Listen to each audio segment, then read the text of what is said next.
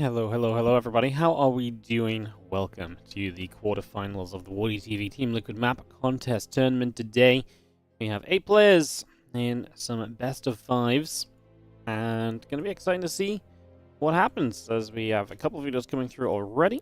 Sandworm and Diffusion get vetoed, which is actually kind of okay, because they're some of the more played maps. Cool. Waiting to see what the other, what the first map here will be today. We'll get this ready to host up, guys, and we'll head straight into MaxPax versus Hero. I'm sorry it's been a little bit all over the place in terms of what was been going on the Wikipedia and the scheduling. I had a player that wanted to play a little bit later, so then we switched some matches around, and then someone had to pre-play, so that was already kind of known about, and we just were a little bit, like I say, a little bit all over the place. So yeah, that's why I was just changing, because even I didn't really know what was going to be happening until closer to the starting point. As I'll drop our lobby link down, we'll be getting ready to go very shortly. We're going to start the day on Kill Switch, which is one of our lesser played maps. We're hoping to see it a couple of times today, hopefully. Get it up there in terms of love. Going to go into Incorporeal for map number 2, a map we've not seen for a couple of days, if I'm not mistaken. It got some love. Right back on the first couple of days, it got played a fair amount, and it's obviously not being needed to be kind of pushed into map pools as much since then, so going to get to see that again for the first time in a little while.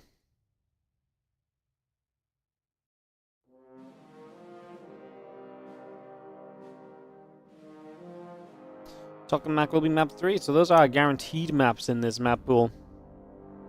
And obviously PvP. MaxPax versus Hero PvP is kind of an interesting one to test maps on, because obviously PvP is its own beast as well. But also just the fact that you play PvP and then you're kind of in this world where if it ends up going Phoenix versus Phoenix, then really how much do we learn about the map? Not a lot of the time. So there's definitely a little bit of a question mark out there to that, as we are going to get ready to go in just a few moments. Kicking off into MaxPax Hero, just getting our fast couple of maps picked.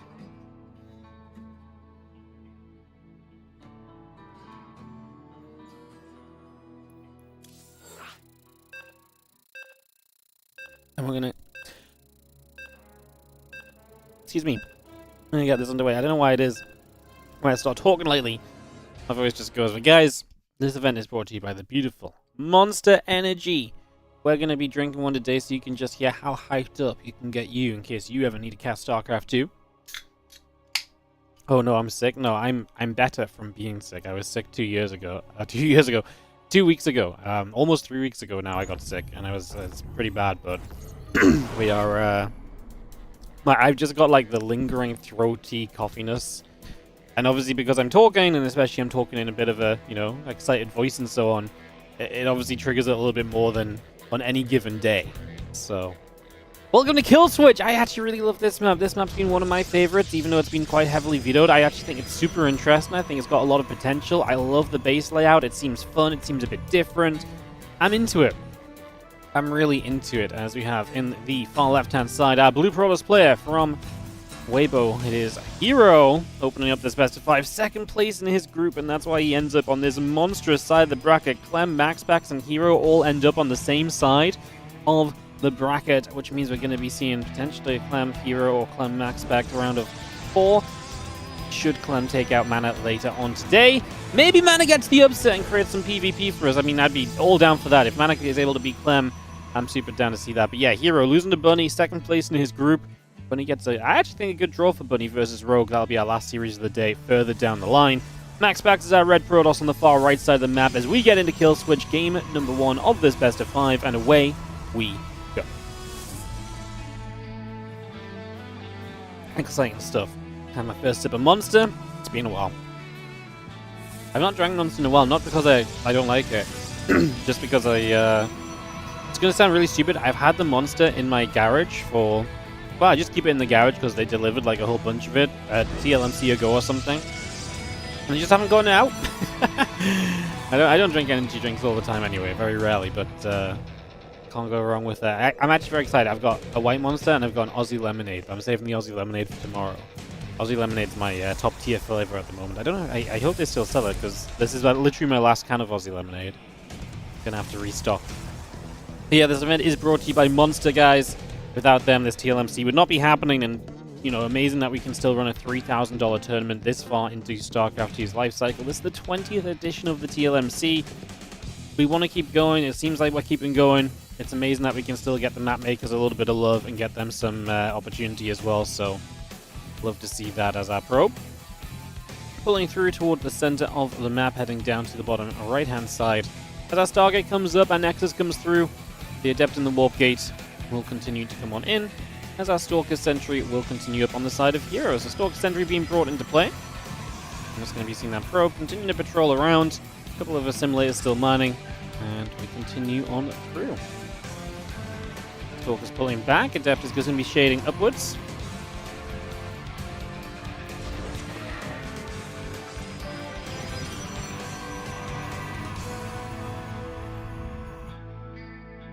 Adept will chase. Stalker will get chased as well. I'm just going to be seeing the Void Ray coming up, the Warp Gate coming through. Why is this map so interesting? Well, you've got the Watchtowers that are in base, so you can mine out some gold minerals and take Watchtower control. Funnily enough, in PvP, I think that's going to be less impactful than in other matchups, because there's not as much need to see vision across the top of your main, at least not super early. As this goes beyond a Stargate versus potential Stargate opener, which it's not, it's just Void Ray versus Twilight Council, this should be a Watchtower that you want to take a bit further down the line. It's just you're in no rush to take it like you might be in a PvT when you're looking to try and keep track of the first Widow Mine drop coming in as soon as possible and try and take advantage of that. As you get our Stalkers there, a probe goes down, the Oracle building on the side of MaxPax, add the Warp Gate in as well. We do have a hallucination beginning to move across the map as a couple of sentries coming over as well. And away we go as the hallucination will give Hero some info for these early stages. Let's hop on the Indie Cam, because it just allows me to look at the minimap a little bit more and try and pay a little bit more attention to things going on. As our Twilight Council and Gateways continue to build up, the probes are still coming through, add a Warp Gate onto that as well. Do the rocks kill the slow zones? In the center of the map, yes, these rocks kill the slow zones. So you can make the middle of the map a little bit speedier and easier to move through. Though I guess the rocks collapse, and then I guess then the middle of the map is choked up instead of slow zoned for a little while until you clear those rocks out. Definitely interesting. As the first units here from MaxPax are being very brave. He's put so much belief into that stasis ward, and he's fine too. I mean, he's got Blink on the way, Hero, but MaxPax knows it's not done yet, so it was a fine push forward. He didn't lose anything, which obviously is justification that this was a pretty fine push forward. This was not an overcommitment. This was absolutely something we were able to get away with. As we drop another pylon down to the low ground, and away we go. Thank you, Fish1. 2-year resub. Appreciate it. Thank you so much. Thank you for making StarCraft 2 a little bit livelier. For 2 years of support. Appreciate it. Thank you so much as we have our Nexus coming down on the front. So third base is coming up a piece here. Quarterfinals of this Team Liquid Map Contest Tournament. Our 13th by WardiTV. Love that. And, yeah, maps as good as ever. I even, like I say, some of the weirder maps like Kill Switch here. Love seeing this as well. See some Stalkers, some Sentries moving up. That Blink is already finished. Let me see Blink about halfway done. A battery going to go down. We're going to go back and forth. Battery gets killed. We're going to Blink on top of the Void Ray. MaxPax unprepared for this Blink in. Hero with the straight up aggression is going to get the momentum. And he's just going to start knocking MaxPax down. As MaxPax was just not ready for the commitment there. Then Hero is going to say, well, why the heck are you taking the third base? You opened up with a Stargate and a Void Ray. Like, that's not going to stop my Stalkers. And that third Nexus is going to get cancelled here. So Hero going to take a big win at the start of this best of 5. Because that's going to be a third base going down. And Hero is going to push himself into an advantageous position right off the very get-go. There is a counter-attacking Oracle hitting the third base of Hero right now. But Hero's just going to start poking at the front. And this is very awkward for MaxPax, who does now have Blink. It's still awkward to kind of come through your own choke point of defense here. That's a nice stasis ward. That will help deny some of the economy of Hero, which might give you a shot still as MaxPax has been in this game. I believe the Stalker's already blinked, hence this Oracle should get away, and it is going to be out of there alive. Yeah, Hero doesn't need to push the issue too hard. I like the idea of just chipping away at a couple structures, but you don't need to be doing anything that's going to lose your units right now. As we still try and stay at the front, and MaxPax will come down this ramp and attempt to take the third base once again.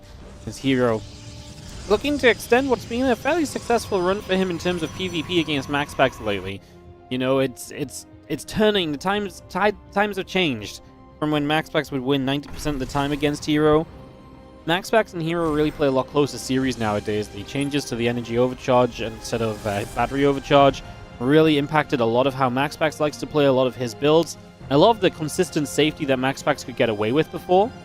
And that's definitely given Hero a lot more life and a lot more love in these PvPs. It's funny because unfortunately for MaxPax, that nerf really... It wasn't really a nerf per se, it was like an exchange, but the exchange really nerfed his playstyle, specifically for PvP, which was so well mapped out and was able to find an answer for everything with a very similar opening. Unfortunately, I'm kind of all for that kind of change because as cool as it was to see MaxPax doing his own thing and being so dominant with it, it also got a little bit stale that he did just open it the same way every PvP and was able to just, you know, change how he wanted to do something. So from the viewer's perspective, all for the change. As MaxPax is going to try and step forward a little bit. Obviously, this is rough for him. Hero's already taking in 4th base. He's got himself an Immortal Lab because he's had more money. +1's about to finish on both sides, but Charge is about to be done from Hero here. So he'll be able to warp in some Zealots as a frontline defense. MaxPax is heading to the Dark Shrine, and that can be the kind of structure that swings a game. So Dark Shrine could have a big impact here as Hero pushes up. Gotta be careful. That could have been a blink into a stasis ward. I mean, blink will still be on a slight cooldown here, I believe, as you do wander into that one. So, again, gotta be careful of some of these things. Stalkers linking back nicely. Again, this is a fight. I'm surprised we're taking with so many Stalkers in stasis as Hero, rather than just backing up. But I guess you can't back up too far. You want to protect these Stalkers as they pop out. They do have a little cooldown on blink still. That's fading away now as we do have an attempt to continue push forward. This time we just blink up because we've already blinked into the stasis, and it's a good blink. Zealots are going to start coming through and be in the front line. All the probe harassers, that works as well. Hero putting the pressure on before MaxPax can do much of anything. There is an Observer as well, so a Dark Temple warp-in is not going to save the day here. We're going to try it. MaxPax is out of options other than just rolling the dice, and the dice roll is, do you have an Observer? The moment those DTs begin to take damage, he just GG's, because that was truly his final chance at a defense. And Hero ends up with a 1-0 lead in our opening best of 5 of the day here in the WardiTV Team Liquid Map Contest Tournament. Alright, game number 2 coming on up as we are going to be going from Kill Switch, one of the maps we've seen the least, to Incorporeal, which, like I say, got a lot of love in the first couple of days, first 2-3 days. I don't think we saw it yesterday, but we'll be seeing it obviously today. Right now, I believe this is its 5th appearance in the TLMC thus far.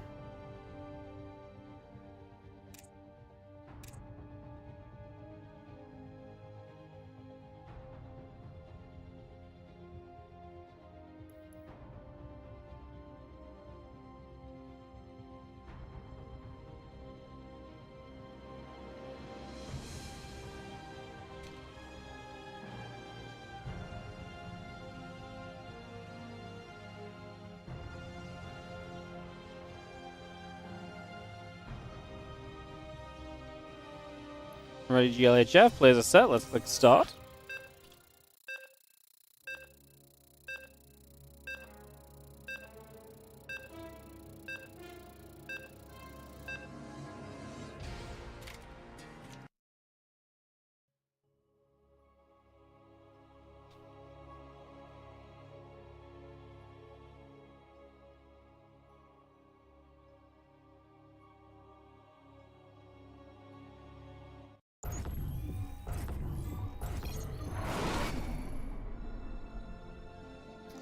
On the bottom right hand side, we are going to have ourselves the red Protoss. This is going to be Hero.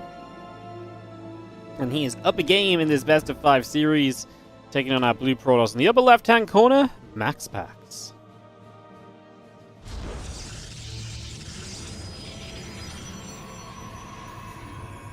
Already pumped up and ready to go. I'm feeling it, honestly. I'm feeling good about new maps. I'm feeling good about seeing some fun matchups today. I actually really like this playoff bracket. I think we've got some really cool matches. Bunny Rogue is very interesting. Hero's Down is very interesting. Hero MaxPax is always a banger. Mana Clem is going to be tough for Mana, but Mana has a tendency to take maps off of Clem when you don't expect him to, so I'm not going to say never. Unlikely, maybe. Never. Absolutely not. when I say unlikely, I mean to win the series.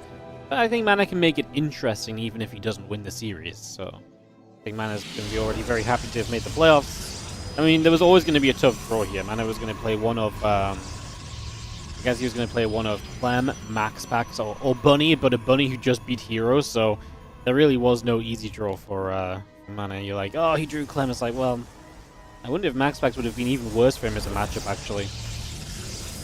That might not have even been the worst draw he could have gone. Like I say, just gets tough in these playoffs when the top of the top are playing and the best of the best are here taking part and showing us some games.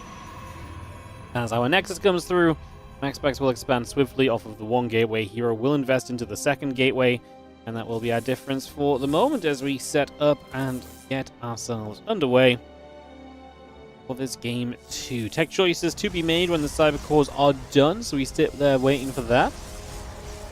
Once we have that, we'll obviously be a little bit more steadied into our idea of what's going to happen, and we can make some calls as to maybe what to keep an eye out for, what to expect, and so on and so forth.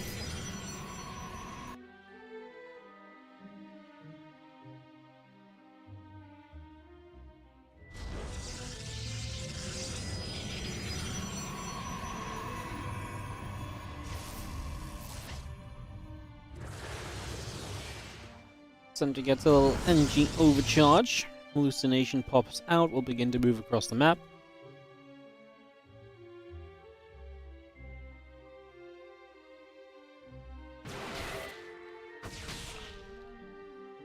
Stalker's going to get a couple of shots away there as well, so a little bit more damage being done.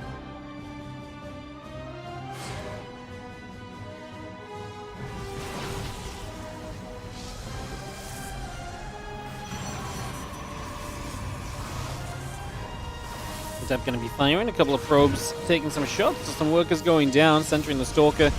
We'll get back through that. Adept going to take a few more hits as well.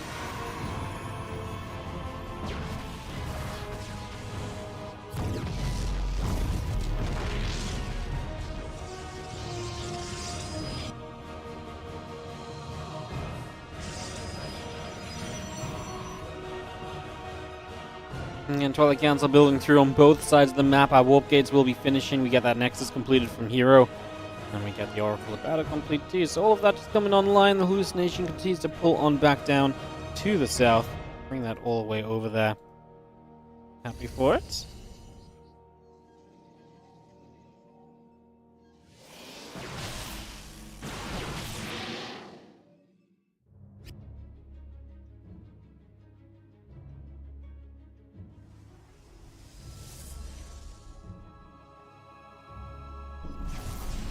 Oracle shows up, one probe goes down, the Oracle just going to be obviously trying to nibble away. Both players now on the way to that blink. It's always funny to me when you go for like the Stargate opener, and then you're not even that far behind on blink. I'm like, well, cool, now you just got an Oracle in your favor. It's not the only thing that's going on, but it yeah, definitely needs to be sometimes. Let's just have ourselves, again, the blink coming up, the Nexus coming through. We get settled here for a few moments.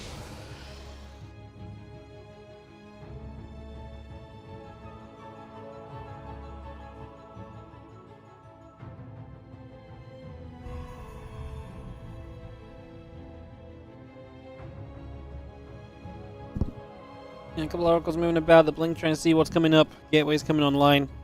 As we get settled here, Forge and the Nexus continue to come through. Gonna get our battery going down. Oracle gonna drop a stasis ward into place.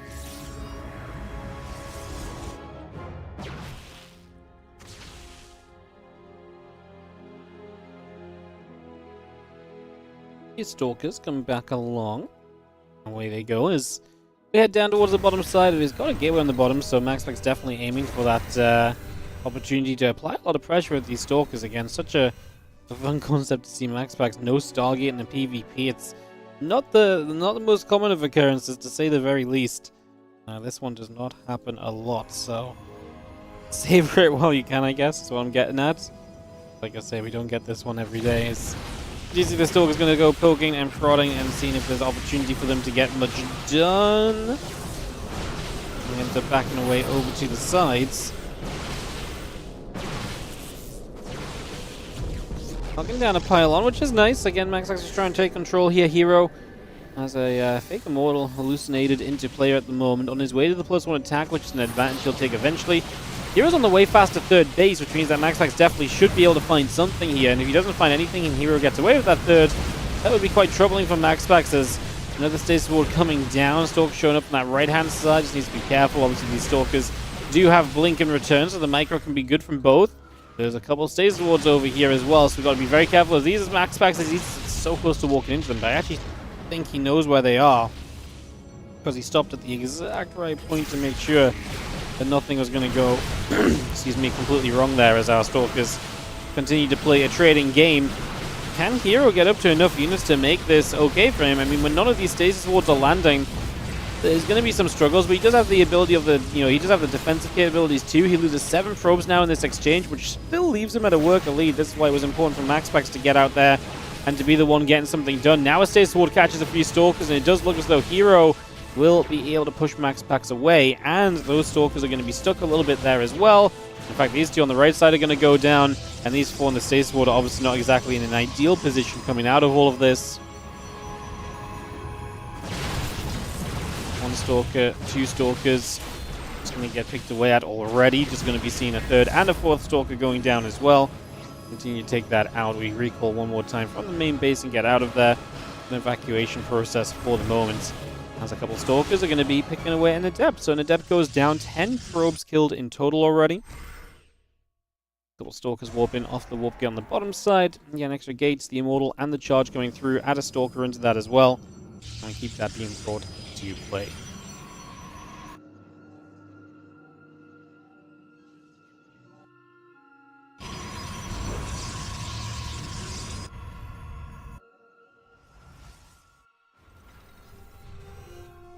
Stalkers step to the center. It's going to be seen, obviously this is a Watchtower I've talked about a couple of times about how it's fun. You can have a unit on the other side, and a Zealot, for example, wouldn't be able to defend itself on the Watchtower, so yeah, actually got to put a little bit more thought into how we defend and set up in those situations.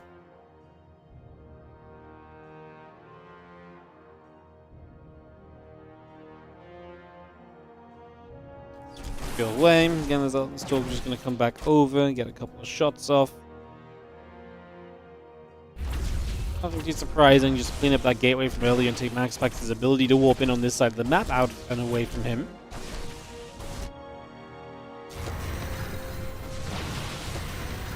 Stalker step forward. You're going to have to just go back. Again, stepping away right from the get-go here.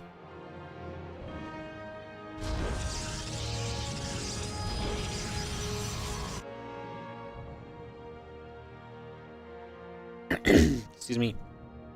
This Prism's still moving down that left side. Stalkers are going to start showing up as well, so also trying to decide what they would like to keep on doing. Yo, Henry said, thank you so much for the 19-month resub on the Prime. Appreciate it. Hope you're doing great. Thank you so much for supporting. Thank you, thank you, thank you. As we settle down. With a bit of a push coming up from Hero, who's going to step forward. Force field getting into place as well. So he's going to put that straight down into position now. These Stalkers keep on firing away, so we get a little bit more done, and we are going to be seeing the army of Hero looking pretty strong. Having that +2 attack is going to help him out a lot, especially as he gets a few more Zealots back into play. The concern is going to be those Immortals, but if those Immortals start hitting the Zealots, then that's not going to matter. The Prism of MaxPax goes down as well, as this game is absolutely sliding a little bit away from him. Hero does not continue to push in as aggressively as he might have been able to. So it doesn't do too much there just yet. Stepping back for the moment. More of those Stalkers keep on getting dropped, and at the same time just have ourselves a chance then for Hero just to come through and play the cleanup. He is going to get the 2-0 lead in this best of 5. And Hero is off to the races in our opening series today. Alright, 2-0 lead heading into Tokamak for map number 3. So we're going to get that hosted straight up, guys, and hope for MaxPax to bring it back a map or so, because we would like to see some back and forth. Like to see a little bit more contest between the players, as I don't think that's the craziest thing to ask for. Drop a lobby link down. Move some stuff over. Check our players about. Boom, boom, boom, boom. Where's MaxPax? There he is. Couldn't find him in the list of players. Gearbox, thank you so much for the 5-month resub on the Prime. Hero needs a moment. No problem at all. Gives me a chance to say that. If you guys are enjoying the stream today, there's so many ways you can support the channel and the StarCraft 2 that comes along with it. You can hit the follow button here on Twitch. If you're watching on YouTube, you can hit the like button on the video.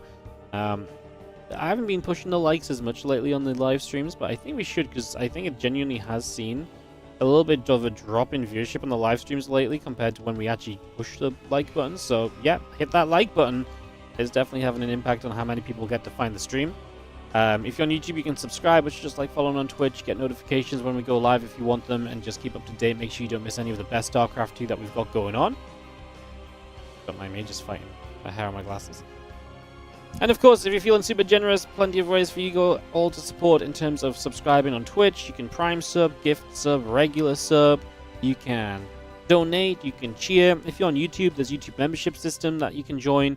And super chats and so on as well. All of it allows us to run more StarCraft 2. If you're super into specifically supporting StarCraft 2 tournament prize money, we have a Patreon page, patreon.com/WardiTV. 100% of your pledges on the Patreon page will go directly into StarCraft 2 tournament prize pools. We are at an all-time high on our Patreon support, and we'd like to keep pushing that. We are coming up towards $1,000 on the Patreon, which is pretty amazing.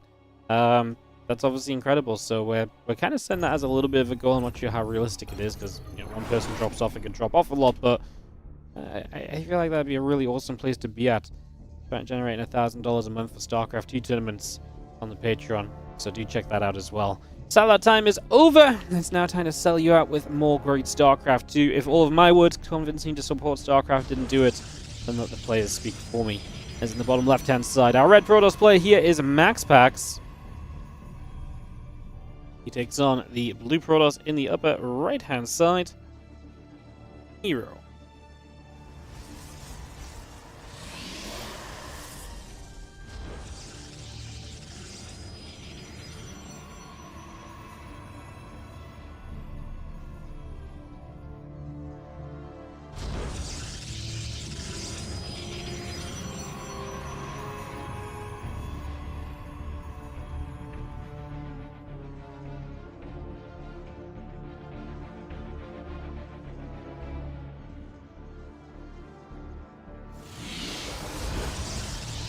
Okay, so let me get into this next match and see what the plans will be, see what the game will give us, see if MaxPax can fight back as Hero gets the better of him, as they kind of reverse builds. Obviously, MaxPax did build a Void Ray game 1, which is a bit different, but the idea of being Stargate versus Twilight, Hero has won with Stargate into Twilight, and Hero has won with Twilight against Stargate into Twilight, so Hero definitely showing us the ability to kind of step up and be that stronger player so far. Like what he's been able to show us.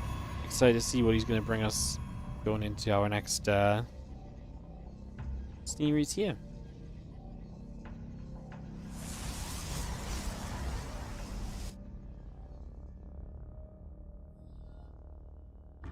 That probe just going to patrol around, obviously playing the blocking game on the Nexus. As the Cyber Core is complete, it's one gateway each, and we might see our first showing of Stargate versus Stargate, although Hero goes double Stalker. So that may not happen still just yet. It'd be somewhat funny, right, if we see an entire Hero MaxPax series with no Phoenix versus Phoenix. Considering how frequently Phoenix versus Phoenix gets utilized between these two, and how just ordinary a build it is for them in PvP to kind of go for the Stargate opener. And hence they obviously go into the Phoenix versus Phoenix style. Well, it would be kind of wild to see an entire series where that doesn't come into play.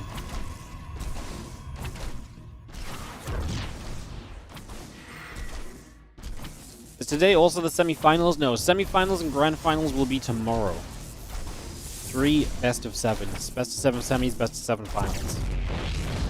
So 3 best of 7s tomorrow for you guys. Should be great. Looking forward to it. We starting that up same time as today. Will Hero be there? That depends very much so on this matchup right now. As you can see, the Stalkers keep on pinging through. Adept just going to get chased back a little further. The Oracle coming up. Good force field. MaxPax's Adept will go down. Hero still yet to tech because he's just going into 3 sentries. So that's going to be his tech early on. His tech is the gateway units and the investment into sentry tech especially. So that's going to be how he tries to play this out. Just going to have our Twilight Council Nexus on the way through. Add a warp gate in there as well. The Oracle is coming online as we speak.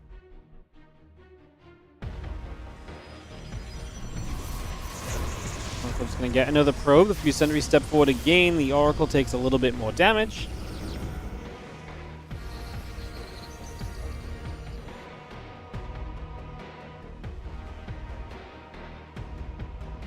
Hallucination continues to get chased around for a few moments, so just about a little bit again. The next coming up on both sides. Our Twilight Council continuing to come into play.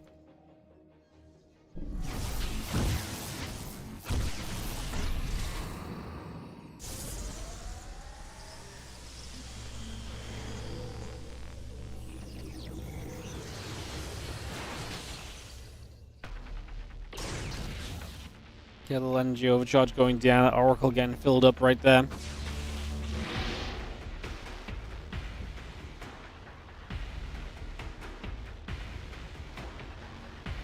Again, Blink coming about on both sides. You get a few probes coming up. Have another gateway on into play as well. And just all of that going to be coming on through. And they drop another stasis down into the center. It's going to go catch a probe. Take that down. And again, the Oracle just going to move about. A couple Stalkers cruising. Drops a little Revelation in as well.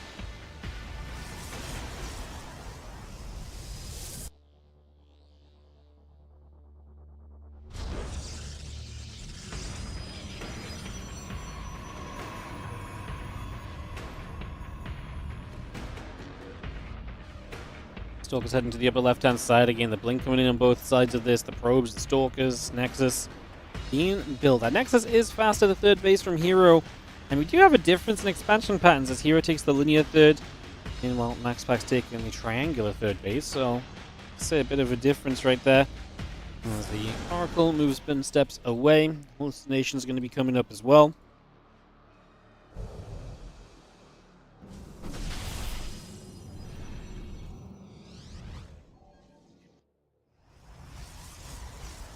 Obviously, as Blink finishes up, we should get a lot more activity on the map, so that should also be very exciting to keep track of here.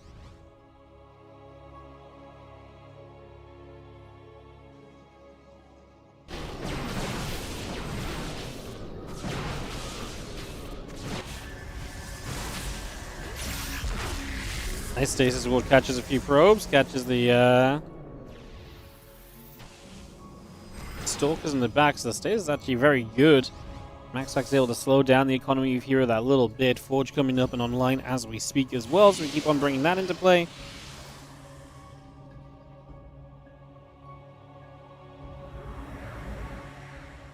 Stalkers and the Oracle back over that right-hand side.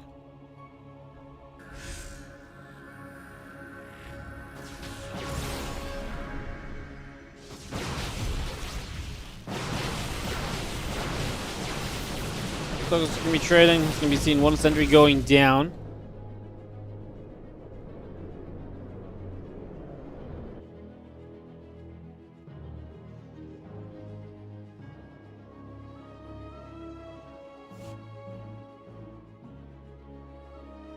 A couple of robes are falling, but they get very much so in a macro process, and MaxPax on a little bit of a lead as he does start to engage into these Stalkers. This time it's going to be MaxPax on that faster charge and maybe some opportunity. Faster +1 as well. It's funny how the script is just flipping, because it really is just what we have seen in the last game, but almost the other way around. And MaxPax got some adepts in to kill some more probes as well, so great job there.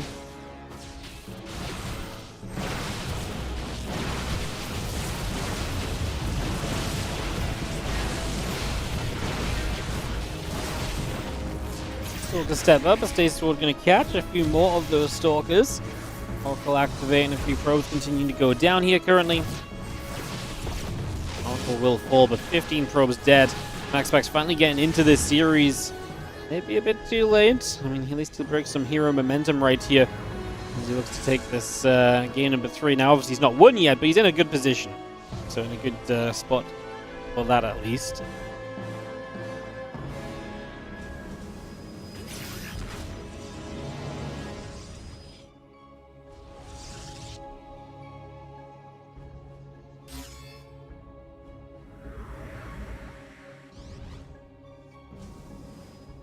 Stalkers gather up, again the Resonating Glaives and the +1 attack continues to come through as well. So just going to get that underway.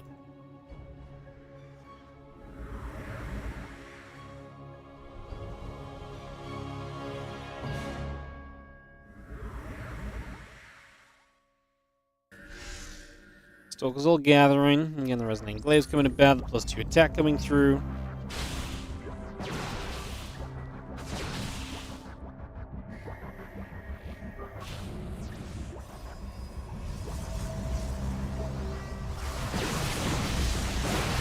Is going to start coming in. A couple of adepts will begin to go down. Resonating Glaives and the +2 attack upgrade coming about as well here. As we just have the Stalkers actually going to blink back over here. Going to get a bit of a catch on a few of these Stalkers. Obviously the stasis really helps MaxPax, otherwise this could have been so much more trouble. Get chased down. Just going to go back the other direction. Obviously try and regroup with those units. The Zealot run by attempt on the other side gets taken through as well. So we are not going to see that do too much. Good defense by Hero as he tries to step onto the map himself. He's going to try and take map control now in comparison.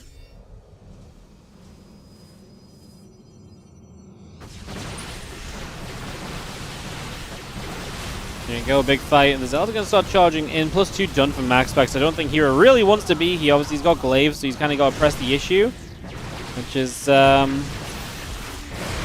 not ideal. We've got defensive stasis wards. We're going to walk into one of them right there. That's going to offset the numbers immediately. You might just be able to blink forward aggressively here as MaxPax. I think you can do as you wish. You're killing probes on the third base.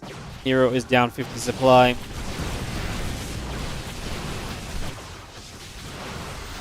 It's going to be our, I think, our game, because I do not see these steps making a difference. Stalker's going to step up towards the prism. Hero says GG. We get a series, as we will be going to the very least game 4.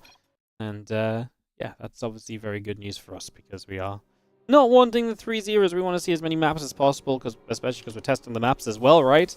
So even more reason to see as many games as possible, as Maganatha is going to be map number 4. Maganatha. Let's get this hosted up. This one has a very interesting kind of layout out in towards the center, kind of like pushing forwards from the natural and third into a fourth. It's very cool as well.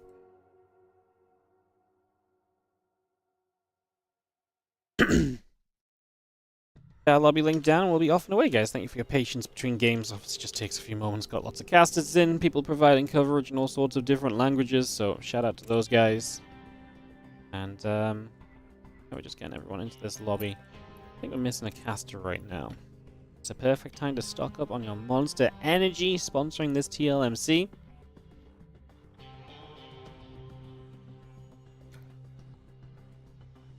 As MaxPax says GLHF, so does Hero. 1, 2, 3, 4, 5, 6, 7, 8 casters. We actually are good on casters. Let's do it. Maganatha for game number 4 of this best of 5. Following this, guys, we will be moving into Cure versus Zaun, and then Clem versus Manit, then Rogue versus Bunny. We're a little bit all over the bracket today, like match 3, match 2, match 4, match 1. Just the way that the player schedule is lined up. Always trying to accommodate the players, make it as easy as possible for these guys to take part and come and play. Obviously, you want that to be a priority. The easier it is for these guys to come and play, the better it can be. One sec, guys. Just notice something needs editing on Wikipedia.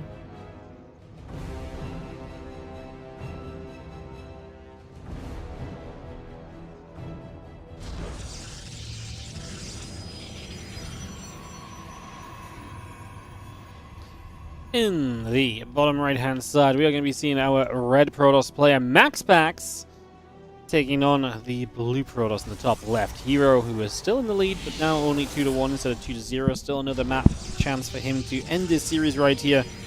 We will see what he can do.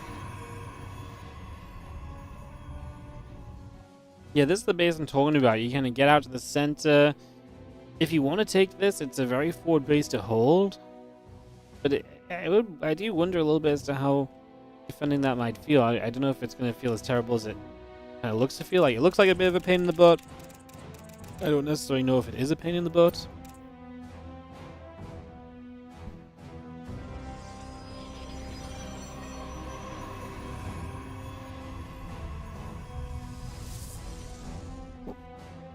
This looks like a new map. Good news for you. This entire tournament is new maps. 16 of them.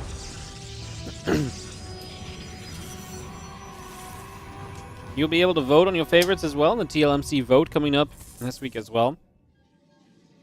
And I've officially decided we're going to be taking 3 of these maps as well and adding them to the WardiTV map pool for WardiTV events. So any WardiTV event is now no longer going to have King's Cove, Neon Violet Square, and Abyssal Reef.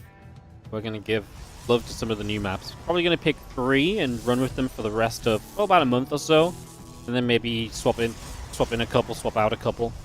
But yeah, we're going to do it starting from this Monday's WardiTV Monday, because I'm done watching King's Cove and Neon Violet Square. I watched those maps for years already, you know. I'm very happy to go look at new maps instead. Who decides what maps those are going to be? Me. I'm just going to pick 3 that I like.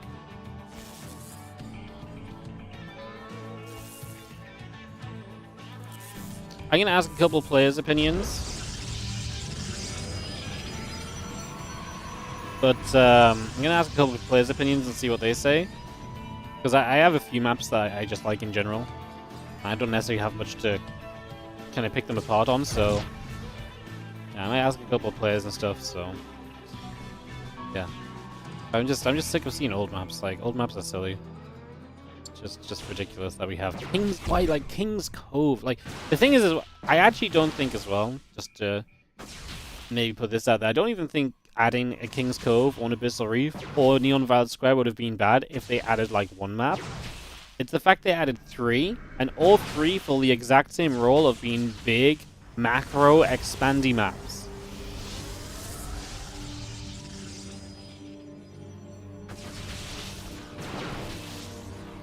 So yeah, done with it.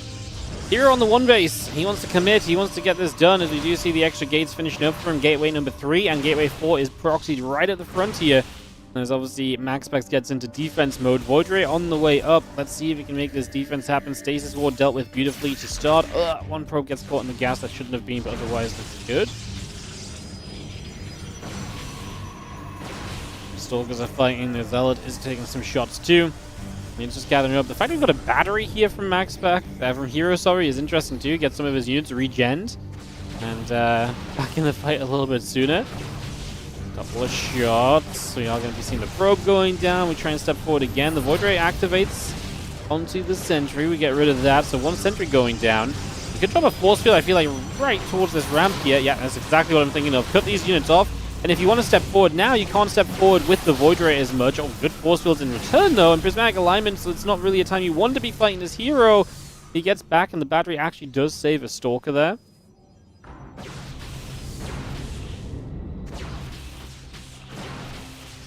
Nexus taking a few more shots. We are going to have ourselves this stasis is going to go off onto a couple of probes. Stalkers in the sentry still stepping through. Nexus taking some damage again. The Void Ray taking a shot. And Nexus still taking some damage as well. We will have our Stalkers stepping through once more. We go back. We go forth. Probe getting picked away out here. Nexus getting jumped on once again. It's going to be seeing our Stalkers going down. The Void Ray is still active.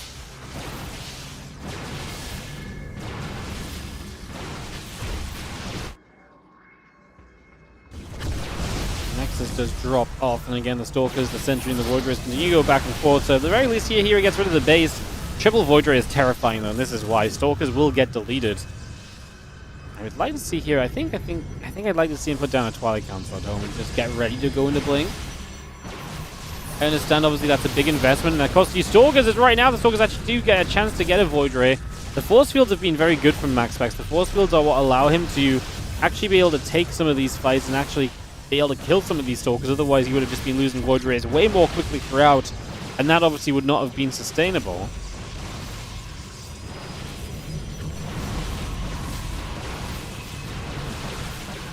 Clearing out all these batteries obviously limits where Hero can step to with the Void Rays Now going to get the Robo down as well. Sorry, MaxPax with the Void Rays. Now going to get the Robo down too. An Immortal or so is a really good buffer. Immortals are a little bit more difficult to jump onto and target fire down than Void Rays are actually. So an Immortal or two goes a long way. We're actually going to send the Voids across the map. I love it. MaxPax assumes Hero's done poking. And so he's like, cool, I can just send this straight across and actually put some damage in, which is absolutely massive. The Robo Facility continuing online. I get that up and running.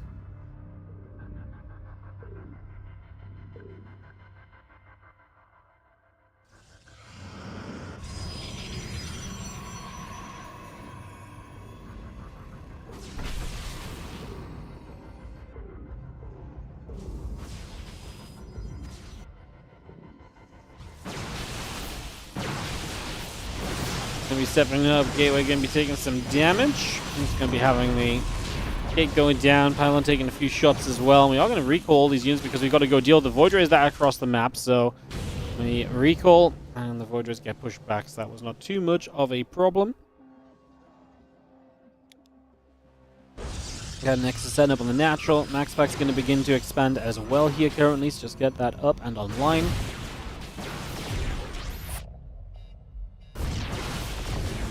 Also drops in, gets that Stalker. The Pylon take a few shots as well. Is going to drop.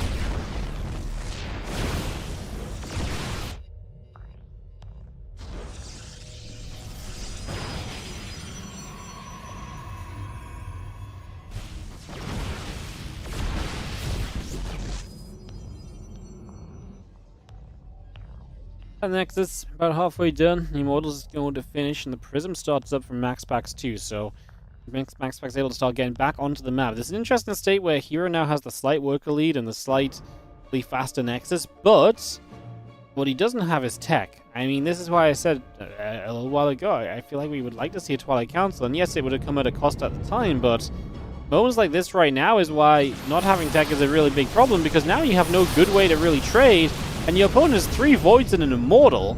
Like, your opponent's army is very good. Your own Robo Facility just finished. You can maybe start getting an Immortal out. He goes Observer first. Hero very confident about being able to defend this choke point into his natural. And he's going to have to be very good with the Force Fields. He doesn't have that many Force Fields left, but that feels like his only real way of defending this right now. Stalkers in the main do deflect the Oracle, so that is a good defense as well from Hero. Twilight Council now starting. I'm going to find it bonkers that Hero starts a second Obs and still no Immortal. Like, I get the Immortal doesn't help you against the Void Rays, but man, surely we need something against the rest of this. Oh, that's a nice Pylon snipe as well. Force Field's late from Hero. He's going to have to pull the pros, but I just don't think that's going to look too pretty for him at all. The Stalkers, the Immortals continue to step up. Stalkers trying to come the other way. The Prism Microing backwards. Good job from MaxPax. Another way in which he's ahead. The Prism Micro is obviously a huge advantage. And Hero made 2 Observers in a row when he was under some pretty heavy duress with these units threatening at the front.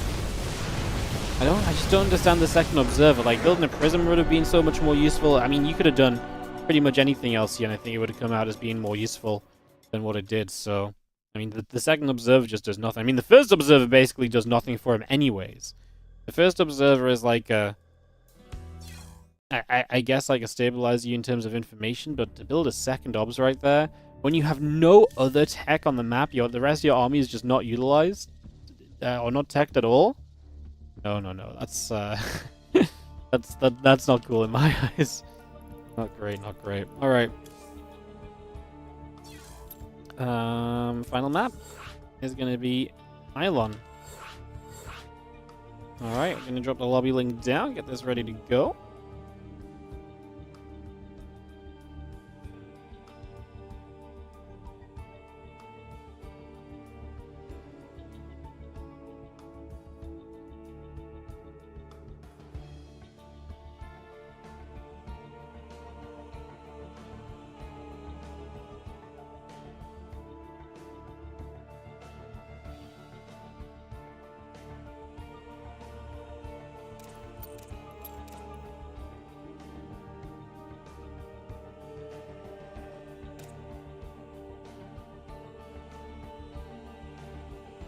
Alright, Hero's readying up, just waiting to see if MaxPax is going to do the same.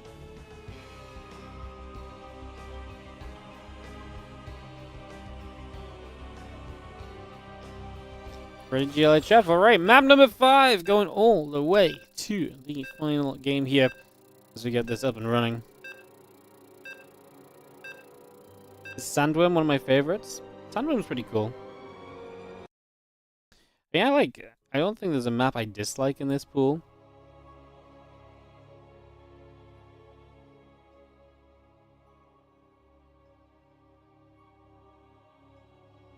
Yeah, I don't know if there's really a map I dislike. I actually think I'm going to struggle to pick 3 to put in my tournaments, but I'm going to do it for sure, because I just think it's good to freshen up the maps from what we're currently playing on.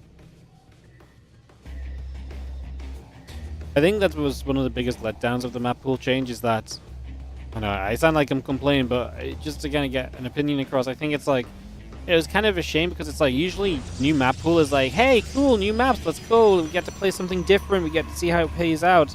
And this time it was like, oh hey, the new maps are old maps, and we've seen these before. Like, it didn't have the dopamine hit that new maps is usually, that new maps usually bring. So yeah. I was like, well, if it's just for like a couple months or something, cool, but I'm bored of them like now.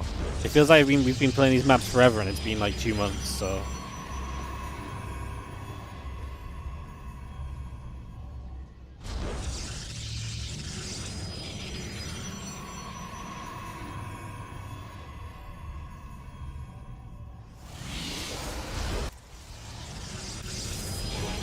Pylon.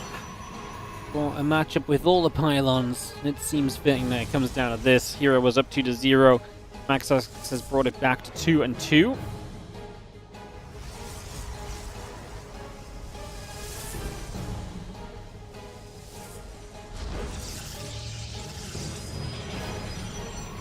Purple Nebel, a couple of workers going to come across, jump into the simulator. Cybercore's coming online.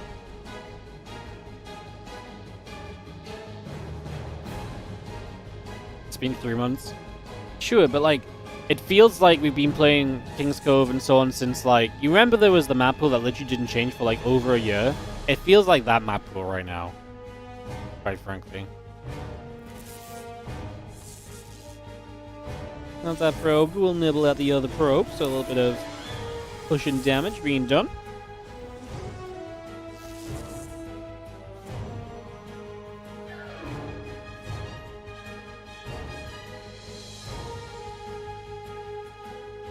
You missed last patch's map pool. At least they had some difference to them. Like what maps did we lose? Dynasty at least was kind of different when it got played. Might not have been the most balanced map.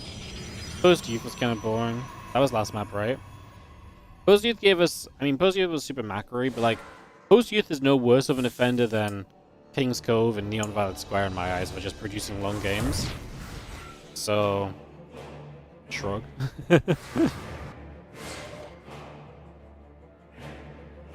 Had the 4 gold. Yeah, it did. But yeah, I think Post Youth was more interesting, while also giving us macro games. So, no, I'm with you. It was just a downgrade of a map pool. I think it's one of the few times I've ever said that. You'd love to watch Arch of Janus, yeah.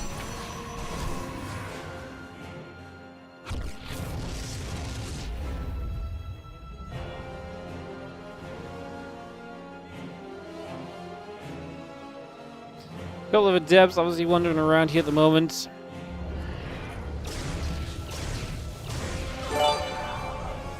Yo, Kiank TQD, thank you so much for the gifted sub.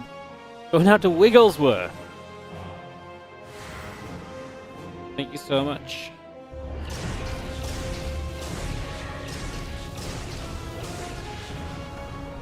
Oh, Phoenix gonna go back and forth. I can't believe after this entire series, Game 5 is gonna come down to the Game 5 is gonna come down to the freaking Phoenix versus Phoenix games. Unbelievable.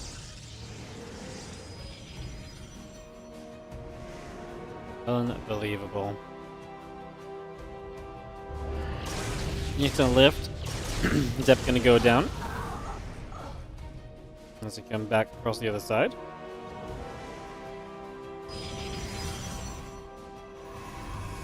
Phoenix gathering up. We do just have a second Stargate on the way in from Hey, MaxPax now. Hero so much faster that second Stargate, but he doesn't actually have the money to utilize it yet. No second Phoenix in production yet, so it's not going to really have any impact in the end. In fact, MaxPax is going to be the first player to start 2 Phoenix at a time. Now it's because Hero's saving up for the Fleet Beacon. This is so opposite to how Hero's been playing this lately. Almost always between them, Phoenix versus Phoenix. MaxPax has been getting the earlier Fleet Beacon, if Hero gets a Fleet Beacon at all. Now Hero gets the Fleet Beacon a little bit sooner. Seemingly has cut one Phoenix to be able to do it this quickly. And maybe just wants to get the surprise factor of, boom, the Phoenix range on his opponent a little bit. Guess we'll see what happens.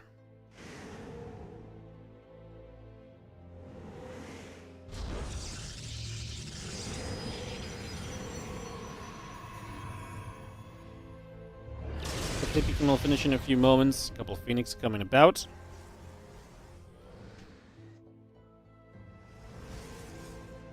There's that Phoenix range.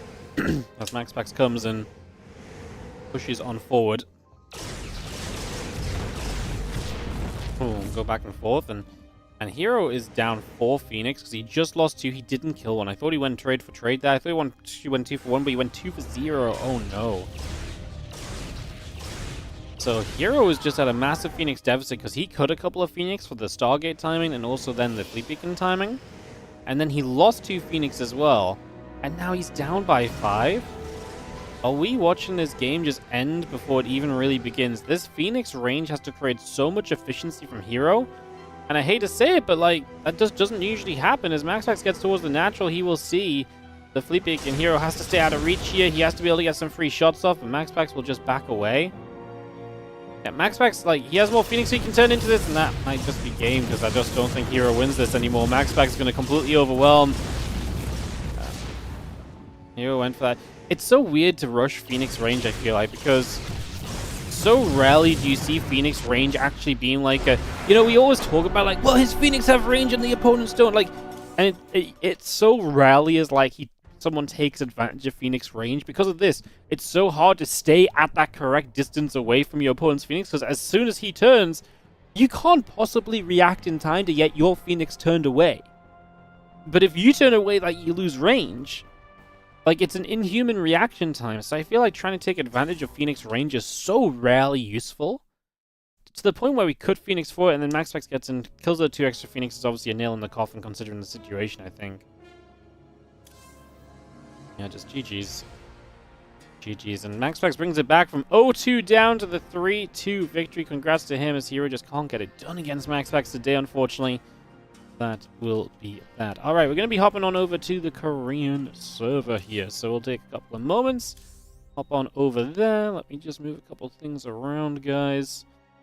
Get that set up and ready to go.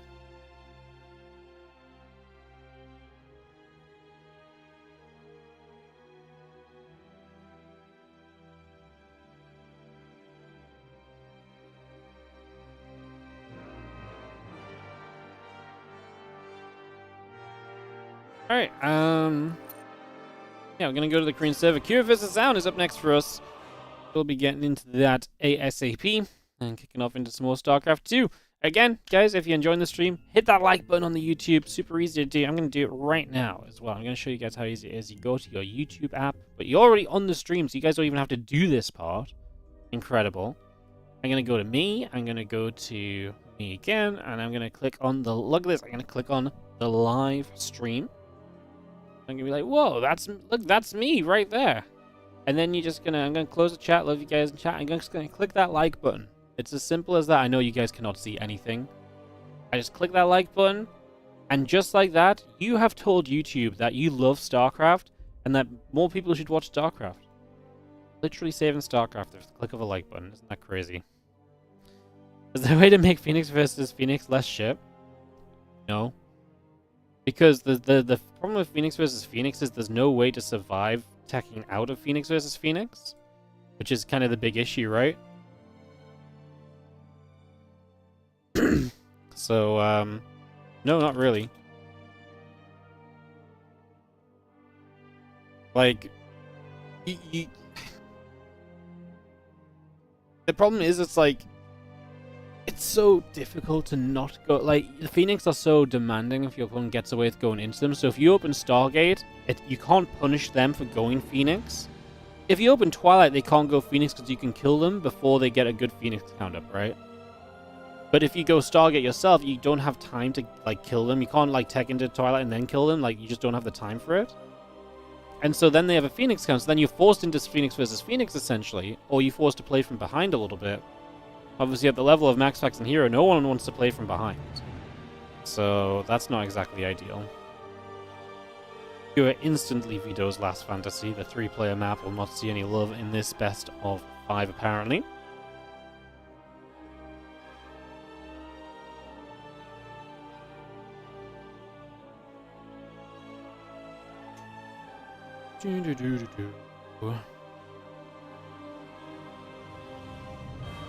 Antimatter for map 1. Ooh, I like that. And Antimatter was one of our less played maps coming into today's games. I think that's very cool. I'm on the Korean server here as well, so no server preference for either of these guys. The entire top half of the bracket is just Korea versus Korea, so there's definitely some fun to that. As we'll get this set up and ready to rumble.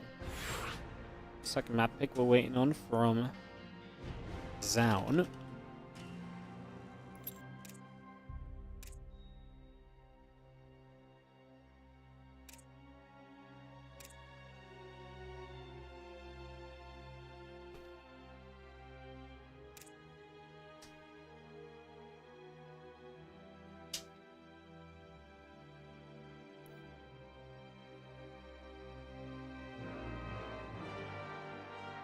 Second map actually going to be a map we just saw. It's going to be Magnatha. Third map, Kill Switch, which we've not seen much of either. Okay. Cure, trying to be my best friend right now by giving us all the maps we've seen the least of. Big fan of that.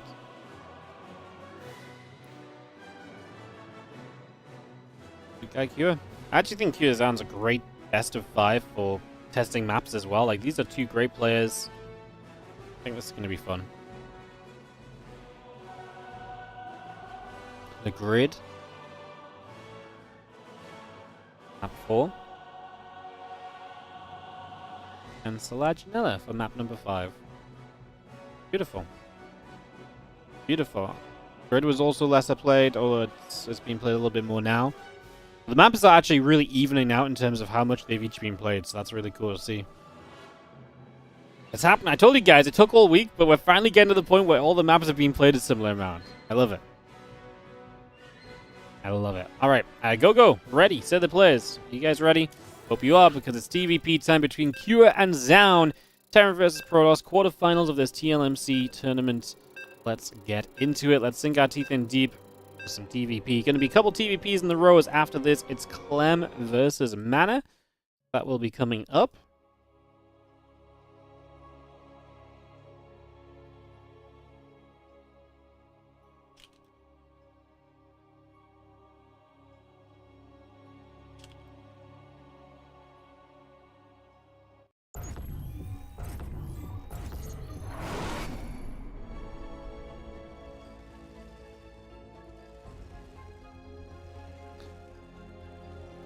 In we go. In the bottom right-hand corner, our red Terran player from Team Liquid. We're going to have a Team Liquid versus Team Liquid match after this as well with Clem versus Mana. So all the Liquid boys still in here. Well, not all of them, but a lot of the Liquid boys still in here. It is in the bottom right, our red Terran player, Cure.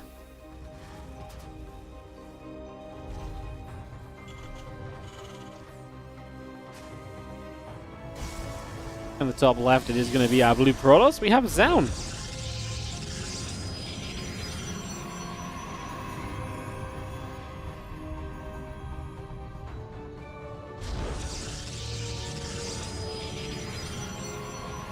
Game 1 of this best of 5.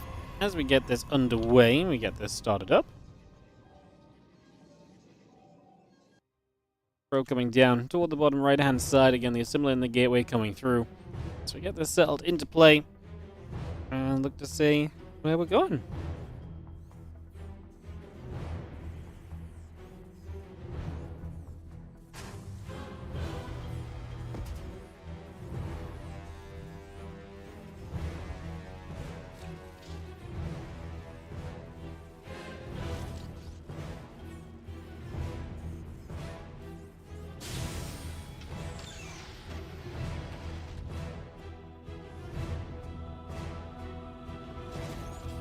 Alright, so kicking off into this action, we get a probe.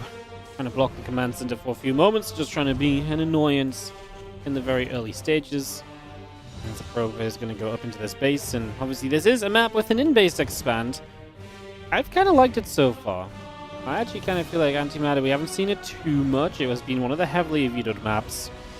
The in-base expand seems a little bit scary, apparently, to a lot of people. And we do have this probe coming along over the left-hand side. And away we go.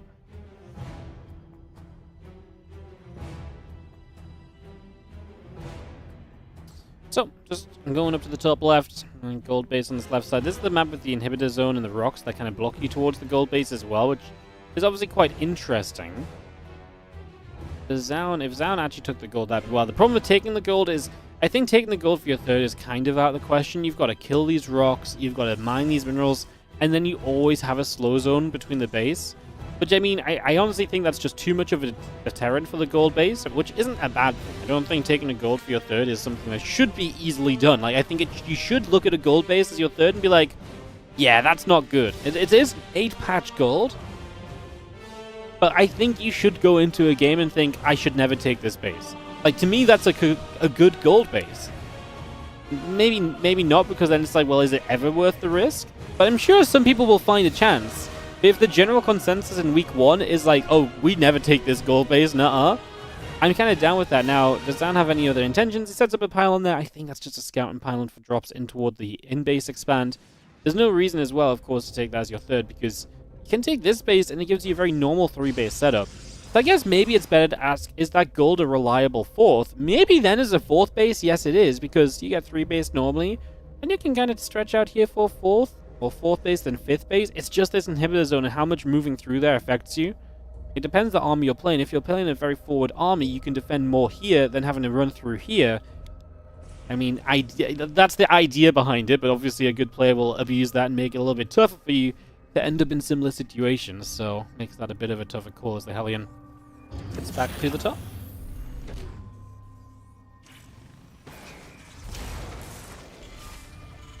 Have the players had a chance to practice these maps? They've known these maps from a few days before they played in the tournament. Obviously, they've already played group stages as well. And for each of these quarterfinals, apart from one, they've had every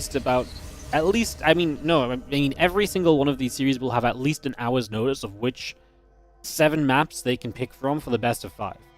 So, that doesn't now, an hour doesn't seem like a lot, but it does give you time to go on the map, get a feel, figure it out, so... You know, some people have had a little bit more because I was able to make map pools ahead of time. Like, I was able to make a couple of map pools last night. So there's been a little bit more time for some of the matches for both players. But all the players have been receiving the map pools at the same time. So that it's fair.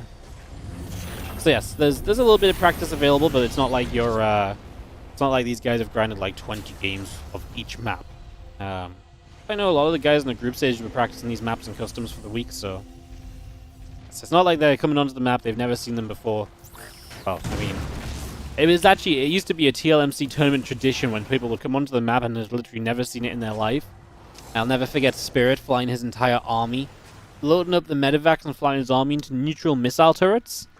That was definitely one of the plays of all time. Harstam opening Phoenix on a neutral missile turret map as well.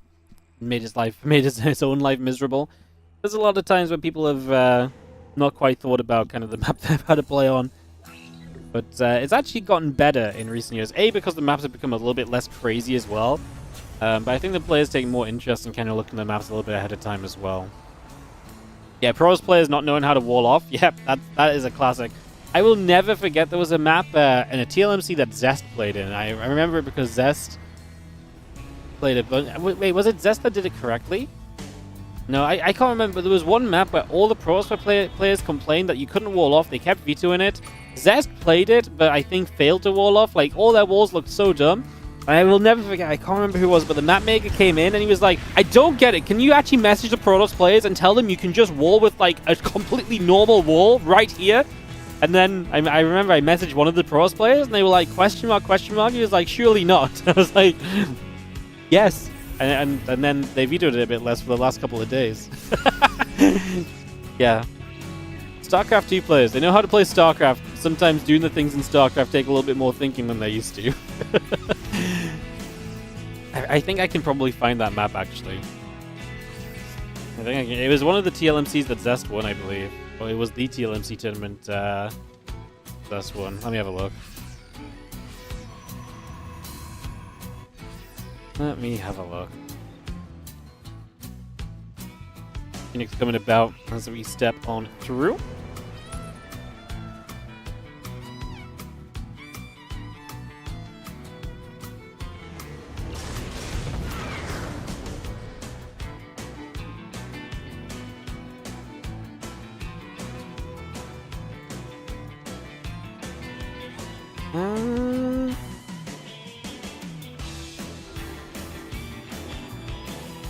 Nah, it wasn't any of these.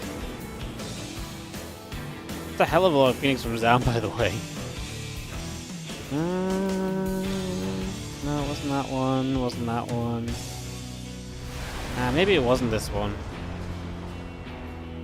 I'd probably be able to find it if I had a little bit of time to look properly.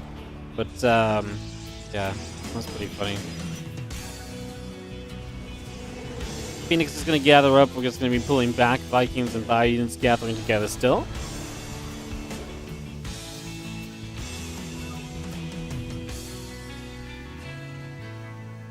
He decided don't people climb through the window. Yeah, it was just so funny because it was like literally the map, the players had been, I think the map maker got so annoyed because I was explaining that this map had been vetoed because the players kept complaining that they couldn't wall off. And then the map maker was just like, you literally can. It's because they were walling off, like, for example, like they were trying to wall off, like, say here. They were trying to wall off here instead of walling off here. And here was a very obvious wall off, whereas here was like way too big. But they all thought that this was like the entrance point, so that's where they should wall off. When actually, if they walled off like halfway to the entrance point, that was like a much bigger space.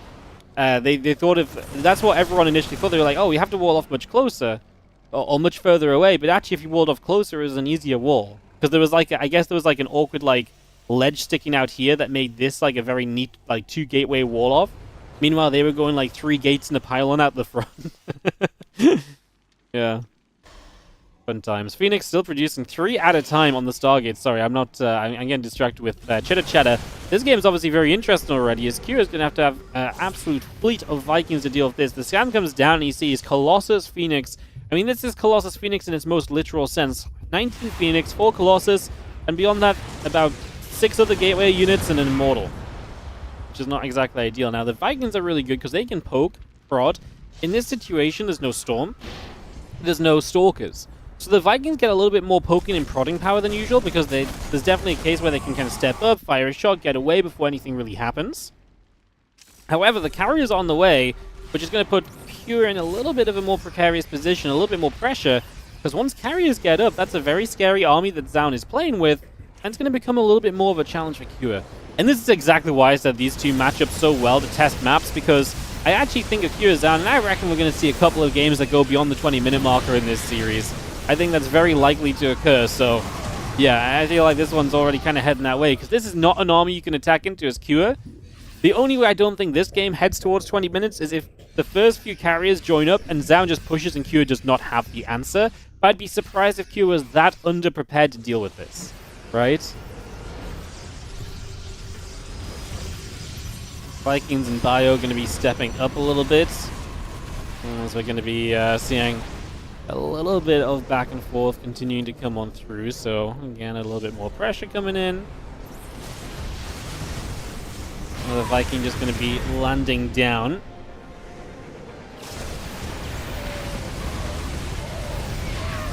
Two more shots coming about. The Phoenix still chasing. Wouldn't mind going to be great if it goes off, but it didn't go off there. You were losing a lot of units, losing a lot of supply, but the carrier's out of interceptors. That might slow Zaun down a little bit, which is what Q seemingly needs. Zaun is now a 5-ace Protoss as Q just takes his way up to his 4th and gets that ready to roll out.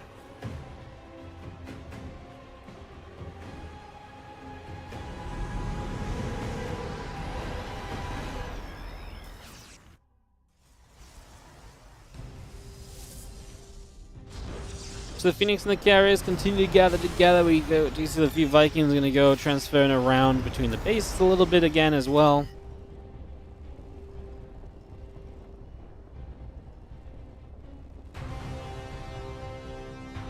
It wasn't Polaris? No, it wasn't Polaris.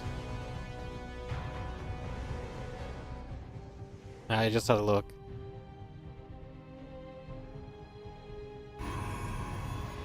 Have a look. Yeah, I really want to like scour all of these and figure out which one it was.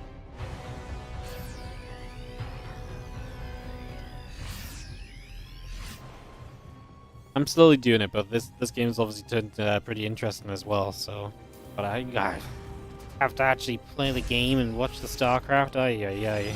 Who would believe it?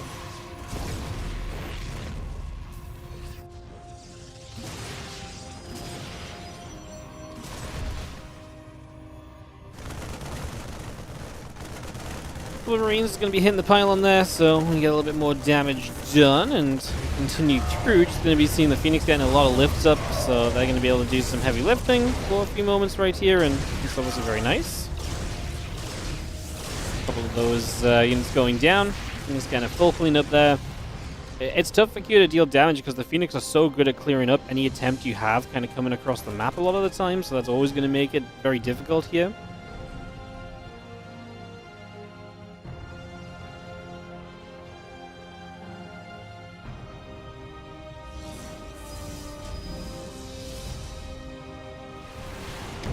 Vikings in position, just going to push back the few Phoenix that step up straight away. So once more, a convincing little push back on that one. We'll go back and forth for a few moments.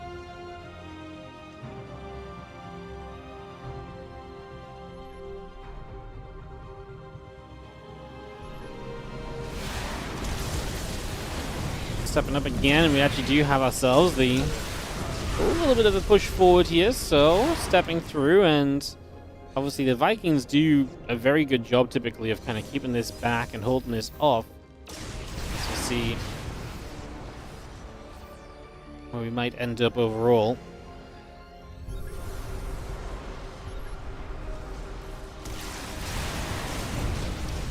The Phoenix and the carriers, the mothership, I mean, again, it's just a terrifying army when you look at it. It's definitely not a super easy one to kind of play out. It's just going to be seeing the Vikings going to try and come back the other direction.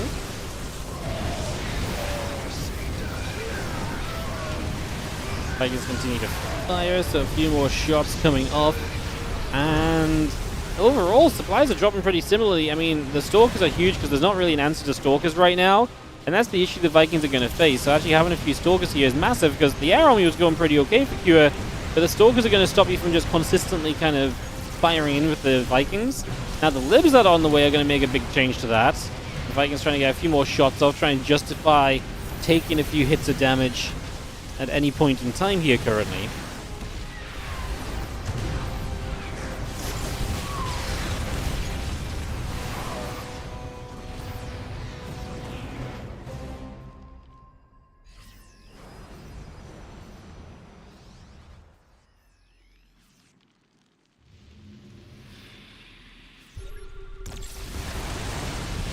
We've seen a couple of Viking shots coming through. A couple more hits coming about right there, so I'm getting a little bit more damage being dealt for a few more moments.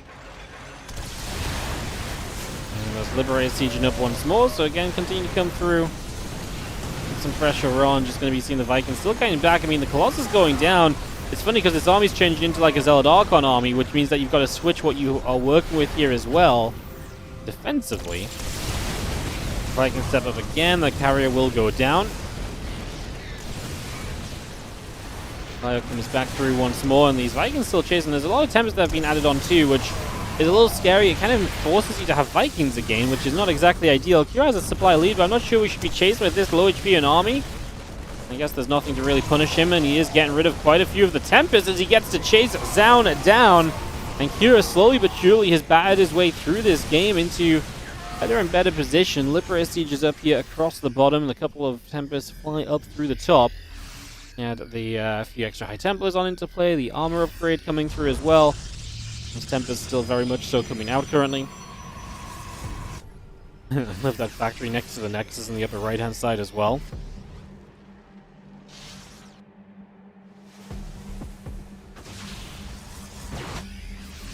Bio, Ghost, just gonna be continuing across.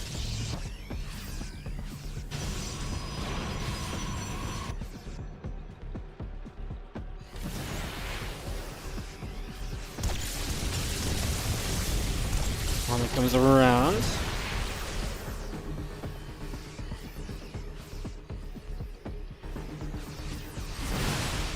Got one Stalker, Bio stepping through once again, trying to press up a little further. Nice Storm. A couple Vikings already taking some pretty hefty hits.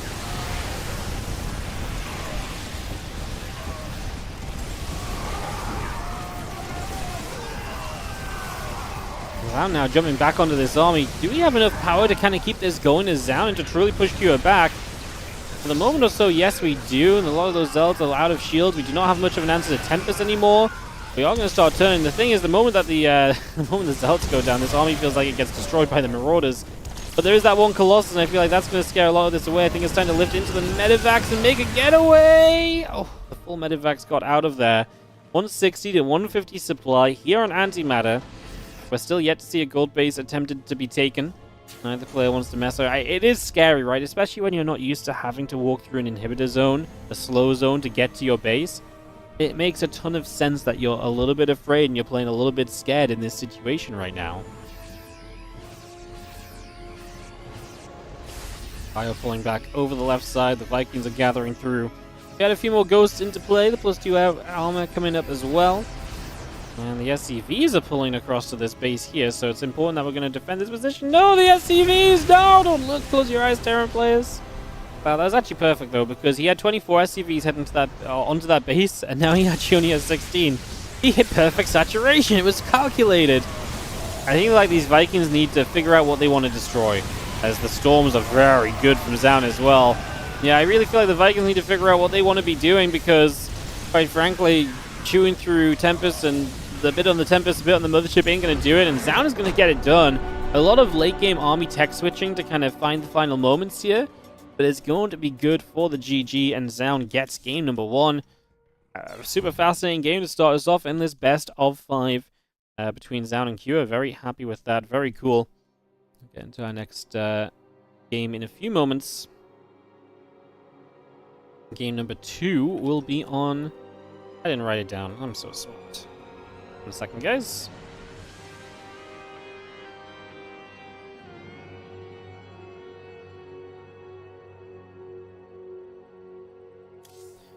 Alright, so...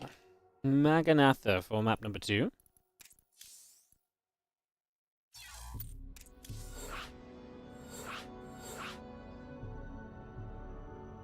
Hectic game. As I think Kua struggled to kind of keep up with all the different waves of units, and to be fair, I think that is because Zound got into a pretty oppressive position where Kua dealt with the first army well, but that first army gave Zound a lot of chance to set up tech switches and so on, and then every time Kua took a fight, it was like, oh my god, now you got Storm, or oh my god, now there's Tempest, or oh my god, now there's another Colossus here again, right? So you're just constantly coming back around to... Yeah, you're basically coming always back around to a different army, so Kua's army was never correct 2 fights in a row. I think that gave... And Zound was only able to do that because you get into that setup initially where Kua's definitely playing a little bit scared, a little bit afraid, etc. And unable to kind of push in initially because of how that army composition works, so... Makes sense, makes sense. Invites are out, players are ready. Let's go into game number 2 of Kua versus Zound.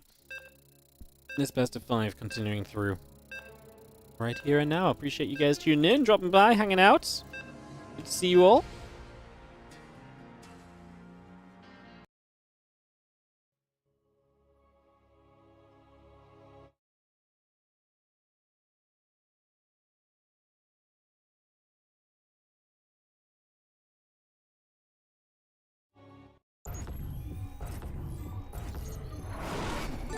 Hi, Has Burrito. Thank you so much for the 39-month resub. Welcome back. And thank you so much for subbing it up. Because in the bottom right-hand side, our red Protoss player taking the first game of this best of 5, it is Zaun. He takes on the blue Terran in the top left-hand corner from Team Liquid. We have Cure. Again, if you guys are enjoying the games today, do check to see if you've got your Prime sub available. Any Primes help support our tournaments and our channel and just more StarCraft 2. Upcoming this month still, we should be getting the Boomer Bash $3,000 tournament going, so that should be a bit of fun, something a bit different, a few different players. And also we'll have obviously continued WardiTV Mondays, and we also have the WardiTV March competition coming up soon, our monthly tournament, which is becoming a bit of a staple, just running a monthly tournament. Yes, the man of the Boomer Bash. Our sponsor wants players like you and Harston to win some prize money. It's going to be very exciting. Apart from the fact that some really good Koreans also qualify as boomers. Open? No, yeah. Well, I guess there'll be a qualifier, but no, it'll be a full-on proper tournament. I can invite you. Don't worry. You are. When I think of StarCraft boomers, you're one of the men that come to mind. No offense.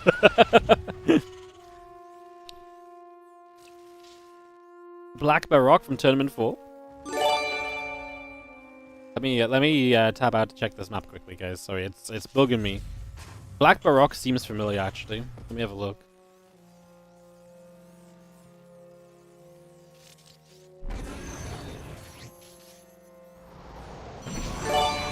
I don't see Black Baroque. Oh no, there it is. Oh yes, that's it. Yeah. It was definitely this map. It was definitely this map. I'm sure of it. Who did Zest play in a PvZ? Was it Impact or Bly? Yeah, Zest, Bly, Zest, Impact. Yeah, Zest, Impact. Okay, hang on.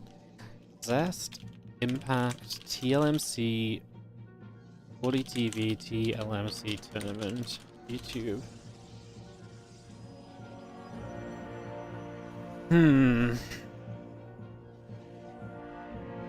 I feel like I uploaded this series. There's just no way to see these games anymore. It has a deceptive corner at the bottom where you're supposed to... Yeah, it's exactly that map. Did Zest play a Zerg in the playoffs as well? Solar? Not on that map though. Sue?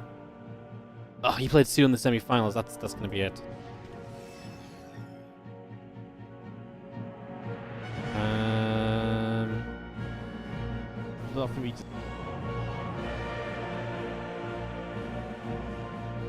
Right series? Yeah.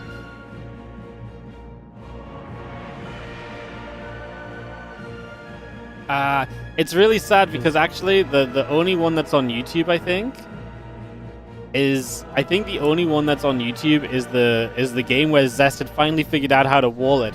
But the difference in his wall once he figured out how to wall it off versus beforehand, before we told him, was actually hilarious. Yo, man, thank you so much for the 21-month resub on the Prime. Sir Riggleson, thank you for the 34-month resub. Mr. Holland 420, thank you so much for the 2-month resub on the Prime as well. You asked and you received. Thank you so much. We've got a minute to start a hype train, guys. Are you guys hyped up? I'm hyped up because I'm drinking my beautiful Monster Energy. Is this one of the maps that doesn't have any monster? Look, oh, there we go. Look, there we go. Your Monster Energy. There's got to be a better billboard on the map somewhere, no? There we go. There we go. Drinking my Monster Energy, feeling good. He did win the map in that series. Yeah, I feel as though he won the map after he walled off in the most terrible way possible. That's why it was so memorable. Yeah, guys, sorry, the FPS was down because I was tapping now to check the map statistics on the fast. Yeah, that is exactly what I'm thinking of. That's so funny. I don't know, maybe it wasn't the map. It might not have been the map maker that came in outraged. I think it might have just been like another Protoss in the chat was just like, oh my god, can we please tell them how to wall off? I wonder if I can, maybe, I feel like I might have uploaded all the games back then, so I'm going to have a look, guys. Give me a second. I'll do it on my phone, though. As our Phoenix are going to fly around and get set up a little bit. Just going to be seeing our Phoenix gather together. as yo, Kunejiro. Thank you so much for the 5 and 3 sub on the Prime. Do Prime subs count towards the hype train? Absolutely. Every Prime counts as a hype train. Anything to get you to click the buttons. Thank you so much, Wacky Yak, on the 14-month resub on the Prime as well. Hype train officially activated. If that doesn't get you excited for Saturday StarCraft, I don't know what does. Cyclones, Vikings, and maybe this army of Q gets you excited as he comes across the map and looks to apply some pressure here in the early stages. So coming straight over, Green Cyclone stepping across right away.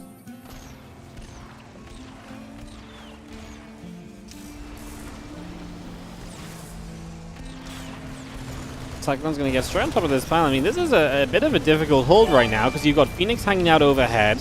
There, a lot of your army, they need to do a lot of the lift, and we're getting rid of the Marines pretty quickly. Cyclones start to lock on, but the Phoenix now target the Cyclones. The Zealots about to get their charge upgrade, and I think that's a defense from Zaun.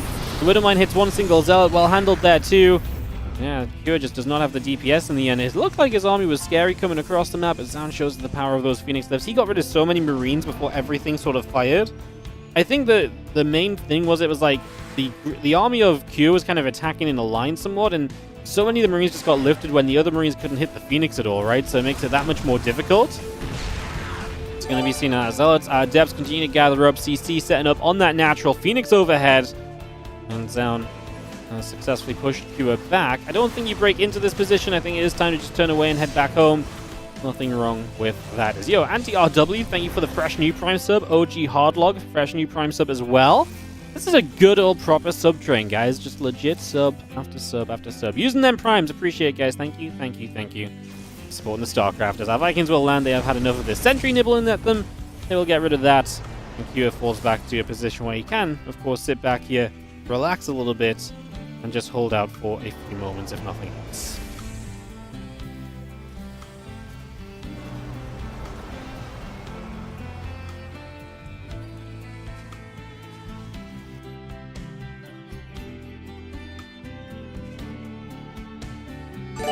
This is going to continue to step across.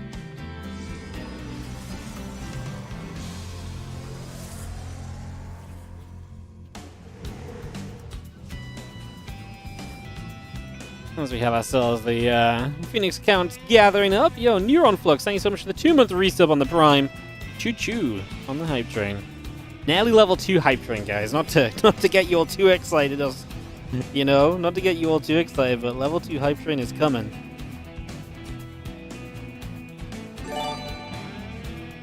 And Palo Perito. Fresh new Prime as well. We literally just hype trained it up off of a bunch of Primes. Incredible. Thank you, guys. Okay, enough talk of hype trains. This game is going to get interesting again as we get settled down.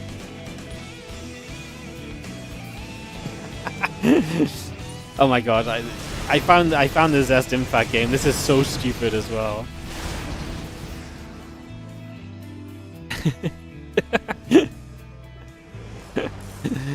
Bio, Vikings gathering up. It's even worse than I remember, actually. So the blink comes through and extended thermal lance coming in. We get a couple gateways coming up as well, and the Zealots will move away over to the sides. Again, the Phoenix continue to gather up as well. Bit of Bio stepping forward, Widow Mines all coming through. And we are going to be seeing our army stepping on into the center of the map here. Currently, as a hallucination will go down. And yeah, I thought it was going to be Zaun moving out, but it's Q that steps on through. It's a bit scary to move out when the Phoenix are there, but yeah, Phoenix are not going to be doing too much counterattacking into the Zealots are on a counter, and that's a very barren third base until you look to the left a little bit. So this is probably just pull the SCVs back or just stim the Bio forward. This should be fairly okay. This is a pretty manageable amount of units, so yeah, that's actually not going to be all that bad. Meanwhile, the army of Cure is still poking around in the bottom left. We've got a Zealot over here that's going to get jumped onto and removed as well.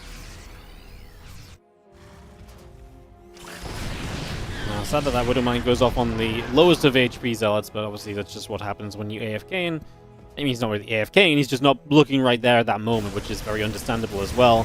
I like this watchtower being taken. We've seen both the watchtowers being taken. We're starting to see a little bit of how that works on the map. This is a rock tower, so you can collapse that as well and block off this area into this little gold base. I believe, yeah, that's the rock tower that knocks down the watchtower. So if you do want to remove the watchtower vision, you can kill this rock tower. By doing that, you remove the watchtower, and then you could take the rocks out and take the gold base. So that's a cool little something of how the map works as well. as our Zealots, our Phoenix, our Colossus gather back up at home once more.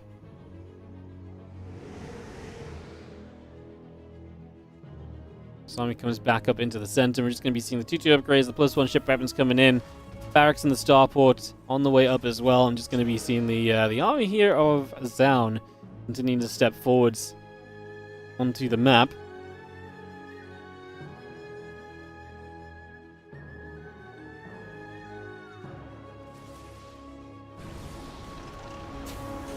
Drop a CC down on that far left-hand side. It's going to be a 4th base.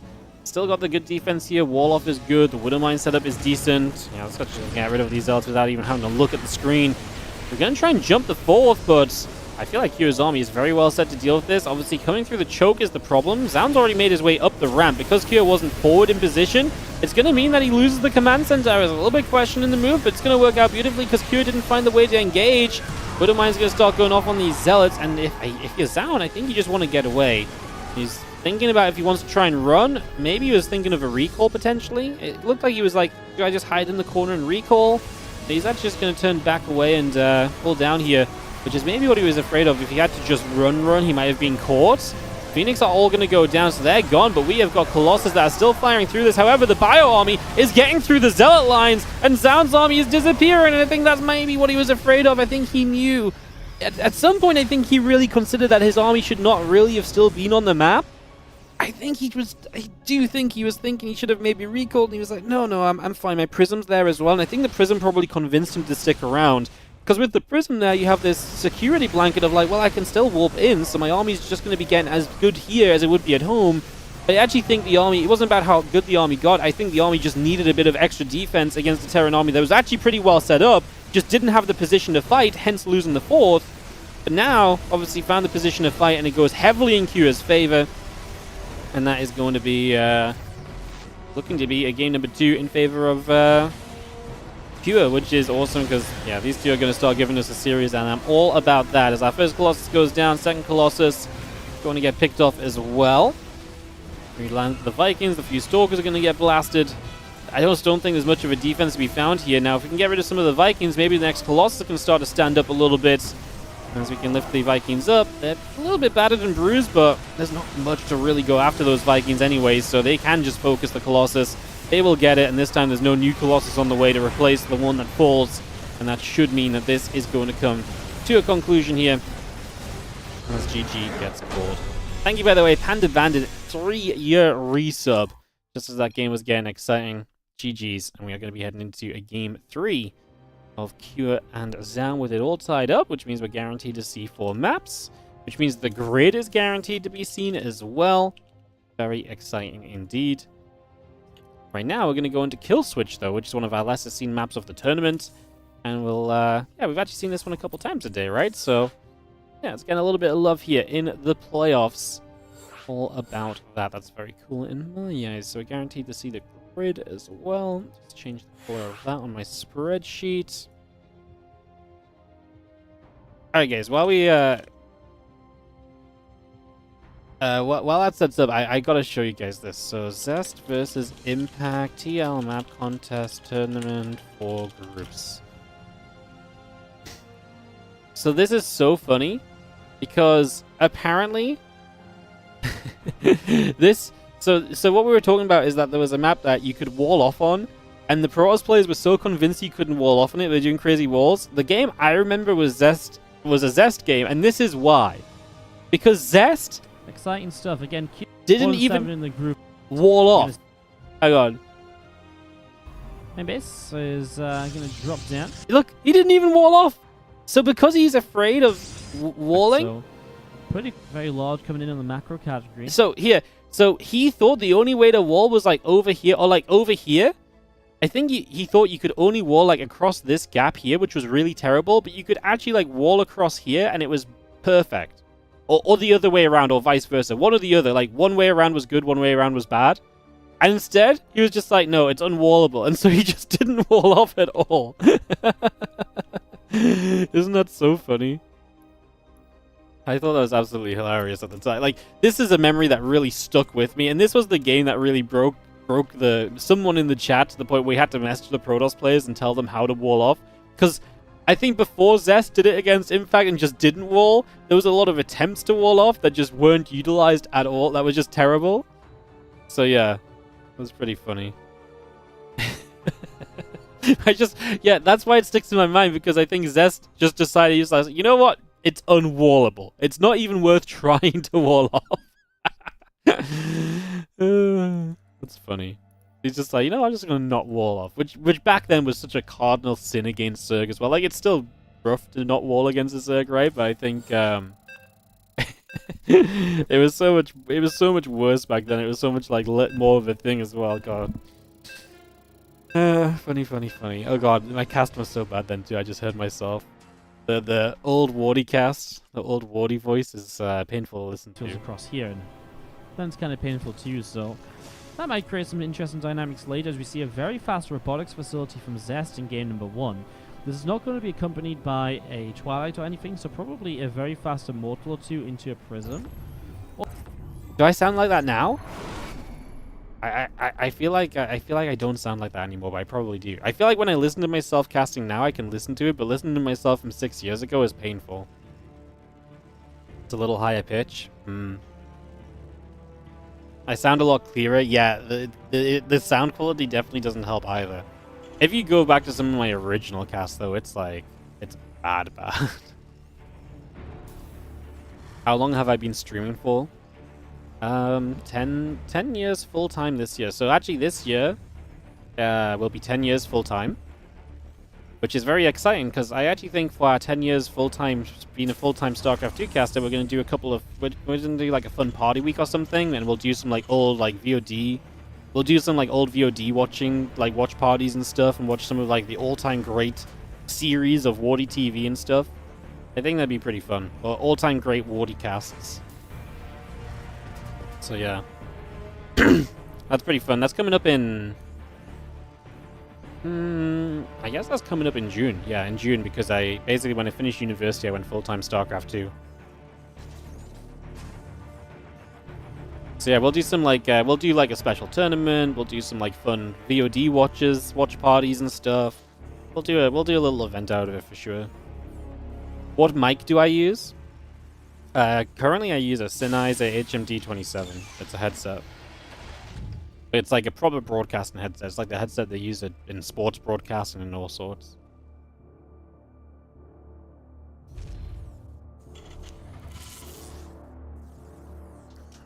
What's my favorite matchup? TVZ. What did I study? I have a master's in physics. I'm a nerd.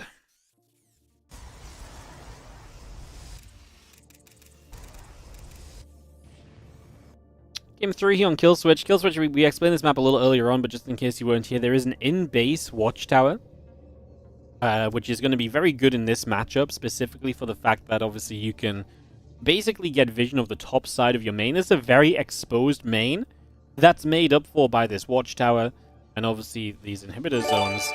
I was kind of thinking, what happens if you just expand up here? What if, like, what if you just go, like, I guess you can't because your natural's here and that's just too far away, but you could go 1, 2, 3, 4 base, mine this out, and just have, like, a really cool connected 4 bases.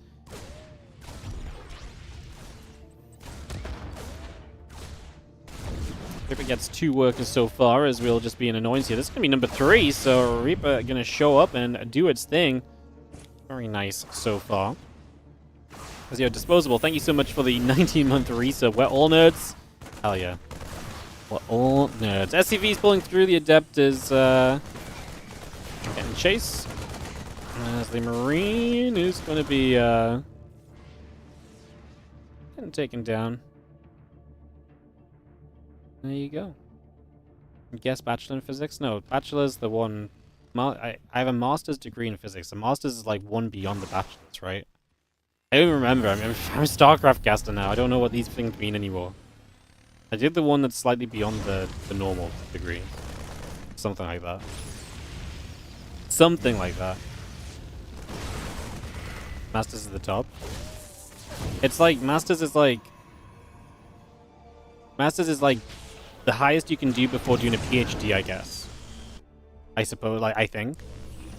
But I didn't do it as a post-grad. Yeah, I didn't do it as a post-grad or anything. I did my master's integrated from the start. So I signed, when I applied to university, I applied to do like an integrated master's. So I applied to do a 4-year course instead of 3 years. So I didn't do my bachelor's and then my master's. I basically set out to do it all combined. So yeah.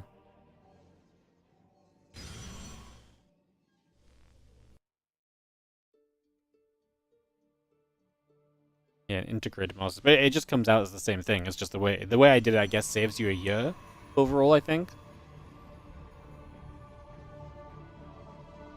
Anyways. Guys, that was like 10 years ago. It doesn't matter anymore. Guys, you chill out. Tell you what is important. StarCraft. 2 wooden mines coming around the bottom side of it in the medevac.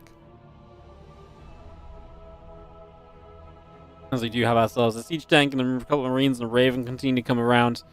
Going to be heading through over the next couple of moments. Let's just have ourselves the adept just going to hit the Hellion. And the Hellion will be chased away. So Hellion getting pushed right back up to the top. The Hellion taking a couple more shots. Again, Raven, Barracks, Refinery coming through. Supply Depot and a couple of SCVs coming up as well. And drop a couple of Widow Mines down even. It's just going to put those right back into place. That's going through the center.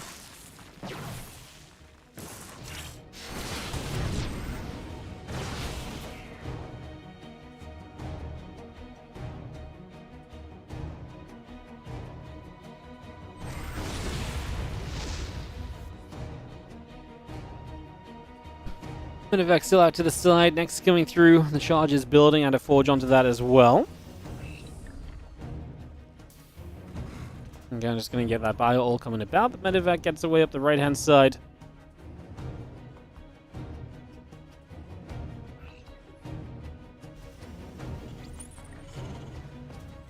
And drop our CC straight into place. And those few Stalkers just stepping through. 1-1 tied up here on kill switch. Again, the watchtowers have been not taken by Q. Q just does not take the watchtower. He's just like, yeah. Free vision of the entire top side of my main base. Like, look at the vision you have here as Zaun. With this pylon up here, like, he just sees everything around his base. Apart from, I guess, this little gap in the corner. But as soon as it moves over here, now Zaun sees it, right? So you're going to get chased away a little bit. If I'm Q, I'd be taking this because, you know, watching for a prism coming in, giving yourself a few more seconds heads up could be very useful. I don't see any reason not to, but Q's maybe a bit preoccupied with other things at this point already.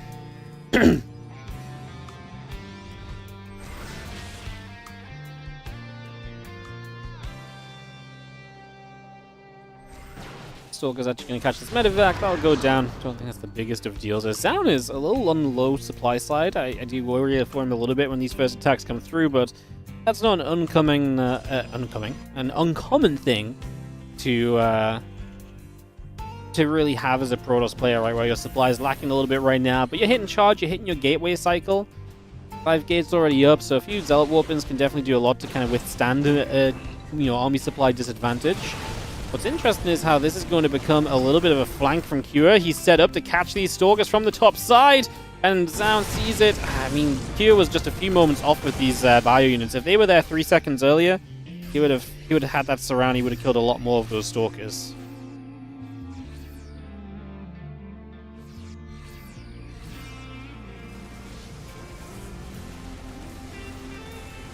Alright, just gonna go knock in the rocks. Stalker's going to fire in on the other side. A couple of Widow Mines taking damage. As rocks go down, we will have ourselves access to the third base. Just going to step on forwards here. And we are just going to move straight up. This is, again, kind of one of those moments where I'm talking about where we're a little bit worried for Zaun. Just out of sheer firepower from Cure. Nexus goes down. Stalkers have to blink to the side. A few Zealots come charging up. The Immortal getting jumped on. The Stalkers are dropping. Now Zaun just doesn't have enough at all. You do get to that forward base very quickly here as a Terran on this map. Like, once you take your third, like, even with the slow zones, like, bases to bases on this map, it's very quick. And I wonder if that's one of the bigger problems with why it's getting vetoed. Just the size of it does seem to be problematic. And I think it's the thing as well as, like, it's not necessarily, like, ramp to ramp might be an okay distance. It's just how quickly you get to a third or positions to take control of like gateways and so around the edges. Those are problems. That's, you know, the sort of thing that becomes an issue when you play these kind of maps a lot of the time. So, yeah. I do like a lot of the ideas on Kill Switch. I think it could have maybe benefited from being like a bit bit bigger, perhaps. I don't know how it would look if it was a bit bigger, but I think he probably could have benefited from it as we head to a fourth game on the grid. And Cure is going to be a map away from moving into the semi-finals.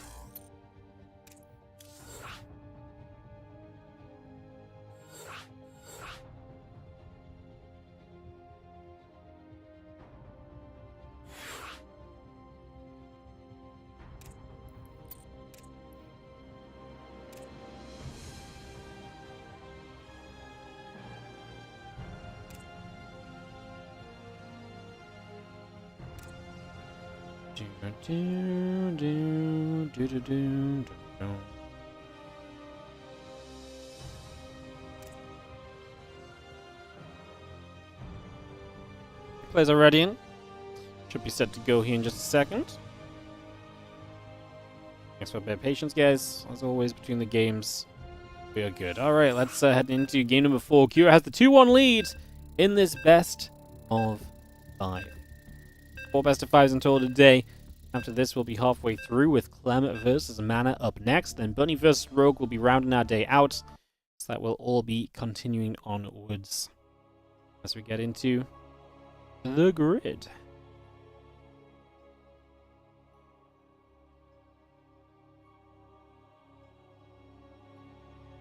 Alright, let's settle this down. Let's get this going.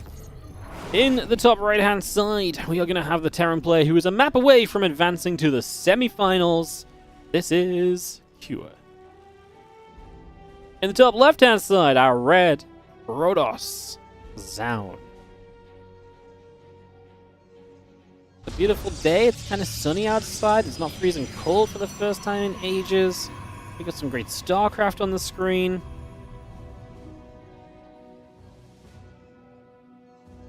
What a lovely day. We're enjoying some games.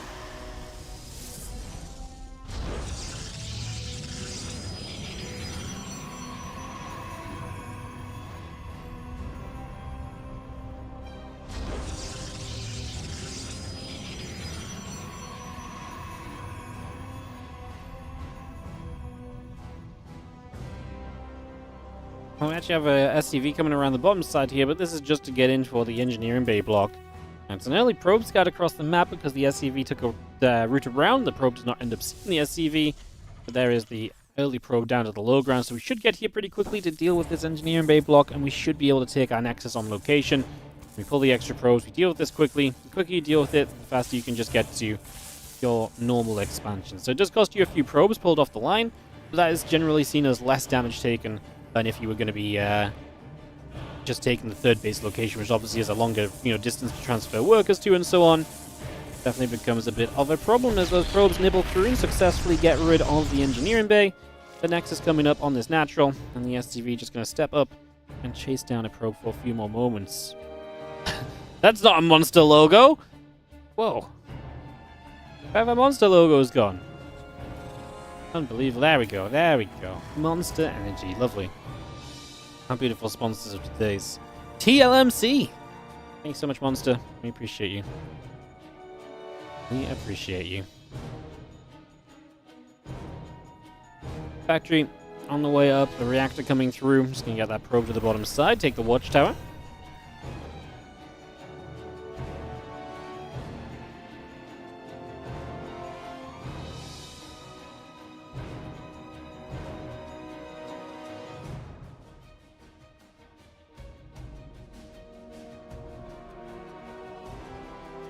Just holding out over here, and obviously watchtower. We haven't seen this watchtower taken because it's right in the bottom of the map. We've not seen a lot of the games on the grid really go very lengthy, so we've not really seen this watchtower come into play all that often.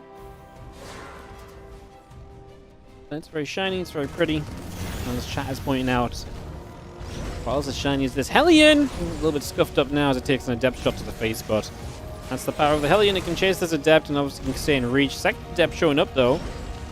What we're going to do, cancel both shades. Hellion's going to back away. Beautiful. Is the white can monster the favorite? My favorite's actually Aussie Lemonade. It's like it's like a lemonade monster, like American lemonade. Yeah, lemonade in the UK is very different. but this one's very nice. I'm saving that for the finals tomorrow. It's my last can from my it's my last can from the monster drop I got a TLMC ago. We didn't get a monster drop this time, guys. Maybe next time. Maybe for TLMC 21. Lemonade monster? Yeah, like it's like I mean, in the UK we'd call it cloudy lemonade. In America you would just call it lemonade. It's like, it's that kind of flavor as a monster drink. It's good. It's tasty. It's called Aussie lemonade, so I guess it's Australian. Yeah, I guess it's Australian style as well, but yeah.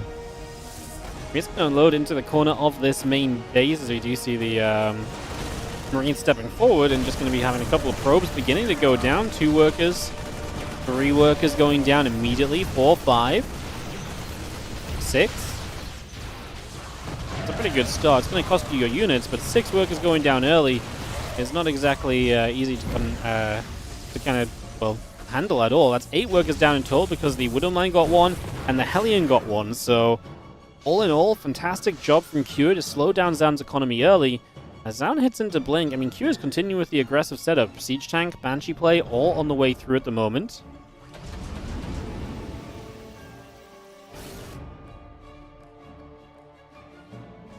And we'll drop the 3rd Nexus down onto the triangular base as well, so we just get that going. The bunker gets up. The Marine's going to be in there as well. We do see the Stalkers stepping through to the center of the map. Again, our Banshee about to finish up. Our Siege Tank and Marines continue to come in as well.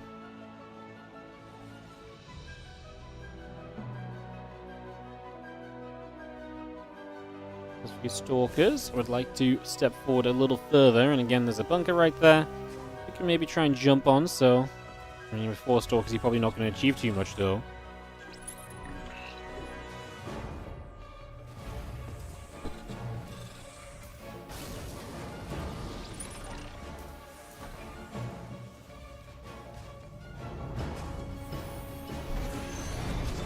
Recall the obs because the Banshee just showed up, I presume.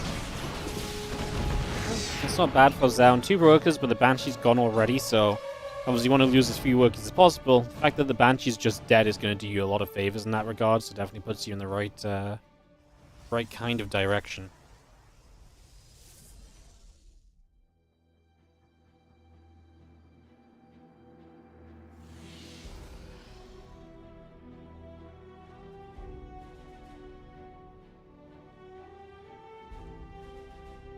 Charging the +1 continues to come about. Our Stimpak and the +1 attack upgrade coming through as well. Just going to be seeing a few siege tanks we can get going.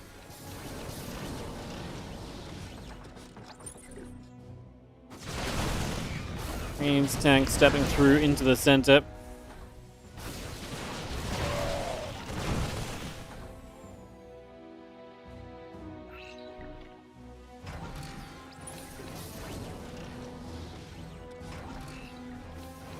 It's going to be pulling back. Stimpak Combat Shield +1, all continuing through.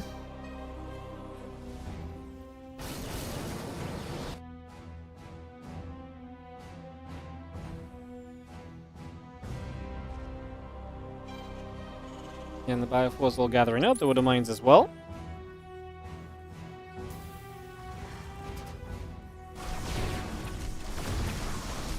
Now, at this point in the game, we're actually going to be starting to see the triangular 3rd setup, but Zan's also going to take a 4th, so we're going to start maybe seeing some of that kind of movement between the 3rd, the 4th, and the further games.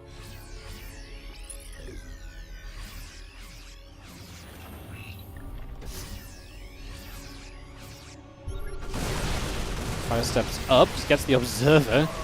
Very dramatic Observer kill as it falls up into the high ground, and the Stalkers have to blink away from that as well.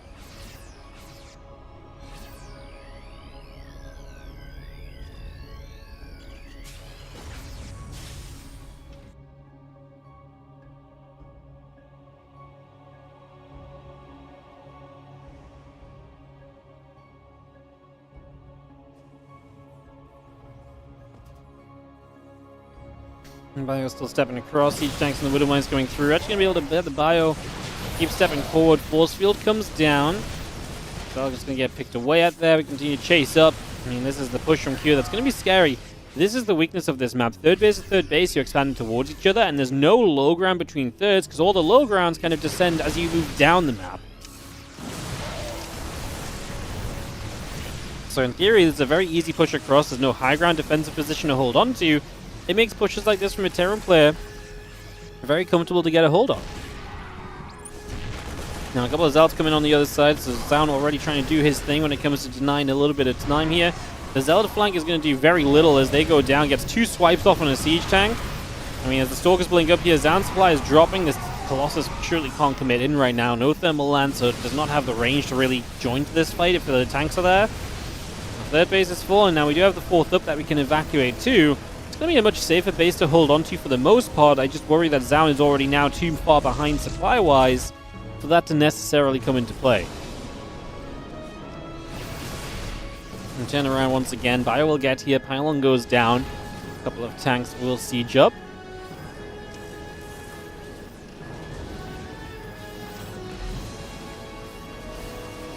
Continue to move up. Just going to be seeing the Bio going to stim forward. A couple of Stalkers going down. The tanks continue to hit the Colossus. Obviously, those Colossus are the potential defense of Zaun. If there's a way for him to hold on from here, it's the Colossus doing very well. The Zelts try and get involved.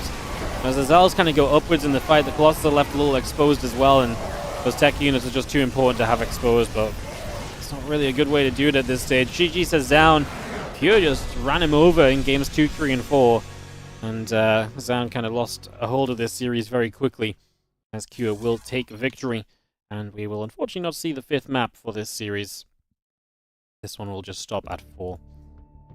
So that is going to be that. Alright, let me add those maps to the counter.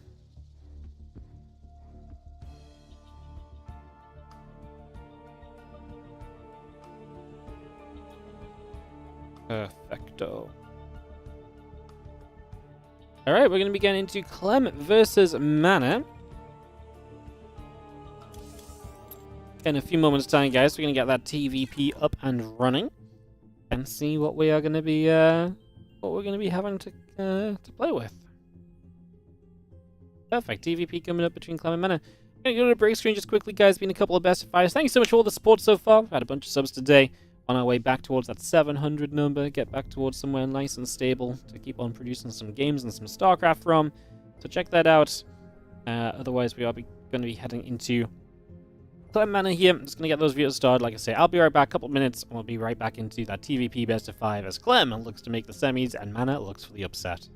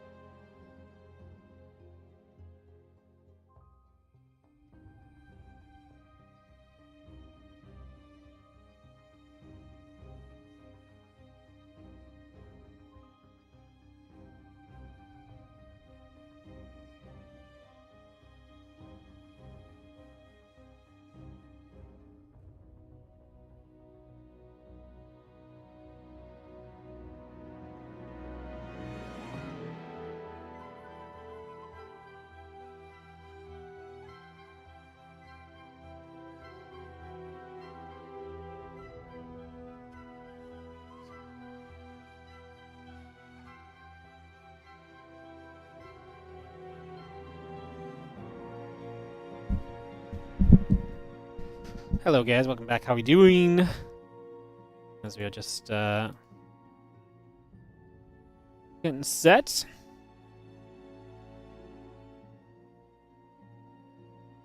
For Clem versus Mana. They didn't do any videoing while I was gone apparently, so all good.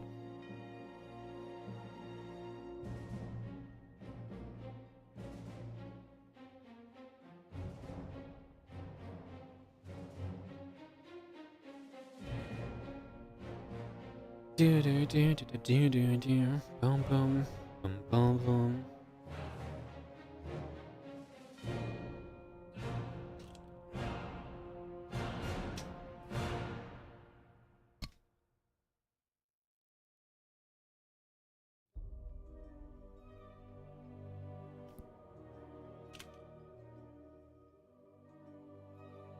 Alright, Clem is gonna make his first veto. And Mana is gonna make his.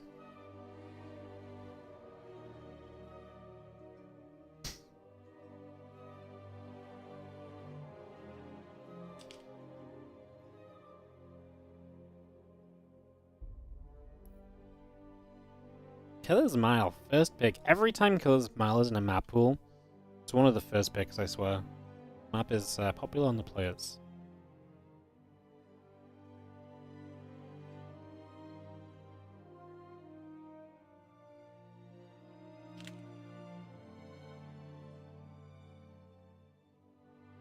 Diffusion map 2, that's exactly the map I wanted to see as well. It's one of the maps that's been becoming lesser played than all of the others.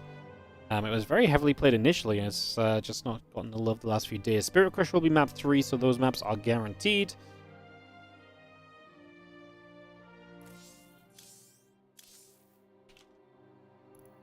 What am I hosting? I'm hosting Killer's Mile, yes. Let's get that going.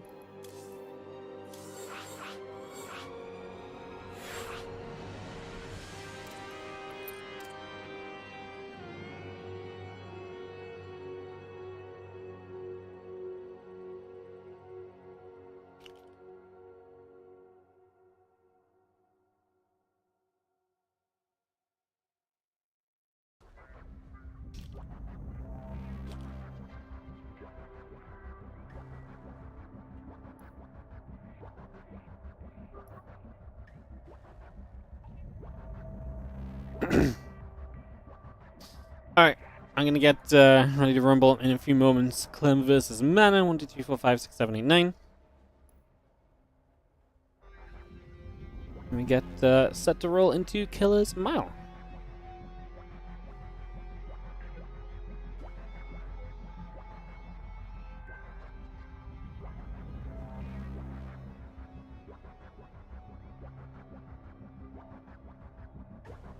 Ready to yell at Jeff? Everyone's here. Let's do it. Killer's Mile, map number 1. As we get this ready to go. Hope everyone is doing great again. Thank you so much for joining us. Hope you're all doing fantastic. As we get this underway. So the winner of this will take on MaxPax in the semi-finals best of 7 tomorrow. Obviously the winner of Bunny versus Rogue is going to be taking on Kua.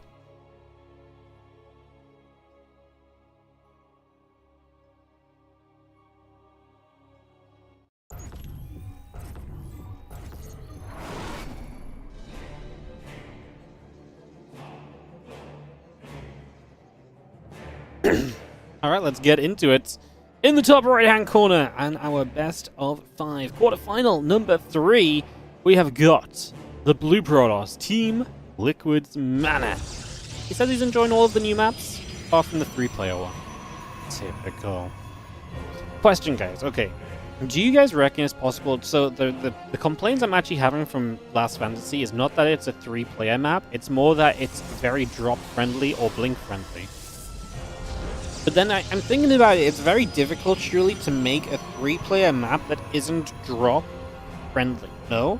Because the way 3-player maps work is because they have to rotate around, you have to put 3 of the bases on the map. Like, it's very difficult to not have the main base be super open to that sort of play, no? And it's not necessarily, because there's always going to be, like, an avenue of attacking at the front, then hopping into the main base that you can deny with other map layouts, but I feel like, now I think about it, the majority of 3-player maps that I've seen probably have that same problem of, like friendliness. It could be done, but the map would be Dorito shaped and not round. Yeah, so very unnatural. Hmm.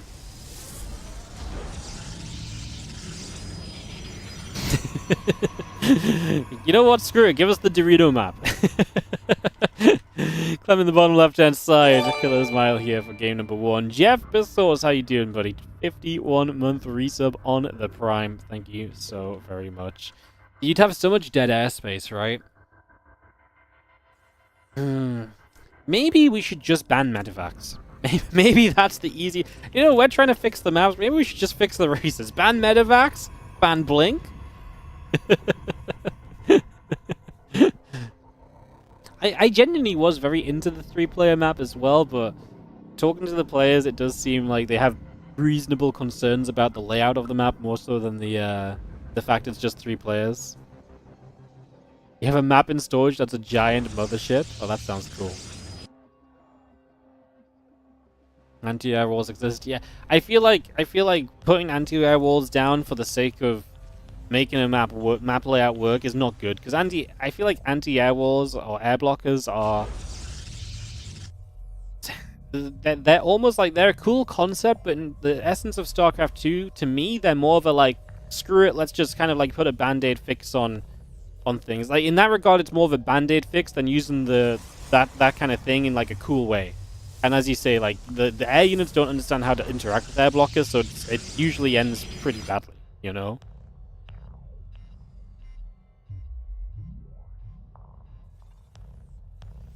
Hallucination is going to step through. A few SCVs are going to get mining away on the refineries. The Marines are going to step across as well.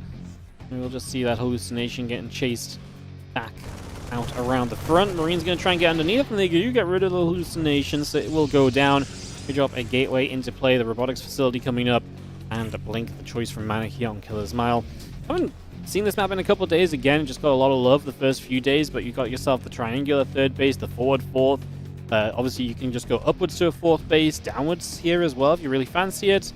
We've got some collapsible towers to block off towards the bottom side of the map. Those are the only rocks that are on the map. No watchtower. Middle of the map is a little bit choky with the bridges. Yeah. Some advertisements as well. You guys get sick of me running ads between every game. I'm just going to start running my ads right here during the game. We're just going to watch the first 2 minutes of every game like this. How about...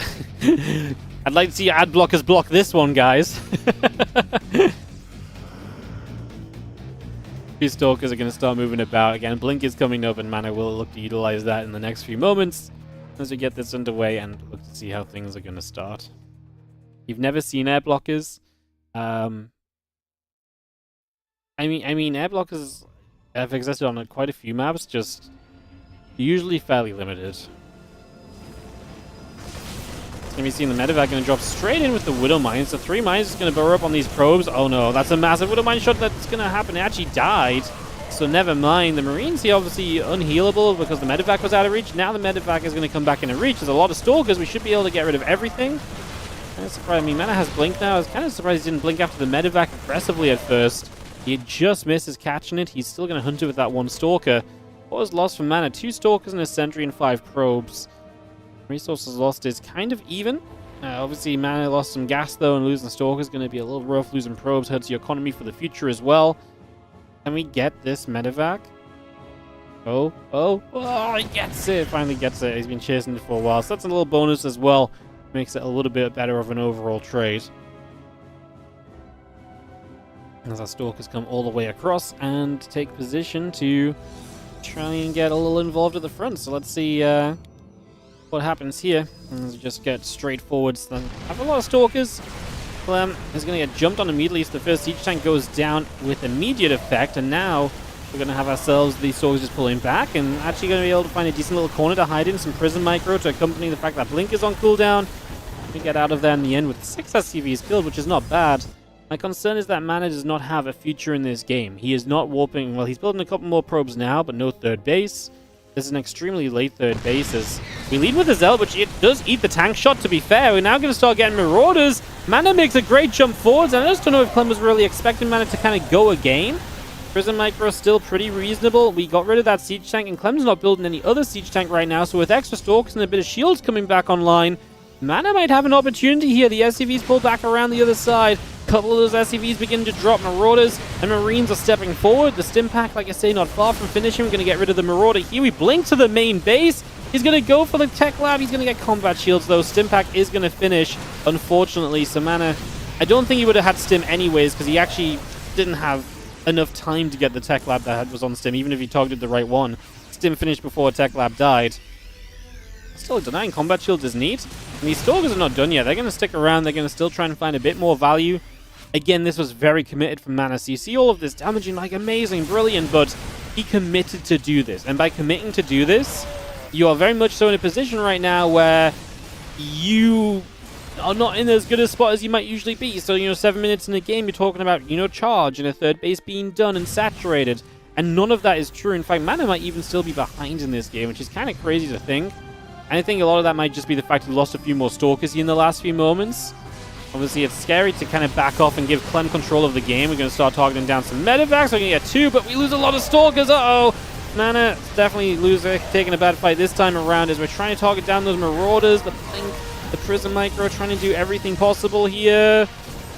Clem is chasing. Oh, the Stalker count is getting decimated. Mana was just a little bit of micro away from actually making this look so much better, unfortunately.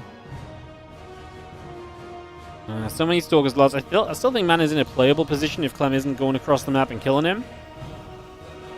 Clem is just now getting that shield started up again. The concussive shell starts up too. And Bio gathering together. And Stalkers will press down towards the bottom left-hand side. We're just going to be seeing our Prism. Hopes a few more Stalkers in as well. And those couple of Bio units going to step out into the middle of the map once more. Prism down the south is going to get intercepted by the Marines. Has to turn around.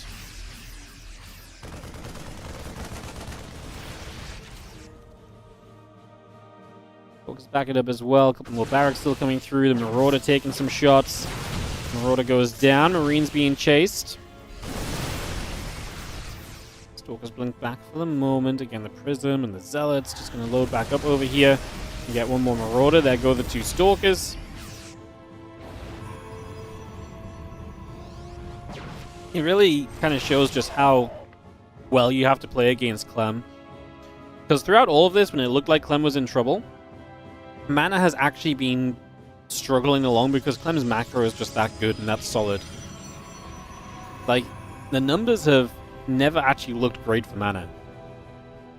Which is kind of crazy to suggest, right? Pretty nuts. Clem just very good. But this is why I was kind of excited for this series. I think a lot of people see Mana Clem and they kind of write it off, but Mana has a very consistent way of pushing Clem a little bit and kind of, making his life a little bit difficult and making it seem as though he's going to have a bad time. Like I say, Mana steals maps off of Clem, I think, more frequently than we typically expect as the Bio.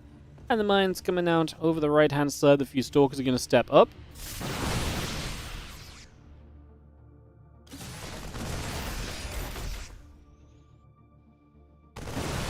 Just going to be seeing the Bio continue to chase. The Stalkers coming through. And just going to get hunted all the way back as well. Marine going to be able to get rid of that probe. And yeah, Bio's just going to come back through once again. Zealot, Sentry, Immortal gathering up right now. And Widow Mine's coming across.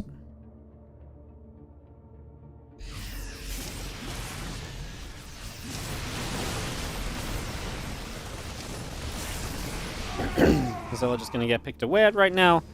I'm just going to be having ourselves the Fire Force coming in once again. Widow Mine's going to fire. A couple of Zealots are just going to get grabbed. Another Widow Mine shot, make it a second. Those couple of Zealots going down right now. Stalker's blinking forward, but Clem has enough bio that he can kind of stand and fight those Stalkers. He's also on 1-1 upgrades now as well. The lack of tech from earlier, again, when I said this was a commitment from Mana, is really catching back up to him. And Clem is going to end up taking a first game of this best of 5 series. So Clem gets the first game of the best of 5. We'll be heading into a game 2 in a couple of moments. Alright. second map is going to be Diffusion, yeah. Diffusion, actually one of our lesser seen maps, which is crazy because this map seemed to be getting so much love. It got a lot of love in the qualifier, which I've not added the qualifier games into the overall times the map's being played because it was a little different with how it worked in the qualifier. But yeah, this map was loved in the qualifier. It got loved on day 1 and 2, and then it wasn't in map pool for day 3 and so, but it was in the map pool here and there on day 4 and stuff, and it just has not tickled the fancy of the players, so has ended up as being one of the lesser played maps out of, like I say, almost nowhere, because originally this map seemed like it was getting played in every single series. Mana had a third and was getting a fourth. You pulled back. Do you think he could have won before? Yeah, I think the problem was, like, he kept on trying to push the micro with the Stalkers, and he just lost too many. I don't even think he has to pull back. You just can't lose that many Stalkers, right? So be less adventurous with the micro you're setting yourself to have to do. Because he put himself in the positions where he's like, oh, I'm going to try and trade here. And to trade well, I have to micro very well. And he was also in the main base at the same time. Like, I think he put too much on his plate. So either you got to not put yourself in that position, or handle it better, or you just back off. Because I think he was in an okay enough position to play out from there. But I think he also knows that Clem is good enough to play himself out of the advantage that Mana had. Especially because Mana knew he was also... I think Mana's fear as well was that if too much bio got on the map, he was going to struggle to deal with it because he had no charge in sight, and so on. And so he wanted to keep trading with the Stalkers while he was out there and in position, so that if you trade with those Stalkers, the bio army never gets big enough to be scary. Instead, what he ended up doing was losing so many Stalkers that... because he had to then rebuild Stalkers because he couldn't do anything else, it cost him so much, it delayed his tech even further. So yeah, it's an interesting question. If you just back off, do you win? I don't know. I think he would have been okay to just back off. I don't think it necessarily nets him the win. Obviously, our perspective of it is skewed by the fact that we saw him then lose so many Stalkers, what felt like unnecessarily, right? It's a cool game because there's actually a lot of... I think there's a lot of good arguments for and against what Mana did and how he approached it. And that's always, to me, a sign of a good game, because interesting, back and forth, no clear-cut answer. Clem takes the 1-0 lead. He is looking to win this series and move to the semi-finals, and obviously that would set him up for a date with MaxPax. How does Clem MaxPax best of 7 sound to you guys as a bit of a semi-final action tomorrow? Sounds pretty good to me. We would have the winner, obviously, in the finals, is also best of 7 right now. We actually know our first semi-final, right? No, sorry, we know our top semi-final features Cure. That will be either against Rogue or against Bunny, which will be decided next. I don't know why I thought that was decided. So yeah, Cure versus Rogue or Bunny, MaxPax versus Clem or Mana. Those are our semis. As Mana opens double gas here on Diffusion. This map is pretty sizable. 2, 3, 4 bases, pretty normal, pretty regular. Bases appear to be taken. Watchtower in the center. Lots of ups and downs. The center of the map is a mess to fight in. Because what's funny about it too is A, there's a watchtower, but the watchtower then chokes up the very central area, which is also up and downhill. So I don't think anyone's going to want to fight anywhere around here. Like, there's just so many things that make this middle of the map awkward to fight on. So that kind of forces fights towards one player's side of the map or the other, right? And that's potentially pretty fun. See the SCV pulling back in toward the main base.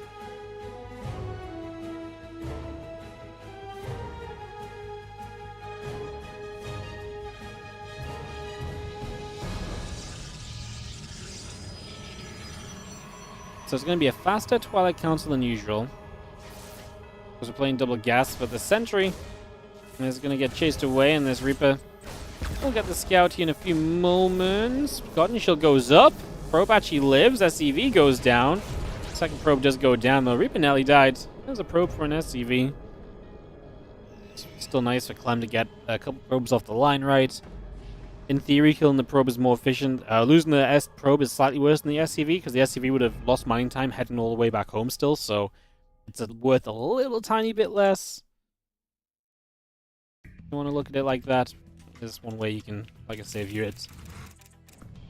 How important that is obviously a little bit up for debate.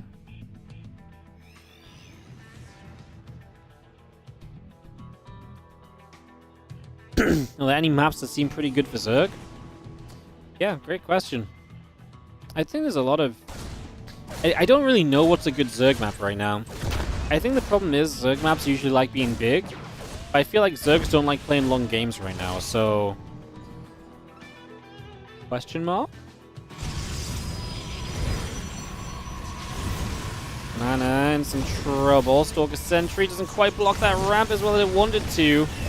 7 probes going down, 8 probes going down. Painful beginnings as Clem. He's going to get Mana GG. It's going to be one of the faster games of the tournament there as Clem gets through for just too much probe damage. It's actually, I will say one thing we've not really had is, like, we've had a couple of, you know, shorter games like 7-8 minutes, but we've actually not really had a lot of sub 5-minute games in this tournament, which is obviously very nice for map testing. Usually we do have a chunk of sub 5-minute games and stuff, so like I say, kind of interesting to see that coming through. We're going to go into Spirit Crusher for map 3, guys. Let's get this hosted up. Clem is so good at Sunfire. You just can't make little mistakes against Clem. He's so good at capitalizing on every little mistake, and the thing is as well, it's like, you also know he's so good that if you do make that mistake, bouncing back from that mistake is so much more difficult.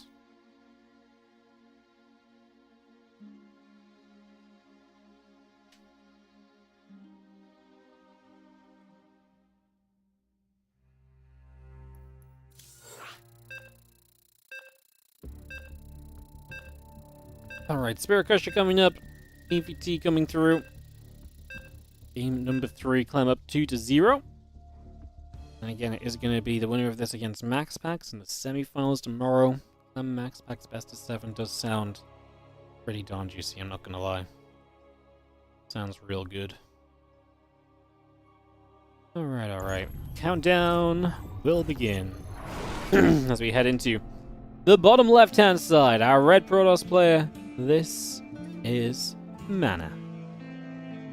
Down 2 against Team Liquid's Clem, his teammate in the upper right. It's one of those games where Mana leaves very quickly, but understandably so. We've seen it a million times where Clem goes through, plays it out. Like, Mana just knows he doesn't stand up to Clem in a game where Clem has that much of an advantage from that early. And honestly, I'm okay with you knowing that as well.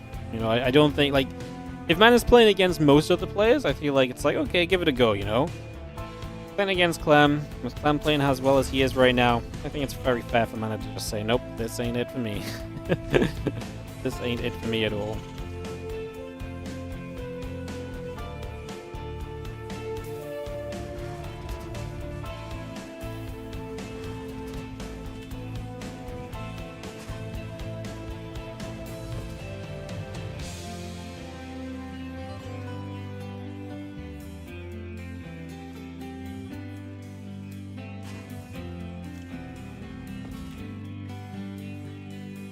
Sorry guys, FPS will be fixed in a second.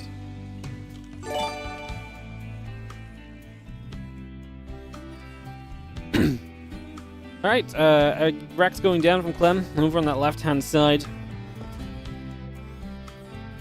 PDE Boss Bouter, thank you so much for the Prime sub, and SC2DE on the raid. Welcome guys. Again, thank you for that Prime. It's a Prime-filled day today. Appreciate you also supporting the StarCraft 2. Say we have the finals of this event tomorrow. Super excited for that, but also super excited. We've got WardiTV March coming up, WardiTV the Boomer Bash coming up, and then we're into April, and the beautiful month of April might mark the return of the WardiTV Seasonal Championships. I think we're going to be trying to run the WardiTV Spring Championship, so yeah, bringing that tournament back. It's we didn't run them last year. We're looking to bring the seasonal championships back and getting the WardiTV 2025 circuit a little bit more solidified, because there's only so long I can hold off deciding what to do with it, waiting for information that's apparently never coming from bigger tournaments. As a GCRT, Reapers and the SCV going to come in. The proxy barracks here from Clem applying some pressure, a couple of probes begin to drop. Obviously that Guardian Shield is helping. That's the only unit out right now from Mana. That Sentry is going to be in trouble when that Guardian Shield pops off. I think we're going to turn onto it. Oh, new Guardian Shield. That's funky. Reaper will go down. We're actually going to just go for the Sentry now anyways. Sentry pretty sturdy. Like, I know we had to pull a bunch of pros, but the Sentry just killed 2 Reapers. What a champion. Is this the best Sentry performance of all time? He just 1v2'd some Reapers. Ignore the pro poll, okay? That's one of those stories where, like, today we talk about, well, the Sentry, had like 10 probes with them, killing off 2 Reapers. A year from now, the Sentry will still told this story so many times, and he's like, then, on my own, with the back against the wall, I popped the second Guardian shield. The probes had abandoned me, and the Reapers fell. As I was taking note, it's just that epic storytelling. It becomes a bit more epic each time. I feel like that's what this Sentry's going to be doing. It wasn't probably that epic because the pro pull was just a big part of it, but in essence, it was the Sentry soloing 2 Reapers. I love it. Hallucination goes across the map as we're going to head off to the upper right-hand side. As we do see our barracks just floating towards the upper right as well. So Barrack's getting back home. I think Clem's obviously very happy because he's still got 3 probes, and also we're talking about a lot of income lost in these early stages too. Look at the income spike. That's when Mana pulls the probes. So there's a lot of resources potentially that Mana could have had by now that are not there because he had to pull those workers.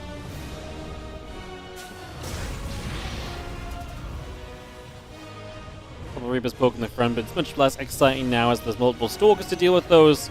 And that obviously makes it a lot more difficult to really do too much with the Reapers. Don't think there'll be any other further tales of epic Sentry moments, apparently. Well, Sentry's seen this before! Sentry's going to feel invincible with 2 Stalkers as well. My goodness, the Reapers stand no chance. An SCV dies on the bunker. We're actually going to have the perfect amount of Stalkers do one-shot Marines. Going to get another SCV too. I like it. Unfortunately, loses a Stalker. That's the thing, right? It's like, you see moments like this, it's like, oh, that was really cool for Mana. And then you lose a Stalker. It's like, and just takes away some of the value that you just got right there. As these 2 Reapers will get a probe once again. It gets the pylon down at least. It's the price to try and take the 3rd base. As our Stalkers will show up, they will get rid of 1 Reaper. And I think this is the end of the Reapers in this game. The Sentry's so cool now. He's earned his place in the back of the army. He just tells the guys, he's just like, hey, Stalkers, you guys go deal with the Reapers. I've done my time. I've done my portion of having to protect and defend. Stalkers will show up. Shank takes a shot at a depot. Nothing like warming up, like trying to kill your own defenses. Always a good beginning. There's a couple of Marines, Marauders continue on through, and we do have ourselves. The Stalkers are going to step on in. The bunker going to be taking some damage already.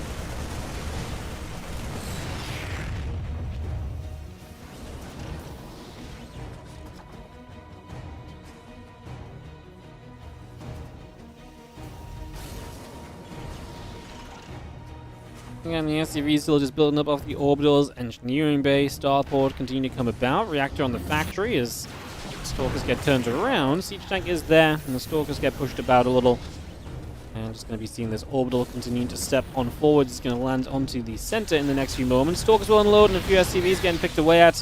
The bio steps through, and that Prism does just have to back away one more time.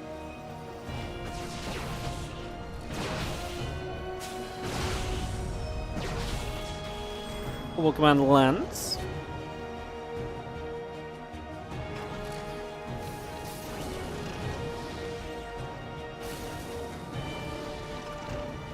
Tank's gonna get sieged up.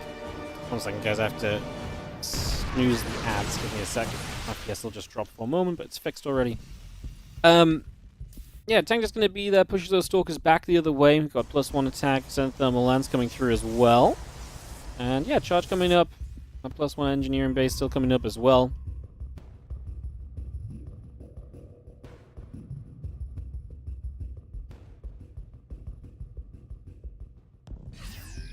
I'm obviously starting to maneuver around with a few of those bio units. Oh, sorry guys. I didn't realize I added the score. I was trying to do something earlier. I just set the score apparently. I'm so smart. God damn it, I've spoiled the result. You guys now know the reverse sweep's gonna happen. Gosh darn it. Anyone else think this streamer should stop spoiling the results of his games and just get to, get back to it sometimes? Yeah. You thought I missed some games. I was just checking who was, napping, I'm just, skipping Twitch chat, honest. Let's do attacks and thermal lance. Obviously upgrades that are going to help mana out a lot as this game progresses through. And this game is very much so progressed on through for the moment. Can we get an update on the sentry? It's right there. It's the one with low HP. He wears his HP proudly. 9 HP sentry.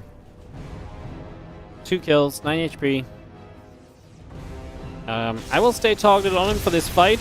Surely he's gonna... Yeah, he pops the Guardian Shield. He has no... No! The siege check blew him up! Oh, it's brutal. Close your eyes.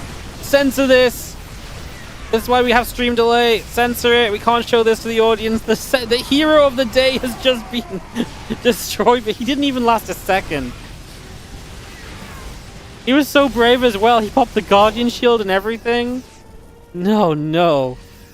I can't believe it. Oh. Alright, guys. Vote in the chat. Do we ban Clem from WardiTV tournaments for killing our favorite center? You need a replay? Bro, it wasn't long enough for a replay. He literally disappeared.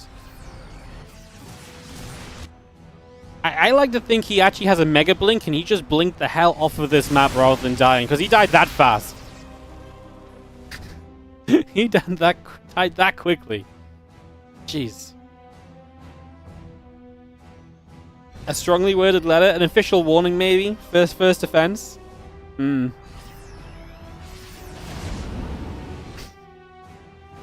Blink. Imagine that in the best of 3 you get an ability called Mega Blink, and you can just blink your unit to the next game. You start game 2, your Colossus, you Mega Blinked out of game 1. Here we go! 12 probes into a Colossus. You guys want 6 worker starts? Sure, but we're gonna have a Colossus in there as well. A few Zealots on this right-hand side gonna try and take on the bio, and the bio will go back. As, we do see a couple of gateways coming through, a couple of ghosts coming up from Clem. Obviously, his army progressing and improving. Orion Cisco, thank you so much for the 2-month resub on the Prime. That Sentry had it coming. Yeah, he etched himself as too much of a legend, right?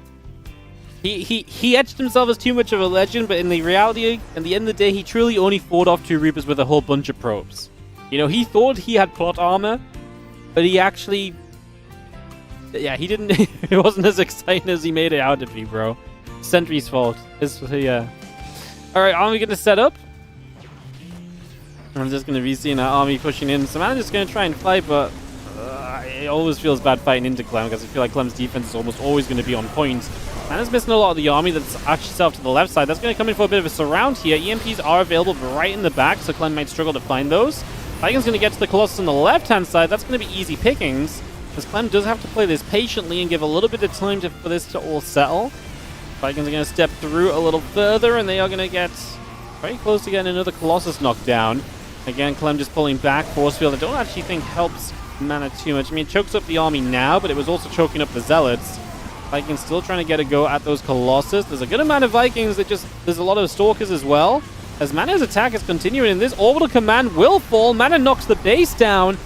Now, can you get away without losing too much? The Colossus gets microed into the prism. The Stalkers blink to get rid of the Vikings. We're actually going to turn this fight on its head, perhaps. Mana turned around, but there goes one of the Colossus. Clem's supply is in the lead here currently. Prism goes down! Oh no! There goes the warp in, there goes the Colossus. Here goes everything as the Sentry, the Stalkers are going to get blasted. And I think Clem is obviously going to start chasing across the map. He lost a base, but he's replaced it already. Obviously, Mana just lost so much of his tech here that it's going to be a difficult survival from this point on, to say the very least.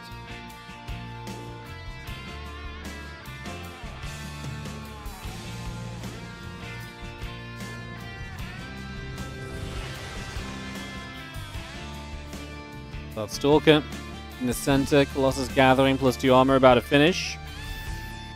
It was Sean DeWolf, how you doing? Thank you so much for the 100 bits. That escalated quickly. Hell yeah, it did, didn't it? I mean, Mana felt as though he got the base. It's always... Retreating as a Protoss is one of the most difficult things to do, because if you're retreating, it usually means you know you're losing the fight. But once you're losing the fight, like getting away, your units become so much worse trying to get away. The Terran has so much chasing potential. I think knowing when to retreat early is a very good skill as a Protoss to have, because retreating early enough, the Terran can't chase you. You've got to put yourself in positions where you're getting away, and the Terran can't look to capitalize on it. Stalker's going to go after a Viking. The Bio and the Ghost still setting through. A couple of refineries coming up.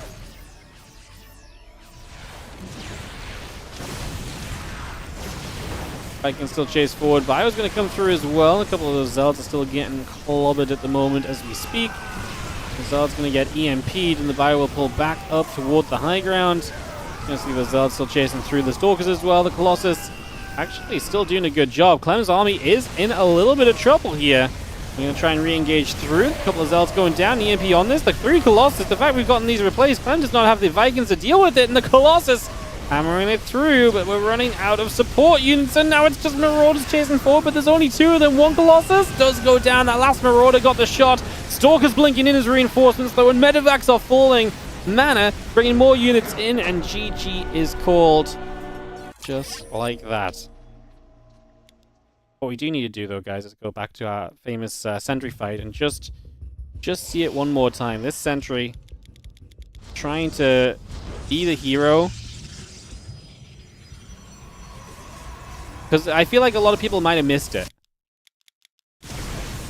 Alright, this is our sentry. He pops Guardian Shield at 826. And he dies at 829. It turns out, in the end, those 2 Reapers putting him to 9 HP probably killed him. Brutal. He just... That was him right there. That explosion. That used to be Mr. Sentry. 07's in the chat for our Sentry hero who was not meant to be the hero any longer. Alright, we are going to have a 4th map coming up here. Clem and Mana going to go to game 4. And we're going to go to Torches. Excited to see Torches. It was also one of our lesser played maps at one point, but it's been played a reasonable amount at this point as well.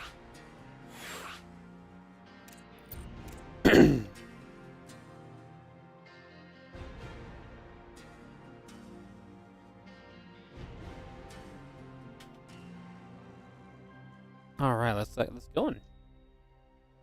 He focused it as well. Yeah, Clem really had a vendetta. He was like, you killed my 2 Reapers. Clem doesn't forget. Clem doesn't forget, man.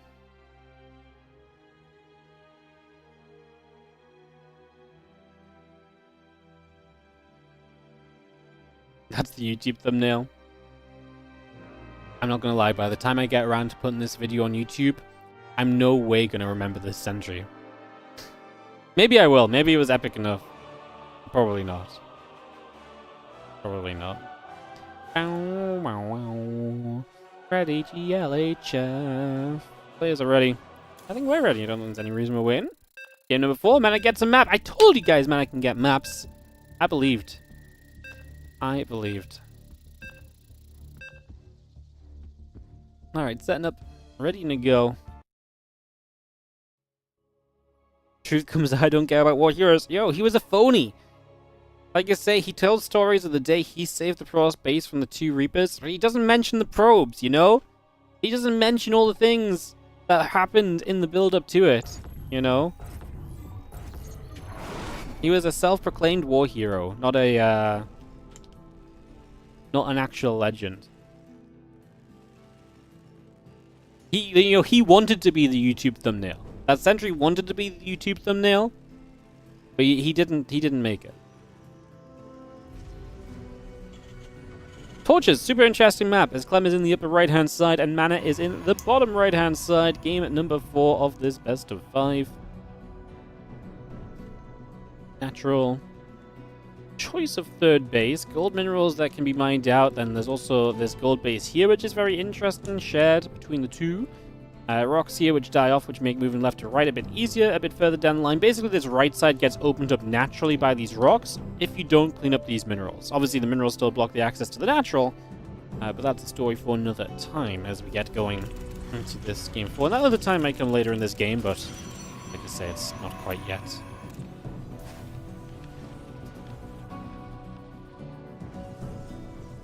Map makers deserve an official calendar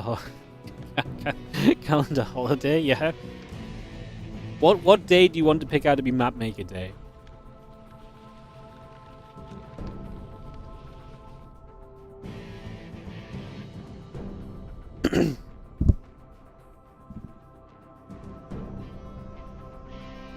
I didn't actually notice these are rocks. Is there any reason for these rocks? I guess a Zerg can keep these rocks alive by creeping it up, but I actually don't think a Zerg would want those rocks to be alive, no? That just gives you space for units to go onto the other side too.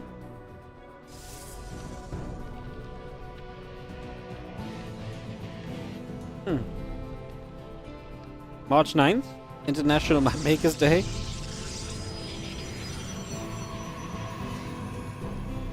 Unfortunately, it's a Sunday this year, so they don't actually get any benefits, but...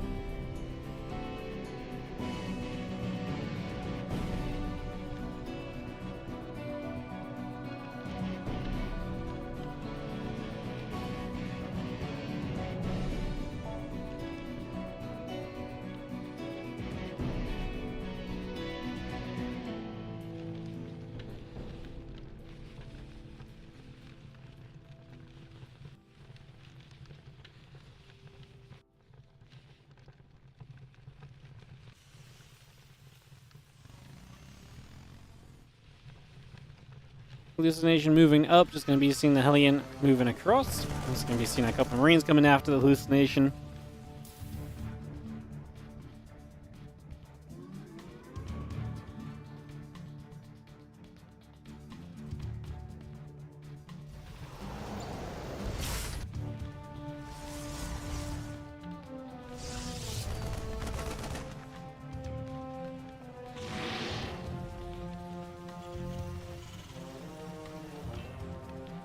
Medevac mine, a couple of Marines all coming through.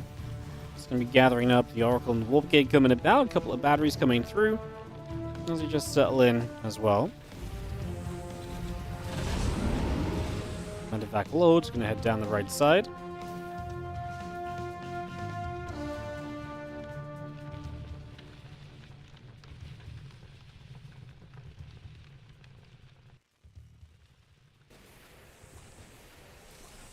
Starts on that tech lab, just going to be seeing the hallucination scouting through, and a couple of Marines and a Banshee coming about. Oracle going to go straight in for an SCV or so. The Sentry going to fire up onto the Hellion as we actually just go straight into the main base. Now we do have a battery. Problem is the Phoenix isn't going to help you too much defensively in this scenario. I mean, you could maybe lift up the Hellion. Clem losing 5 SCVs so far. Finally getting some Marines that might be able to deal with this. Oracle Manor is not watching it, but Clem is not stepping forward either. He's busy on the other side. The Oracle gets away. Doesn't. It's going to die. It died because it stopped on the right-hand side. It stopped moving because man is now busy trying to defend this as the Sentry died. The Stalker's taking damage. The Widowmine recharges very soon. I think that Widowmine will go down before it fires, but it is at least shots that have to be spent on the Widowmine. It buys you some time to get close to this mineral line, and now Clement is going to undo all the work that the Oracle did as he starts to kill probes. He doesn't actually have the DPS to get any more. I think that's going to be, what, 7 workers each? I think that'll be that. A Void Ray pops out, which is maybe not needed defensively anymore. I would have liked this a lot more for mana if he hadn't lost the Oracle. So the Oracle ran here, but it was still in reach of the Marines which chased it. I don't think Clem was really watching either. He just had them right-clicked on the Oracle and they were out of reach, but then the Oracle stopped at the edge of the base. So that kill happened while we were continuing to watch the damage being done in the natural.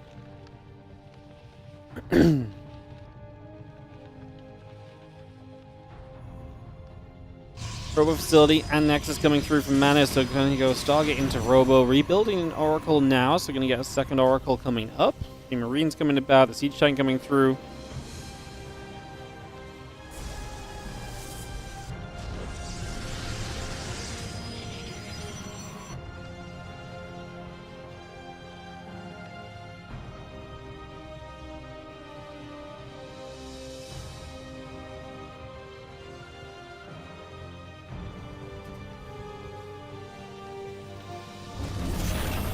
Oracle just dives through. A couple of SCVs going to start dropping as the Siege Tank and the Banshee continues to come about. 3 SCVs going down. The Oracle taking some damage. A 4th SCV goes down. A couple of probes and the Immortal coming up. Cyclone locks on. Just another dead Oracle. Well, we got some more SCVs out of it, but you don't want to lose Oracles. Oracles are for the long term, not the short haul, that's for sure.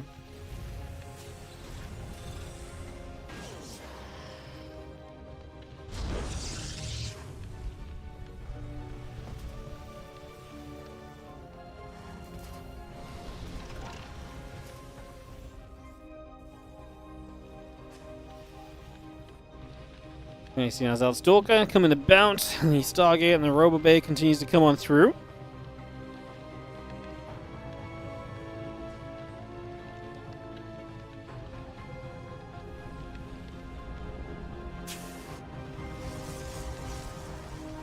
And all those upgrades coming through. Double Stargate from Mana. I like it. Gonna go Super Phoenix Heavy, apparently.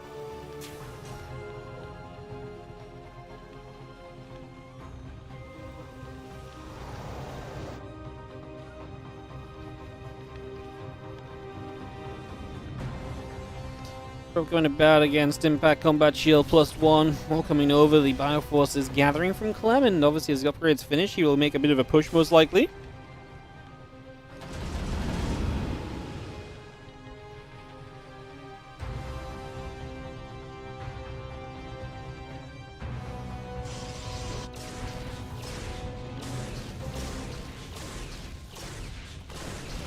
Phoenix firing, a couple medevacs taking damage, Marines and the Widow Mine coming through. The army just heading down to the south side.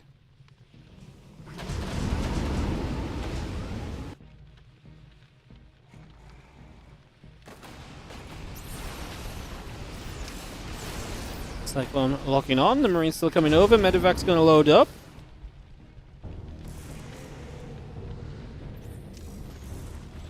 Army just going to step through. Widow Mine is gonna hit a Zealot. The Widow Mine goes down. The Cyclone getting turned the other direction. Marines into the main base, so now you gotta deal with this mobility.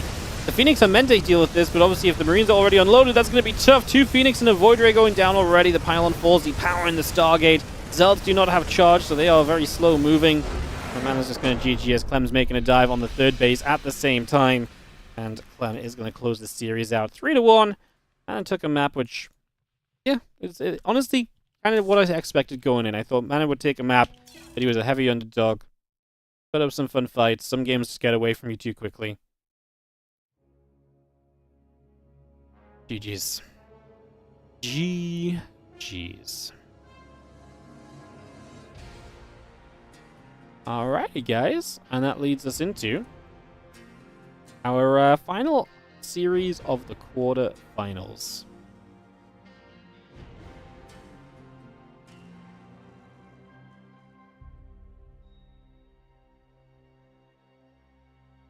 Yes, yes, yes. So we're going to get into that, get that underway.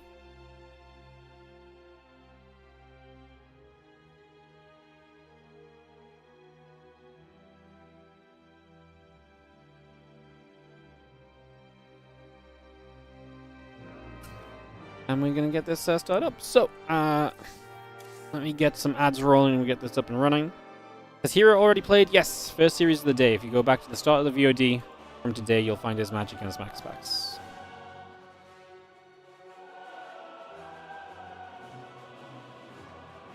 Don't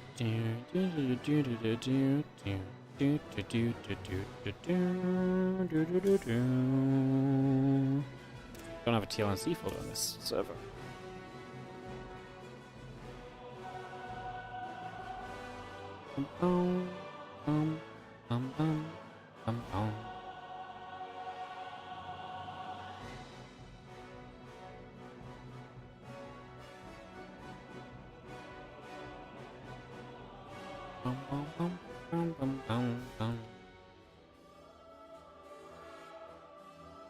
Alright, guys, give me a sec. Any updates from the guy that's hurling insults at me and hated ads? No. He tried to say sorry, which was when I read the chat, and that's when I read the previous chat from him. He said he was misunderstood. Ay. Alright.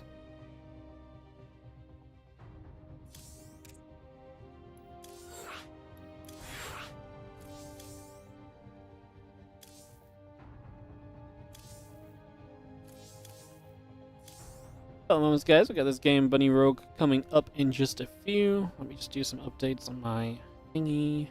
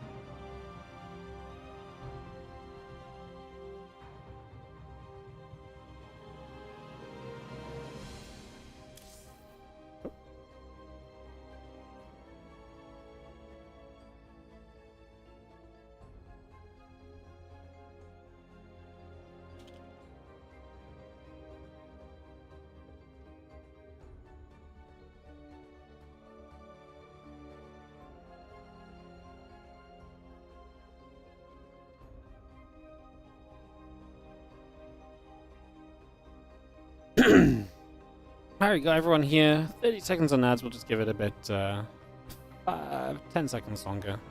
Make sure that we have as little overlap as possible. It's good. Always a goal if we can do so.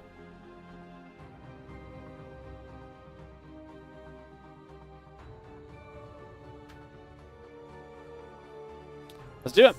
All right, final best of 5 today, guys. Bunny, other Terran player, other great Terran player. Versus Rogue. Obviously, Clem advancing means it's a Clem MaxPax semi-final. That will be tomorrow, best of 7. Oh, that's exciting. And for now, we get into Bunny versus Rogue. So heading into this best of 5. Let's get this started off and underway. France, thank you so much for the 74-month resub. Let's go, Rogue. We need some Zerg on the final day. I know, it would be so nice if Rogue could make it through. I love Bunny. Bunny is absolutely one of my favorite players to cheer for of all time. Such a nice guy, super friendly, works hard, has always been very good. But man, like, we need a Zerg. One Zerg would be so nice. And Rogue has been like our one Zerg in this tournament in general that's shown up and delivered. I mean, Lambo had some cool games yesterday as well, I think, in Group D. But that was always going to be a difficult group for him.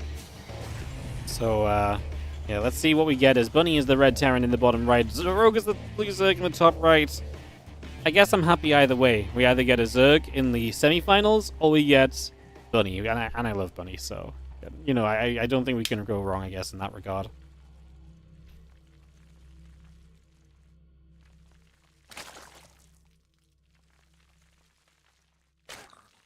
Which of the two picked torches? It should be Bunny. Yeah, Bunny has map pick preference because of his first seed, so he picked torches. Which I think makes sense as well.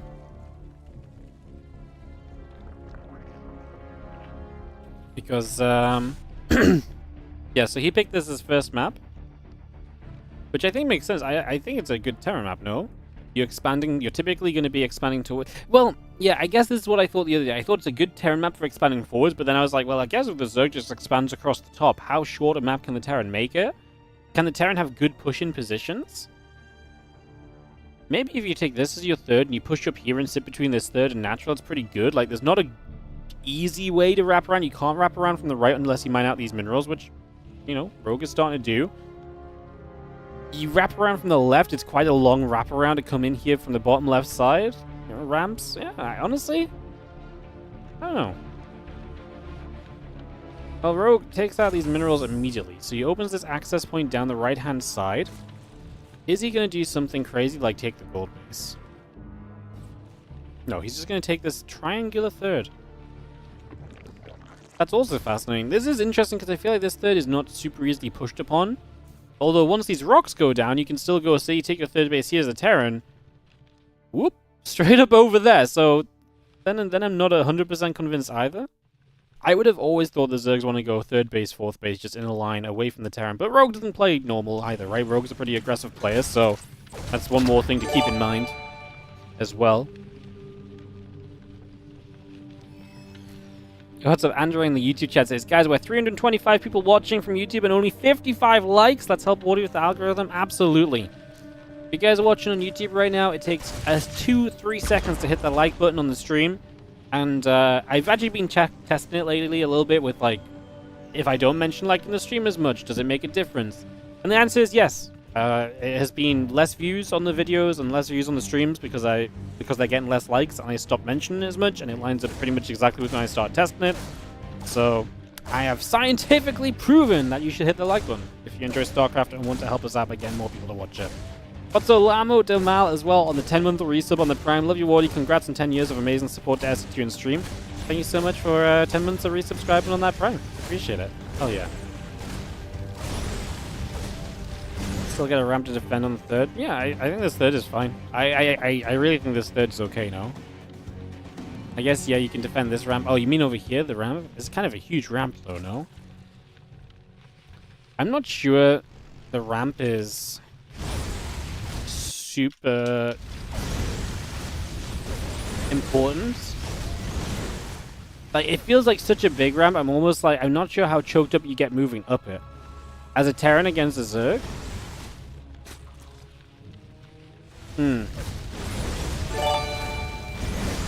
Hey, what's up, Level? Thank you so much for the 78-month resub. Come on, everyone, smash that like button. Going one further and hitting us with the sub. Appreciate it, mate. I think it's just going to open up these rocks even faster, which obviously makes sense. Obviously, a ramp is a ramp. I just like, when I think of ramps, I think like this to me is like a ramp. It's like a nice choke point ramp. This is like a huge ramp in my eyes. I don't know, it's just like a couple hexes bigger. It's probably not that much different. I'm just trying to think how much it matters attacking up into the high ground of a Zerg, who's usually, in this case, it's going to be melee-based units anyway. That's interesting. I mean, this is why this map's kind of fascinating, right? Because I think there is a bunch of different ways that you can expand and different ways you can kind of set up and utilize the map. So this is the kind of map which I feel like we need to see 3 more TLMCs of. Because I feel like the more games we see on this map, the more interesting it's going to be to see expansions and how people set up and so on. So, yeah, very interesting. A couple of evolution chambers are going to be coming up here from Bunny. Not from Bunny, from Rogue. I said Bunny weirdly and it was wrong. Goes to show. As there is a Spore Crawler and Overseer's Morphin as well, as the Banshees make their first appearance. So no kills on the Banshees, just pushing the Queens back. And actually the Hellions will get in reach to get rid of some drones, but that wasn't too crazy either. We get a Queen, we get a drone. It's nice, but it's still very manageable. As Bunny adds on barracks number 4 and 5, so gets up to the 5 racks of production here. Getting that up and rolling. So we get that all set. The Hellions gathering over to the left-hand side. A couple of Banshees are going to be right there as, well, there's going to be Queens, and got to be a little careful with that Banshee movement. Now this 4th base starts getting picked away at. Is this a problem, how drawn out you get on 4 bases? So here's my kind of line of thinking. I feel like it's fairly difficult for the Terran to push up this right side. Say this base in here, to push up here and into this location would be very difficult. So that basically, as a Zerg on the ground, obviously against drops you have to defend 2 in the main. But on the ground, you realistically only have to defend from here to here for 4 bases. Right? That's like a screen. Whereas now he's got to defend from here all the way across to here. That's like 2 screens diagonally. It's much... I feel like Rogue's getting himself way more spread out to find a defense, no? Again, this is just kind of, again, going back to the discussion of which bases we should end up on and taking, but... that's what I mean. This map's interesting because of the way it works out and because of the way the game's working. The creep actually got to these rocks, by the way, so the rocks got saved from just naturally going down for a little bit. Yeah, that's true. I guess this does let you push the creep out sooner. You're working from here. Your 4 creep team is forward. 4 creep team is from here is like basically just in front of you. Yeah, fascinating map in that regard. Super cool. Super cool. I think that's the sort of map as well. As players play on it more, they figure out the positions more, and it becomes even cooler, you know? As we get rid of an Overlord to the side, we got ourselves this set of rocks here, can potentially go down as Bunny sets up his attack onto the 4th base location. So it doesn't go up the right-hand side at all. A counter-attack gets a couple SCVs, but has been chased away. Rogue might need these units back at home. He doesn't have 1-1 upgrades right now, so he's down on upgrades and looking to go in for the flank. The siege tank is going to start getting some shots off. A couple Hellbats get to the back there as well. Bane's going to show up. Bane's not really able to reach, having to go around the corner to reach the Marines. That's annoying, right? The tank here, and then you go all the way around there to get the Marines. We are unloading into the Banelings, and Bunny is going to lose a few more units. Circling's pulling back over. The 2-2 upgrades coming about. Melee upgrade, Burrow, plus 2 Carapace, all on the way. And a couple of Medivacs and the Banshee coming back around as well. Just going to relocate with these. Again, Drilling Claws coming up. We got a Concussive Shells into play. The Marines and the Medivacs go back over the right side.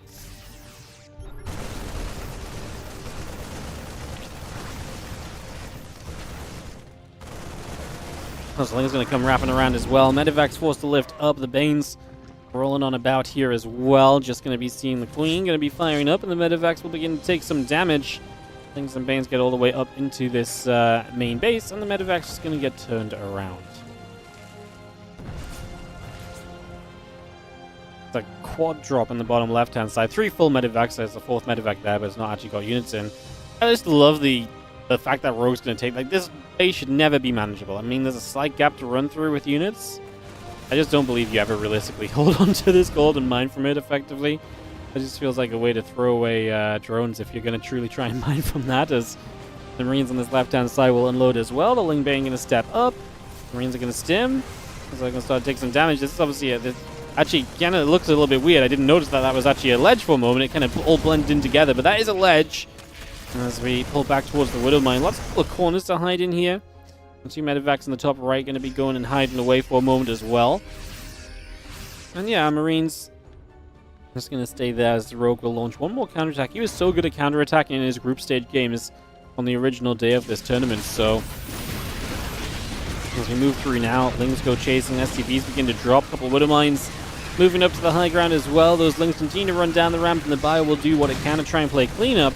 Rest of the Bio coming through, a couple of Widow Mines going to try and go off on some of the Zerglings as well. We get Marines on the top side.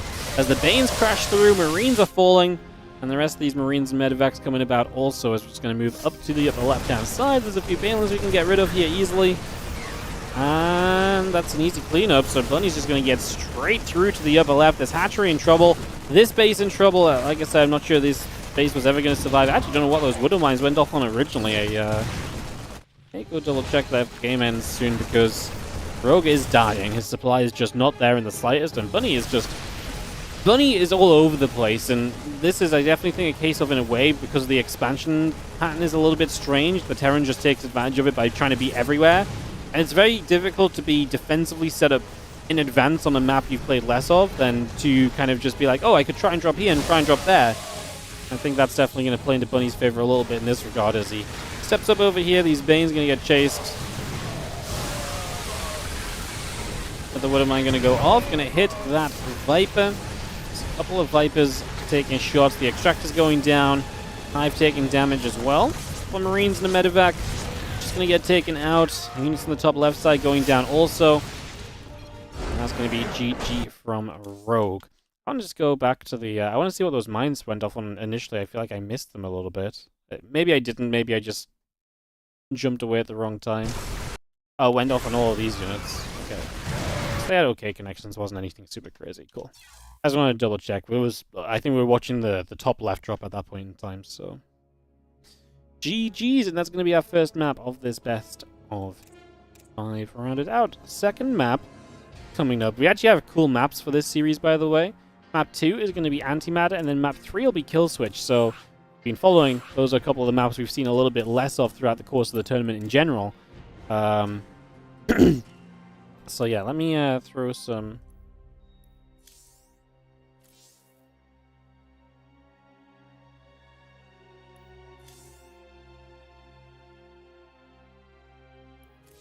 invites down.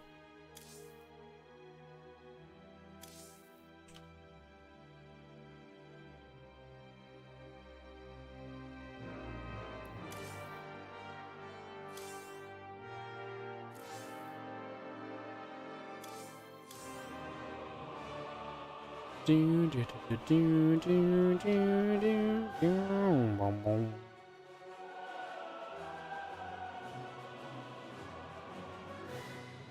Do do do do do do do do do do do do do bum ba bum ba da da bum. Invites going out, guys. Just taking a moment or two. 1, 2, 3, 4, 5, 6, 7, 8. Looks good.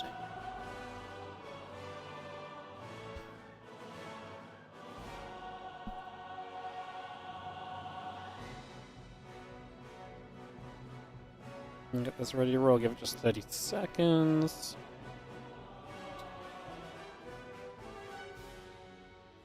Oh yeah, I was gonna check how many likes the YouTube stream had after after the big liking sellout. I want to see if it convinced people to click the button. I also have to wait for someone, which is also what we're doing. 107 likes. Oh my god, we like doubled the number of likes. Holy goodness. It worked. Insane.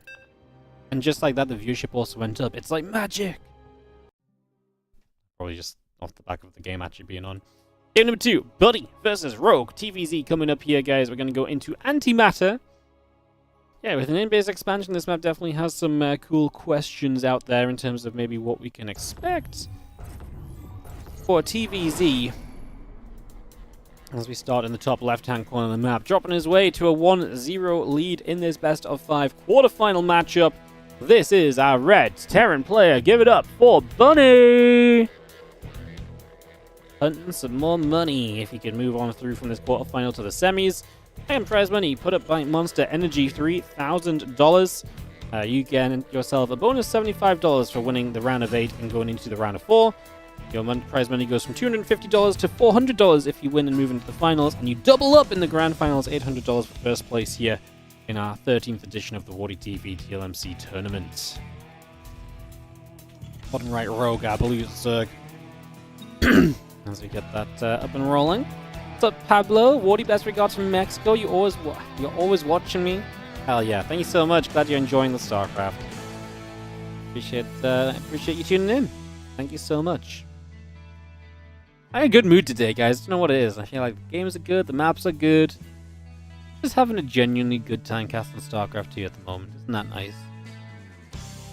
Isn't that nice?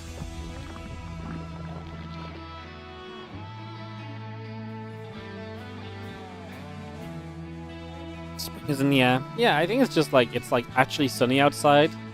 I took Ellie out earlier and like I didn't have to like, you know, it wasn't just cold instantly, you know? It was a good day. Must have been the beach day from yesterday. Yeah, I took the dogs to the beach yesterday as well. Ellie got to see her well, not really her brother, but my parents' dog Scout. They were best friends. It's really funny because when Scout first met Ellie was obviously a puppy and she was much smaller. So Scout was like, aha, cool, an energetic friend to play with. And he was like, I'll show you how to play. And he bullied her a little bit and stuff. She stood up for herself. It was fun. The problem is Ellie kept growing. And obviously, you know, back then they were the same size when Ellie was a puppy. And now she's much bigger than him. So now every time Scout sees her, he's like, oh no, you're huge. And Ellie just barrels into him like, Scout, my best friend, hello. Scout's like, please calm down and leave me alone. That's funny. DSW4GG, thank you so much for the Prime sub. Appreciate it. UK has a lot of beaches. Yeah, I mean, we're an island, right? So we have a lot of coastlines and hence there's a lot of beaches, no? Is that not how it works? My geography is terrible.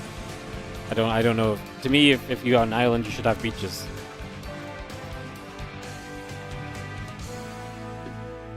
I mean, I live in a very beach-heavy area. We have like, we have tons of beaches. You can drive in any direction, north to south, and there's different beaches to go to. It's great for dogs. You assume the UK was nothing but sheer cliffs and rain? I see.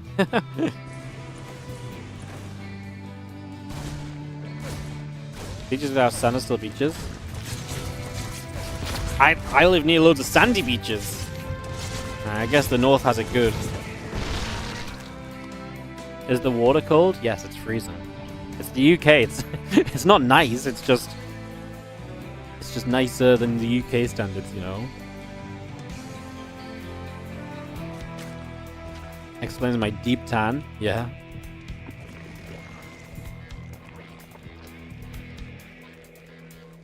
It's funny because I guess that's just kind of my bias as well, because like I've just grown up here all my life, and so to me it's very normal to just be able to drive 5 minutes and get to the beach. Or if you want to go to a different beach, you drive 10 minutes. Or a different beach, you drive 10 minutes the other way. Like, to me that's just so normal. And it's obviously it's not a normal experience for like 95% of people. It's wild. As Rogue loses 6 drones early, it's not ideal to start off with on antimatter. Not exactly great to begin with, as a couple Hellions end up going the other direction. Just gonna get up that right-hand side. Banshee, Hellions, Marine, and Cloaking all coming through.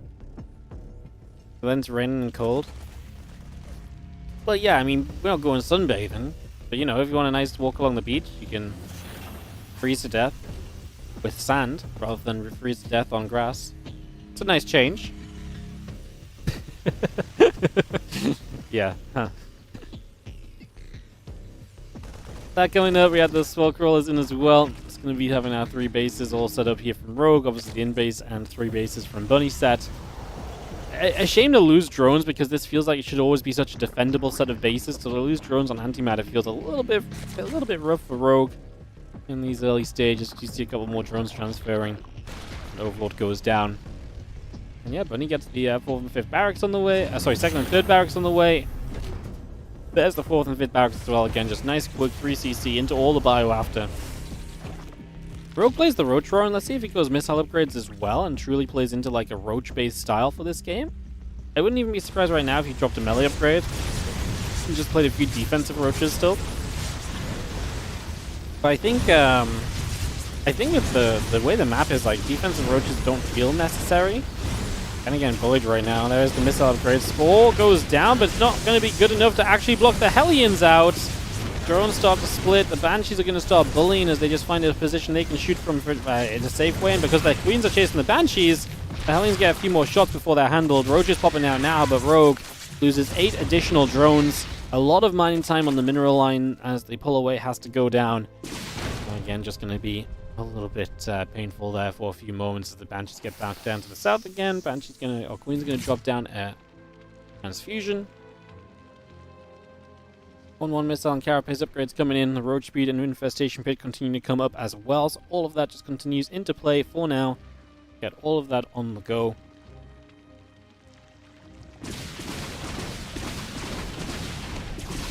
Gonna see that hatchery.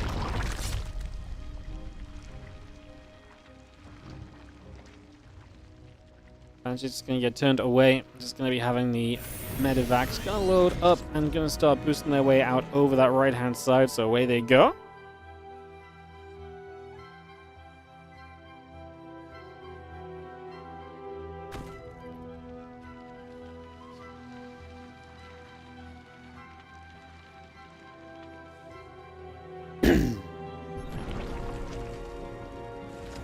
Upgrades coming about, 1-1 coming through, missile upgrades coming about as well. Just going to get an Overlord. The Marine's going to pop about as the load up comes around that right-hand side.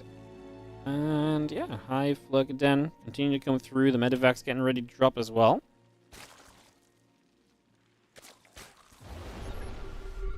Into the back of this mineral line here. So in we go, making a bit of a play. I was wondering if that goes down quickly. So that's a good shutdown if nothing else.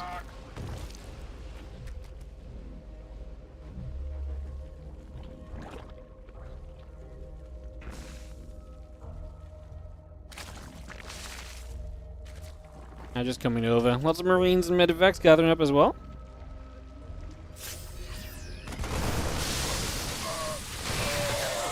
We're just going to come through. Marines all going to get chased up the left-hand side as well. Going to get back up to the top. The CC dropping down onto the 4th base as well.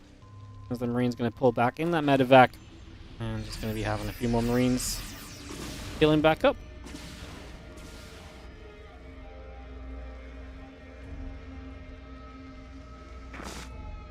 Rogue obviously recovering from a rough early game, and that's reflected in the supply. Being equal on supply with Roach, a Roach style is obviously not great. Roaches inflate supply a lot, but he's getting to Lurkers, and so with Lurkers out, I would say there's always a chance of survival. You're always going to give yourself a decent go of it. As you see the Roaches, the Lurkers, the Hydras moving about, the army of Bunny coming through the center of the map, and a couple of Banshees already beginning to jump onto this hatchery as well, so hatchery will go down. That's going to be a cancel.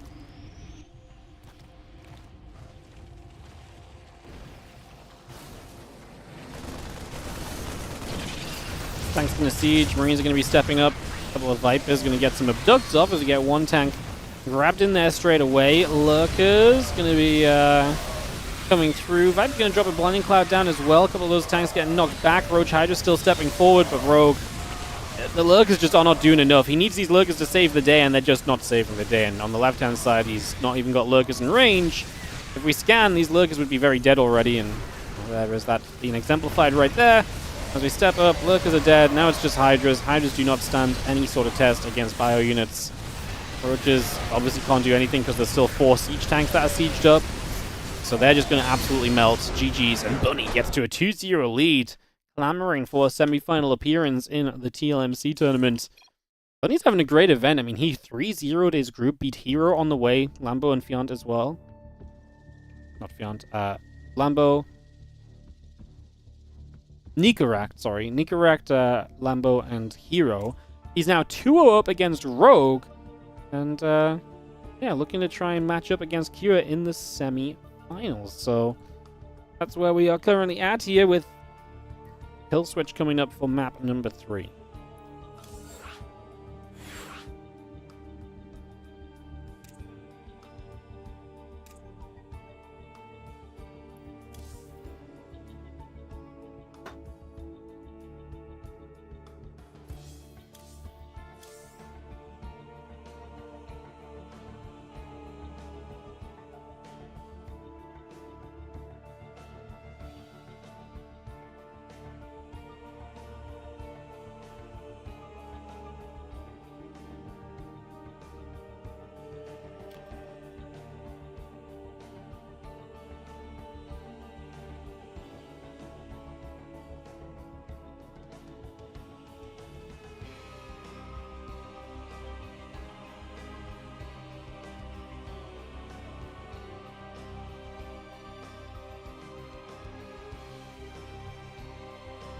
Alright, give me 1 second, guys.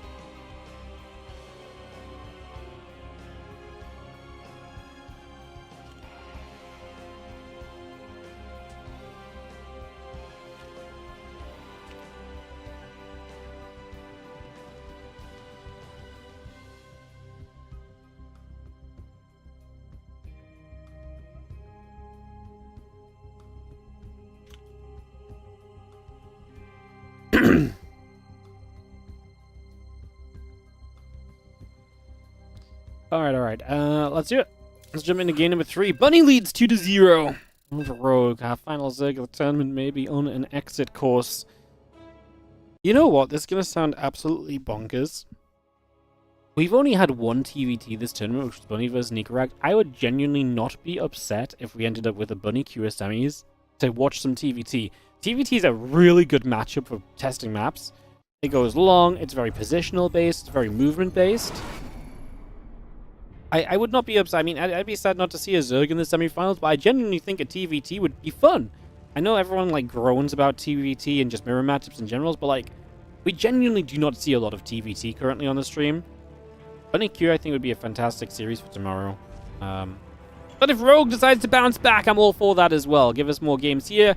Get a Zerg in the semis. We're winning either way in my eyes. Winning either way.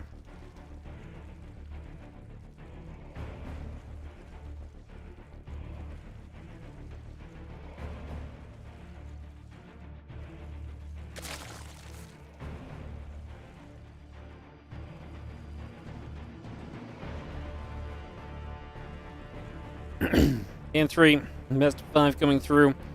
Hatch rate, drones coming about, Rex and the gas coming up as we get settled. That's what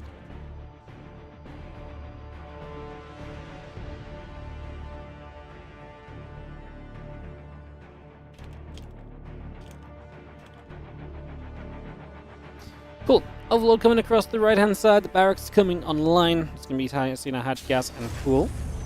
All coming in. Get those extra drones coming about. And our overloads of Rogue just sitting in the center. And SCV going to come across over the left-hand side through the middle as well. And away we go.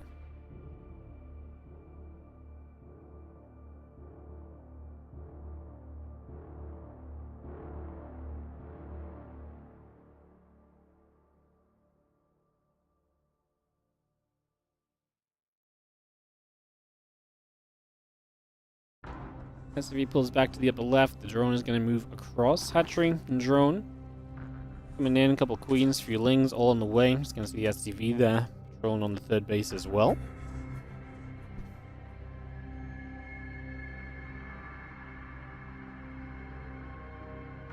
Maybe we can get a TVT fans with Q vs. Clem. I was thinking this actually. I was thinking as well, if Bunny wins, we have a TVT semi-final. There's no mirror matchup finals because Clem will play PVT and MaxPax will play PVT, obviously. So I was actually kind of thinking this too. I was like, when I was thinking early on, I was like, is there a problem if like a mirror matchup final happens? I'm like, actually, no, there really isn't. Yeah. I think we're in for a great day tomorrow. No matter what happens here. I mean, that's what happens when you just have great players all around, right? Definitely helps. Reaper shoots, drone takes some damage, and it's going to get blocked again. This is awkward. Is this a map where we struggle to take a third if we don't go here? We saw this base taking my sound the other day, the first time we saw this map, I believe. How bad would it be for us to take this map? Pretty much just game losing, I think.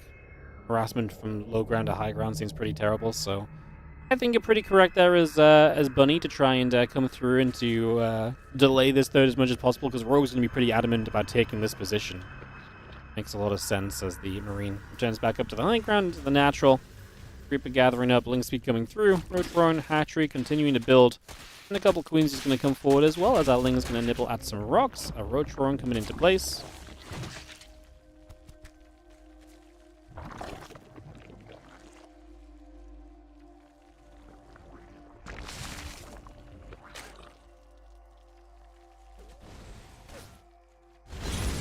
Hellions and the Reaper just going to drop a grenade down.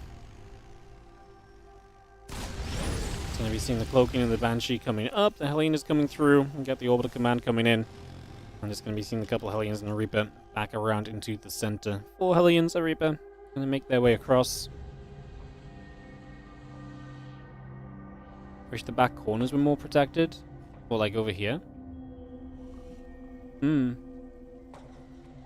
I think actually having either of these bases, like this one or this one, be a little bit closer, so it could be like a realistic like third option, would be kind of cool. Like right now it feels like you're almost always forced into the middle. I feel like having these bases be like more reachable would actually make it very interesting. And I actually think this base as well, because I feel like this base is probably reachable. I mean, that might not even be a bad third base as it stands, but going through the wall off, obviously, I actually don't think that'd be a bad third, but then I think you're very afraid of just drop play killing you, because you're quite far away base to base, because the main base is quite large, even with that watchtower.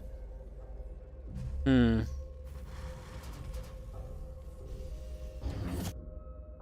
the gold backdoor, yeah. I think it's same sort of ideas, just like bring it a little closer. It's very open to attack right now. The problem with taking the gold would be, I guess with inhibitor zones here, it's not so bad, right? I feel like, say you're defending here, they could obviously also like, oh, that could drop into the main, but it's actually not that big of a thing. Oh, Rogue. Whoa, whoa, whoa. I mean, Rogue's just all in, and he just hits a bunker, and so it's GG? Yes. Rogue is just all in, and he hits the bunker, and just GG's. No! Okay. I did not even cast what was going on. You're right, I did not. Because that's not how we do things here. Sometimes we talk about other things, and it's a map contest tournament. But, you know, at least we were talking about the map we were playing on, and kind of how it could be different and stuff. Which is good. You know, sometimes I talk about jack shit that makes no difference to StarCraft 2 at all. So I feel like this should only be a half complaint this time. You know? You know, usually, you know, oftentimes I do cast absolutely not what's going on. At least this was map relevant. I didn't actually think Rogue was going to be so committed, to be honest. I get carried away sometimes. I'm human. I make mistakes. I don't have a co-caster to be like, by the way, there's an all-in. And that's why, because I don't want them to tell me there's an all-in. I want to be surprised and be like, what? It's over? Yeah, it's okay, guys. That's what you get when you join the Wardy stream. That's what you get when you join the Wardy stream. We're not out here to be the most professional cast of all time. And you know what? Like, I think like it gets very boring if you cast very seriously for the first 5 minutes every game. Could I be better at noticing when the all-in's happening? Probably. I just got very excited talking about the map. Well, that just kind of ended so suddenly. GG's. That sets us up into our semi-finals and so, which is going to be happening tomorrow. Going off on a tangent every once in a while is fine. You know what it is? I tell this story every now and then, but obviously back when I was starting out, like community casting, base trade TV were a big thing, and people hated on base trade so much for going off on a tangent and talking about silly things and not talking about the game. It was a classic. And I was like completely behind it. I was like, I agree. Every game of StarCraft should be cast with respect and proper talk about the game. People want to see the game. Turns out people do not give a crap about you talking about the game 99% of the time, actually. that's probably an overstatement, but like you will get more viewership by being fun and varying what you talk about and being entertaining than talking about the game for the first 5 minutes every time. Because that's genuinely just more interesting. That's more appealable. And that's more appealing to people. Like, people watch StarCraft for the StarCraft, yes, but they don't need to hear the ins and outs of every first few minutes. Some people like that, obviously, and I think sometimes there's definitely space for it, and I think that's what the bigger events are great for. But especially when we're here casting like 4 or 5 hours a day, it just gets old. And my viewership went up when I changed my opinion and how I kind of approached that myself. My stream got a lot more popular when I took myself less seriously. So yeah. Some days the games also just aren't good, and it's just cool to try and kind of just chill with chat, chill with the community and stuff as well. So yeah. In the world of streaming, the streamer is oftentimes the bigger point of view than the games. Now, I know that's not necessarily true for my stream. My stream is a bit weird because, like, actually a lot of people are literally only here for the games. If I played StarCraft, we'd not have 1,500 viewers, right? But there's still that interesting balance of, like, figuring out how to do it. It's interesting.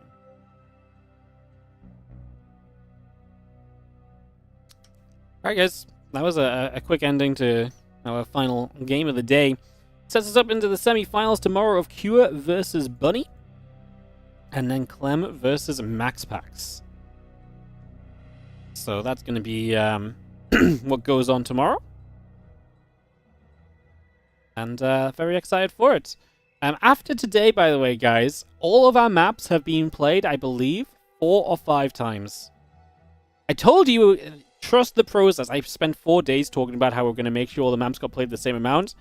And without doing anything over the top, but all within one map played of each other, which I think is a great effort, and that should even up a little bit tomorrow. It should mean that we end up on all maps like 5 to 6 times played.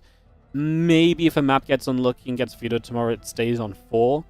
It is possible if there's only 1 or 2 maps that are like kind of, yeah.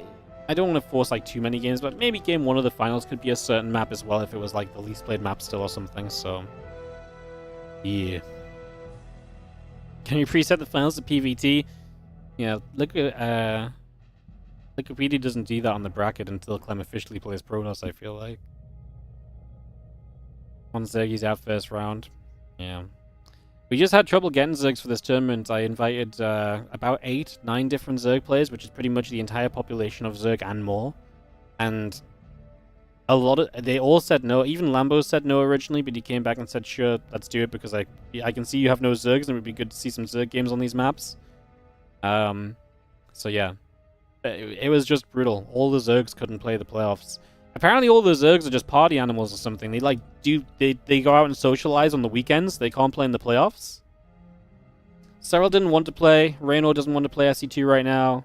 Sola didn't want to commit to playing on a Saturday in case he made the playoffs. Dark couldn't play on the weekend. Shin couldn't play on the weekend.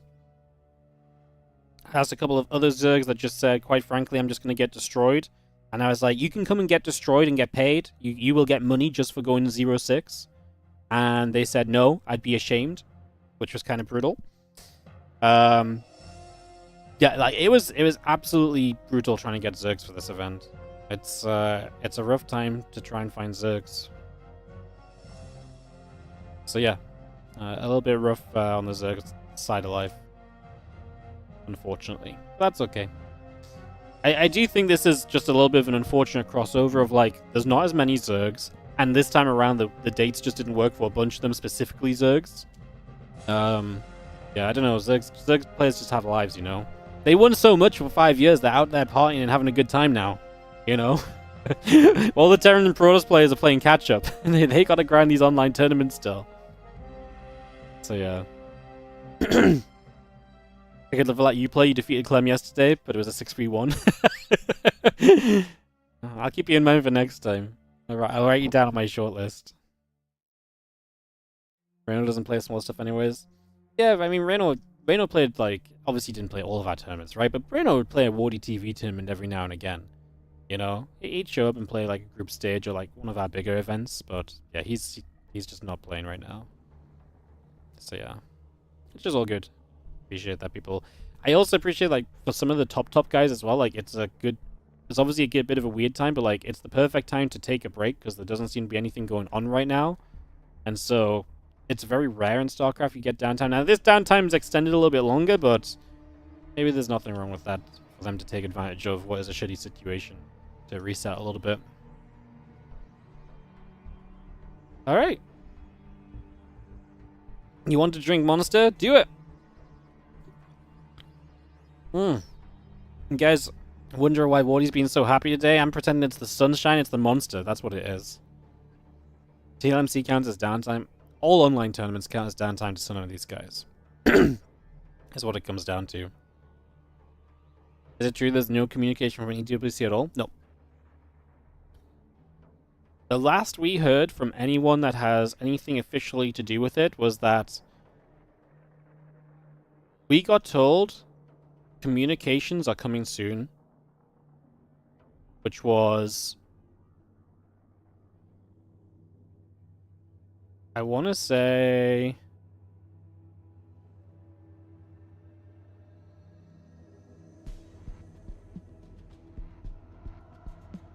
in January. I had to scroll back so far. In January, we got told comms are coming soon, and we've heard absolutely nothing since. So, yeah, and it honestly doesn't seem like our contact really has any more of an idea of what's going on. It's like whatever's happening is super high up the chain, way beyond people that we usually deal with, and way beyond people who usually know what's going on is the problem. So, yeah, I don't know what's up, but yeah, it's kind of wild. Kind of wild. Is it Blizzard or Microsoft?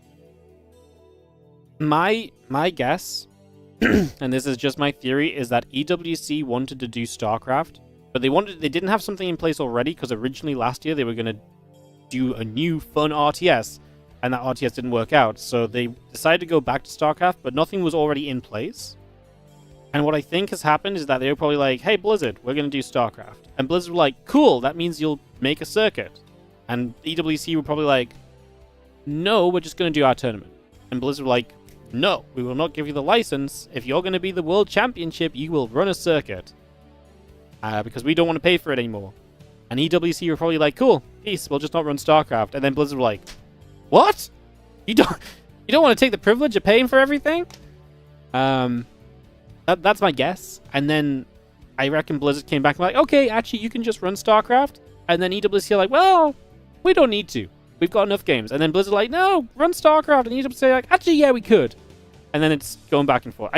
It probably isn't exactly like that. This is literally a guess. But I really feel like it's probably something like this, where it's just like they're going back and forth.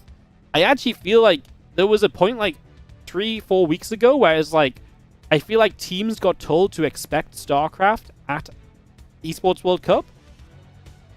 And so we were all like, oh, cool, they figured something out. And now the teams don't know again. Like, what's going on? That's crazy, no? Did I ever consider hosting a StarCraft Evo tourney? Yeah, I'm not into Brood War, man. I've got no idea what's going on in Brood War. My casting in when it comes to StarCraft Evo, I'm like, oh, what does that unit? Whoa, it killed everything. Wow. It's very difficult to cast and to be locked into the game when I don't know what half the things are doing, you know? There is a weekly... There is currently going on a weekly Warcraft 3/Brood War Evo mod with Kung Fu Cup. So Kung Fu Cup is back, but it's doing a rotation of StarCraft Evo and Warcraft 3. So I'm not really sure if I want to... I'm not really sure if it's something I want to cast, to be honest. Like, we could. I think there's something else on Wednesday. Let me ask a guy. Let me ask a guy.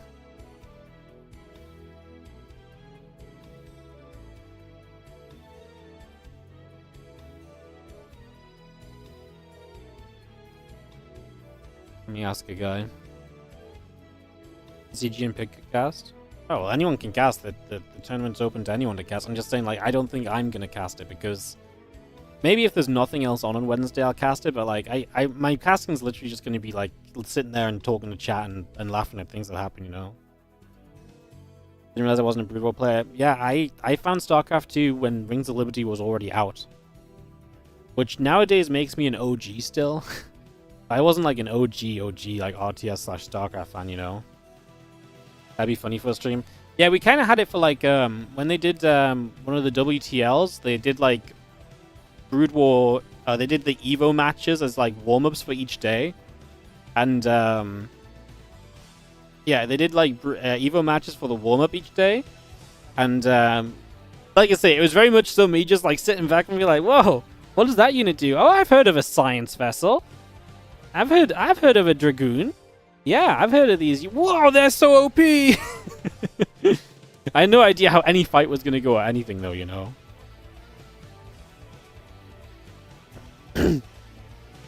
So yeah, guys, for all the negativity of obviously StarCraft and its uncertainty, I think we're doing pretty well as a community, though. Don't forget, we have the WardiTV Patreon page as well that we are using to continue to fund StarCraft 2 events. We are at $804 a month right now on the Patreon.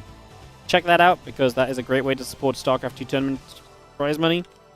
If you want to just support there, it guarantees all of your money that you're supporting with goes into a prize pool, which is awesome. That obviously is making up a good chunk of our monthly tournament prize pools right now and stuff, so that's super sick. So yeah. Yeah, when you talk about the negative of not knowing what's going on and stuff, at the end of the day, if there is no big StarCraft 2 tournaments, I do think there's going to be people that step up. I think there's going to still be some amount of tournaments. I still think some people will run stuff. And we will run stuff too. If they came out and said there's no big StarCraft 2 circuit this year, there will be a WardiTV crowdfunder. Like, obviously we would have to lean on the community. I'm not going to lean on the community for like a crowdfunder, just be like, WardiTV circuit, wouldn't that be fun? But I'm very happy to run a big crowdfunder and see what we can get raised. And if we get a good amount raised, we can run a WardiTV circuit. Now, it's not going to be anywhere near an ESL circuit, but it's going to be part of the adjustment period. Because like StarCraft 2 will change in size and popularity, right? So that will just be part of the adjustment period, figuring that out. So I just don't want to do anything. I don't want to crowdfund or anything when we don't know what's going on for the year. I'd rather do a crowdfunder if we really were like, oh, we really are going to have a lot of time to fill this year, you know? And like, I'd be like, okay, well, that means we're going to do this, this, this, and this, because there's nothing else. So yeah. Yo, Storm, thank you so much for the 2-month resub on the Prime. Appreciate it. Why are you guys still here, by the way? The viewership hasn't dropped. You guys realize the game's ended, right? Like, the games are done. I'm just chatting crap with chat. Like, I don't know why. Usually the viewership drops off by like 500. We're just talking, guys. I'm so confused. Go away, viewers. I'm just confused. Like, usually the viewership just drops straight off when we're done, and everyone's still here. Like, I'm just making sure you guys know there's no more StarCraft 2 today. The StarCraft 2 comes back tomorrow. I don't want people to sit around for 10 minutes listening to me, banter on for no reason, you know. So, yeah, I just want people to know. I'm not telling you guys to get out. I'm just letting you guys know, you know. People like me. That's very strange. I feel like people just like the games I cast, you know. Weird. More games soon. Oh, you're getting scammed. Wow, someone actually read the little text up there. Incredible. That might be the first time in 4 years since we got this overlay.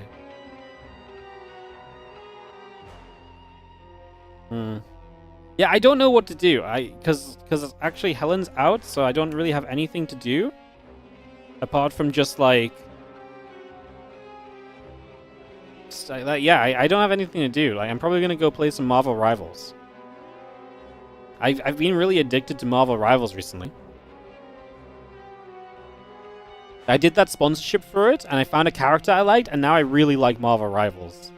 I've been playing that a little bit. So yeah. It's been fun. No Monster Hunter? Bro, every time I play a single player game, I play for like 2 hours, and I just never go back to it.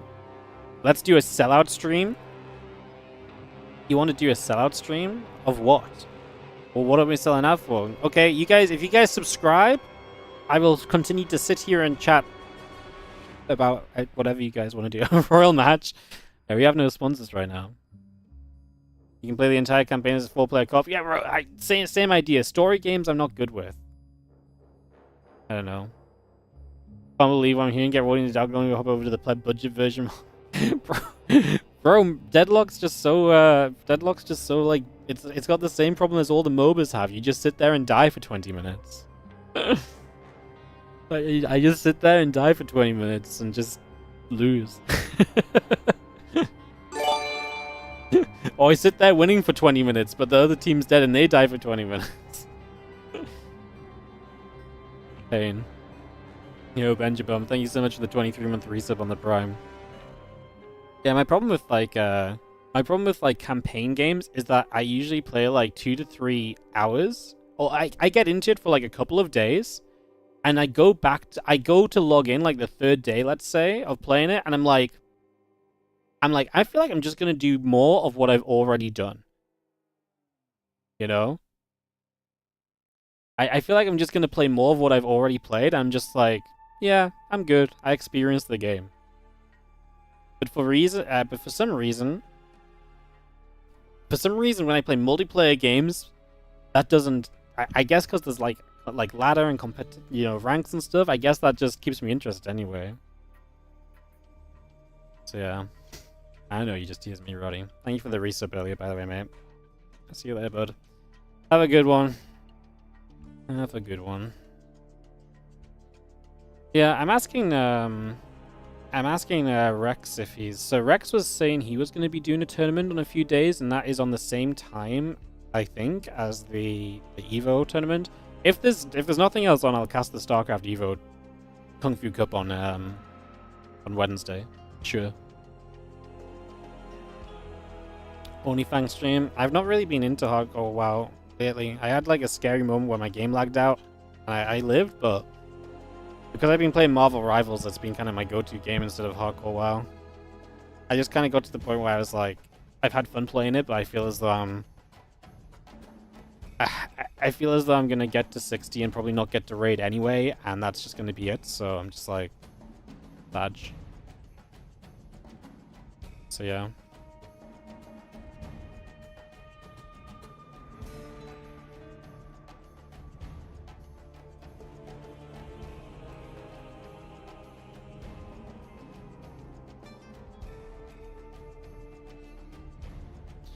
I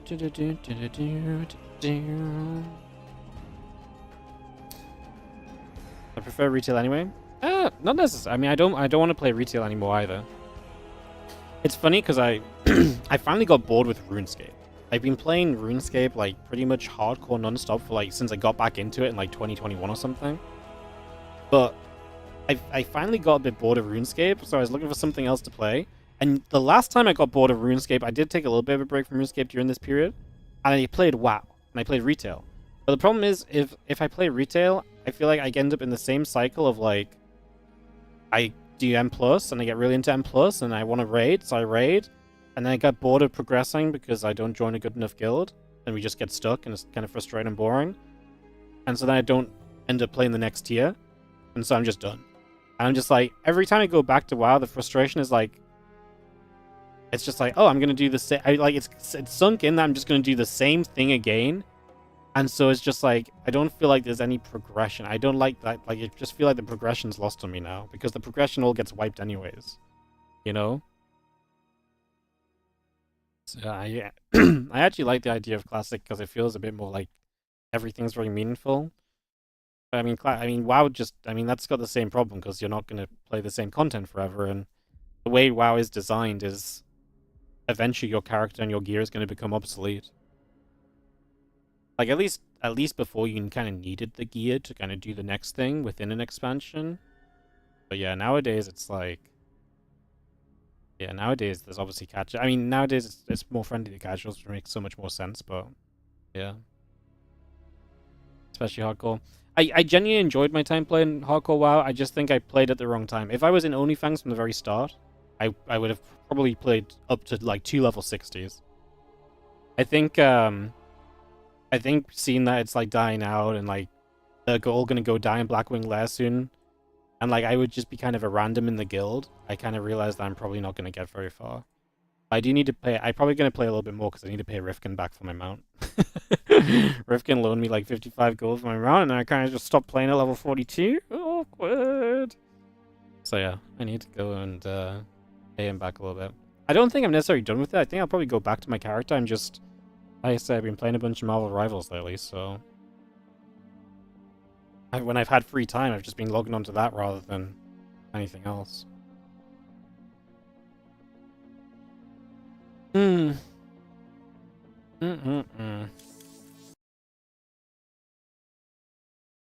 Wild. Like going from one raid tier to the next. Yeah, but like, I mean I think my problem is by the time I get to the end of a raid tier, I'm burnt out on WoW already. So starting the next raid tier doesn't excite me because I'm just like, ugh, the cycle repeats itself. Because I'm either way too into it, and then the content wanes before I'm still like the content gets boring before I'm still into it. Right? Well, you know, the content starts to bore me, so then I'm not into it, and then I find it very difficult to be super into it again because I feel like, oh, it's the same thing reskinned or rehashed. Like, it just doesn't grab me anymore. Play some Marvel Rivals. Let's just do it. Why not? I did not plan to do this today, but I don't know what else to do because Helen's going to be out for another hour at least, so. Wardy, Marvel Rivals, chill, session, chill, times. I'm bad. And we can just chat. We actually had a Twitch bounty to do, but I feel like I'm going to do that tomorrow because tomorrow is a I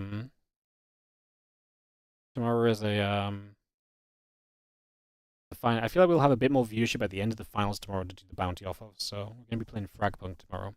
I'm going to turn the YouTube stream off, guys. If you want to hang out and chill, I'm on Twitch. But the StarCraft's done, so I'm going to wrap it up. I keep this YouTube as StarCraft only pretty much. So thank you so much for watching on YouTube. I'll see you later, YouTube. Bye. Thanks for watching today. Appreciate you all. The semi-finals and finals will be tomorrow for the Team Liquid Map Contest Tournament.